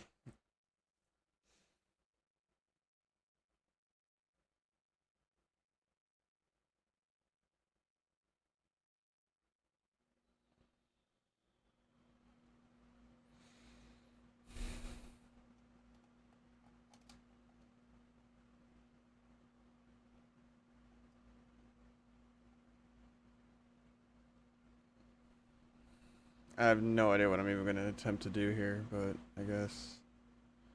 Oh.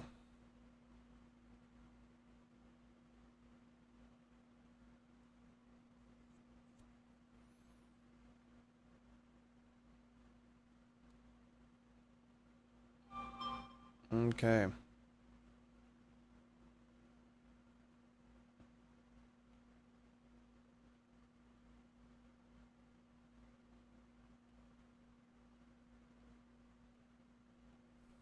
I wasn't ready for this.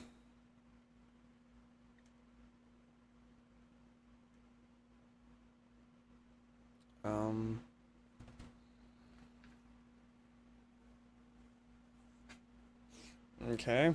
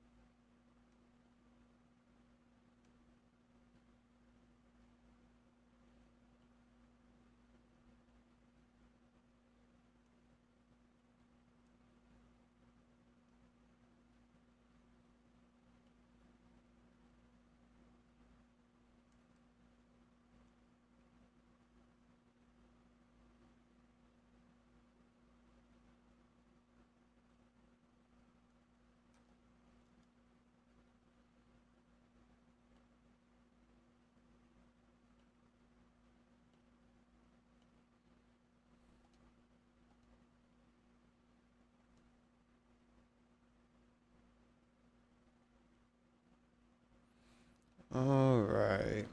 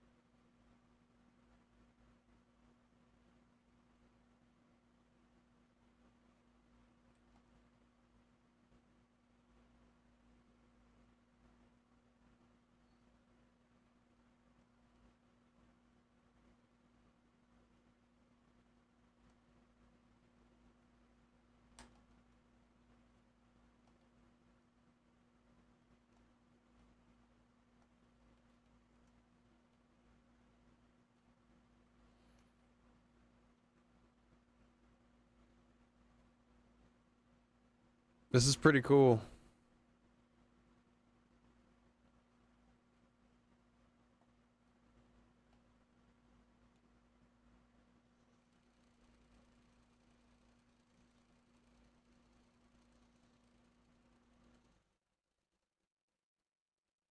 Holy crap.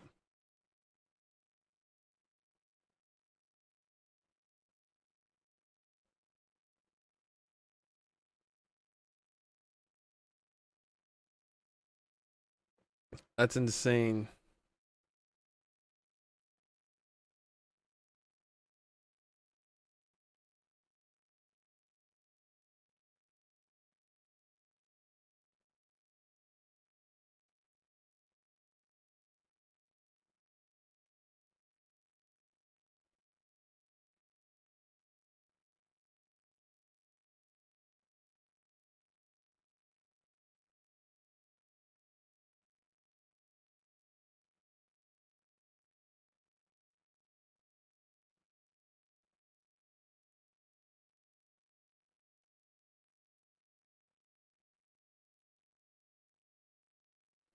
No way, people have made this. Oh my gosh.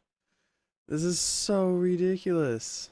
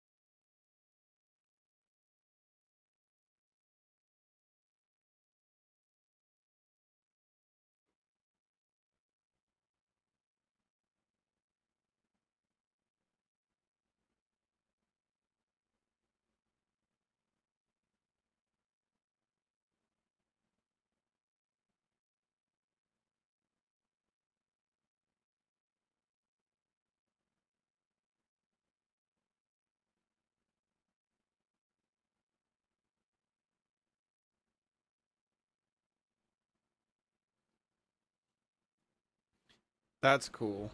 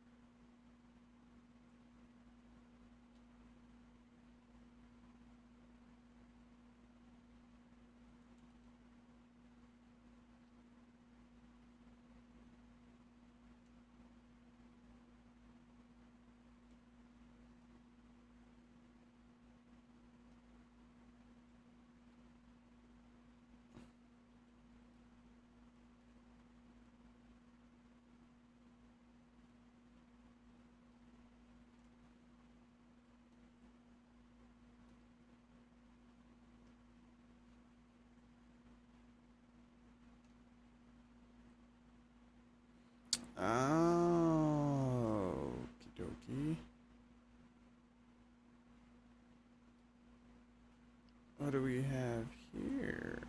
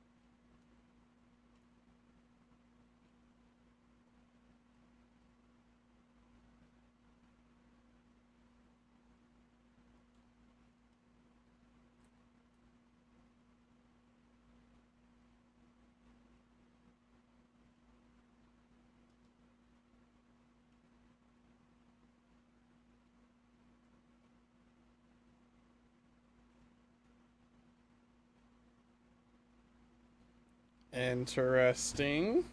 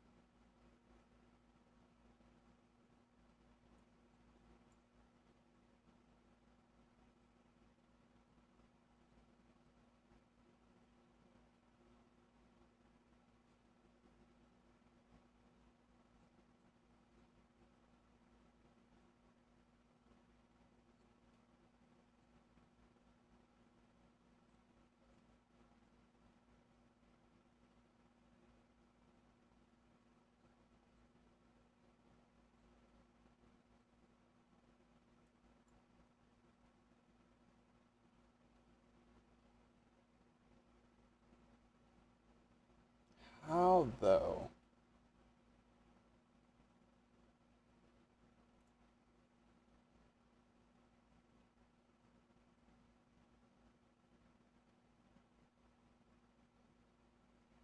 Wonder if I can find that one.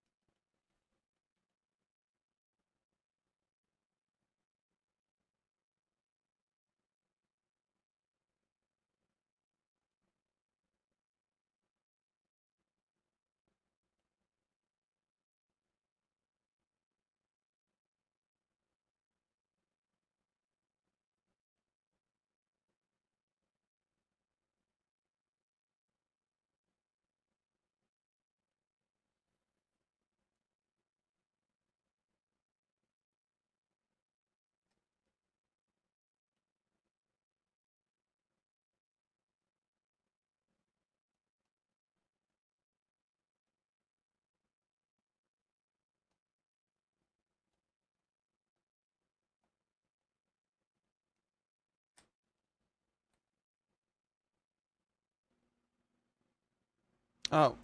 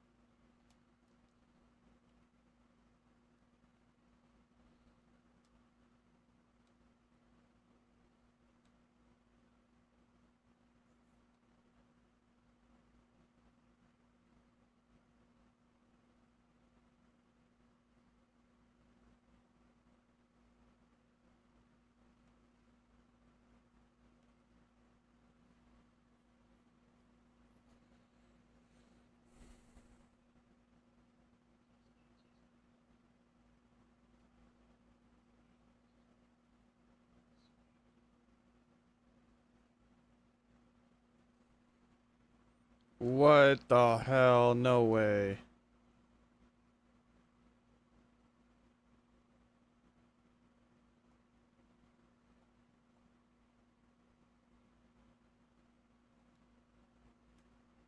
Hello?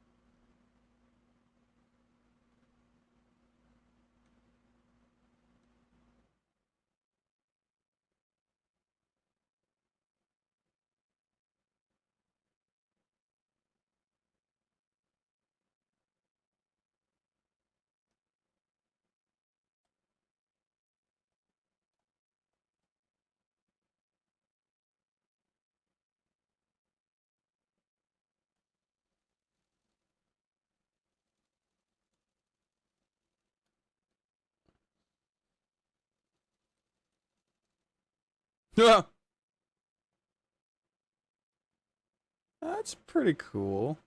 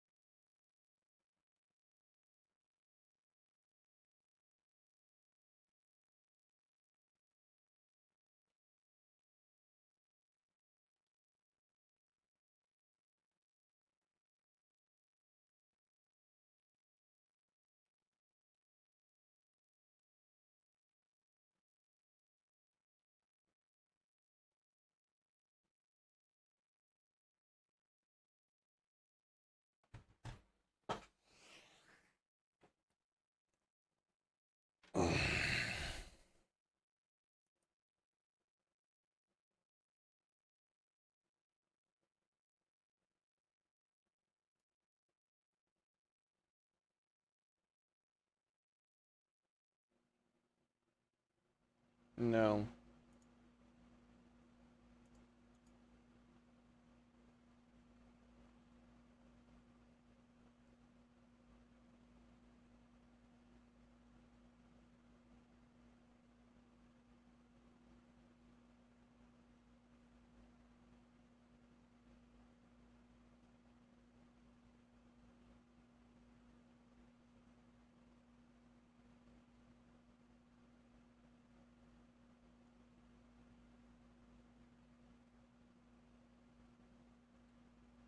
Interesting.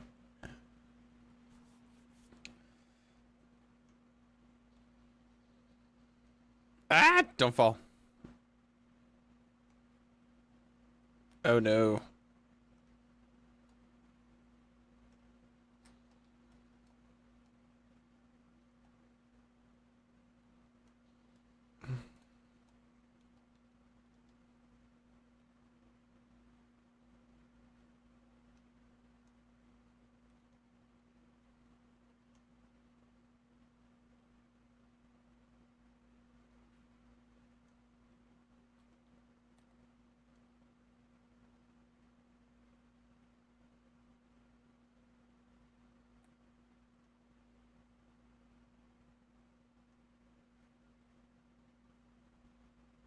Oh, here's a new one. Oh, suddenly I am getting a whole bunch of them now. Oh, you miss? Oh my god, buddy. Come here. Come here. Oh my god. He hit my chair.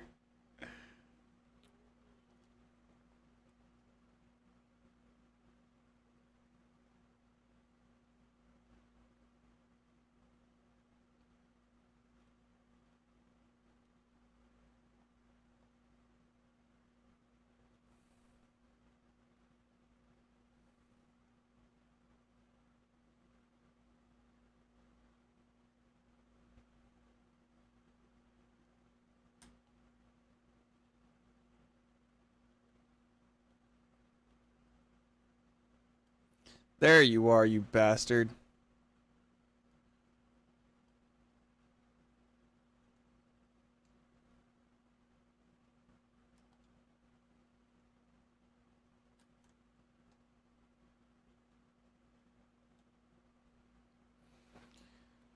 Oh my god. What did he do here?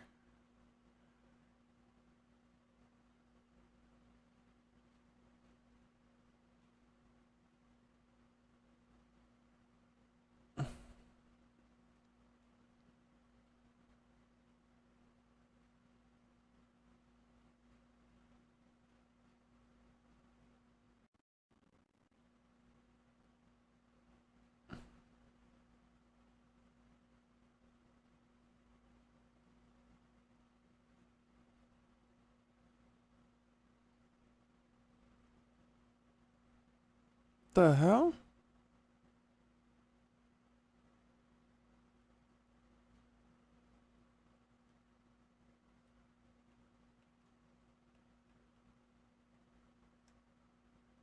The hell is this thing?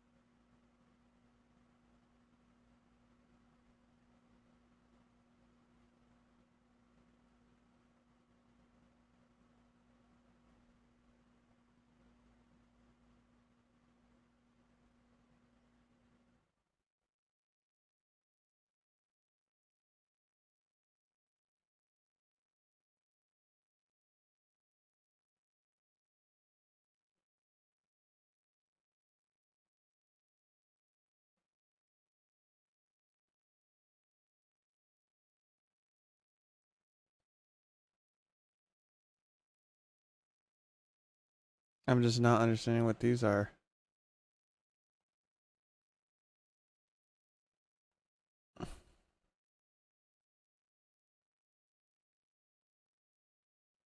They're pink.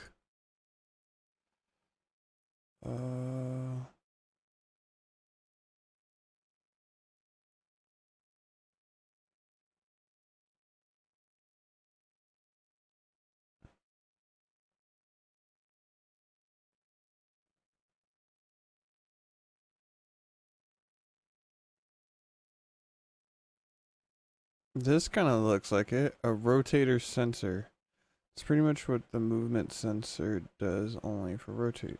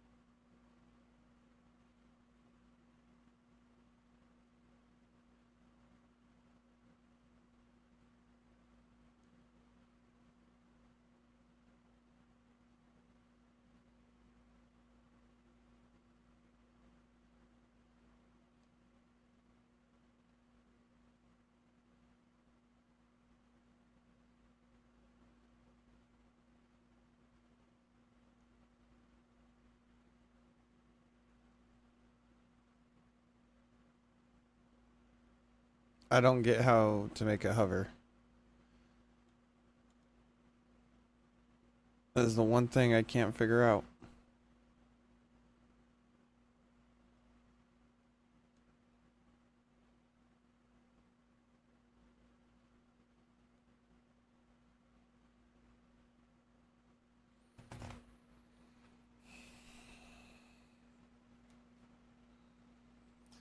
Alright guys, I'm gonna call this one for a while. It's pretty late. I might actually play a real game after this, but until next time guys, class is dismissed. We'll catch you later.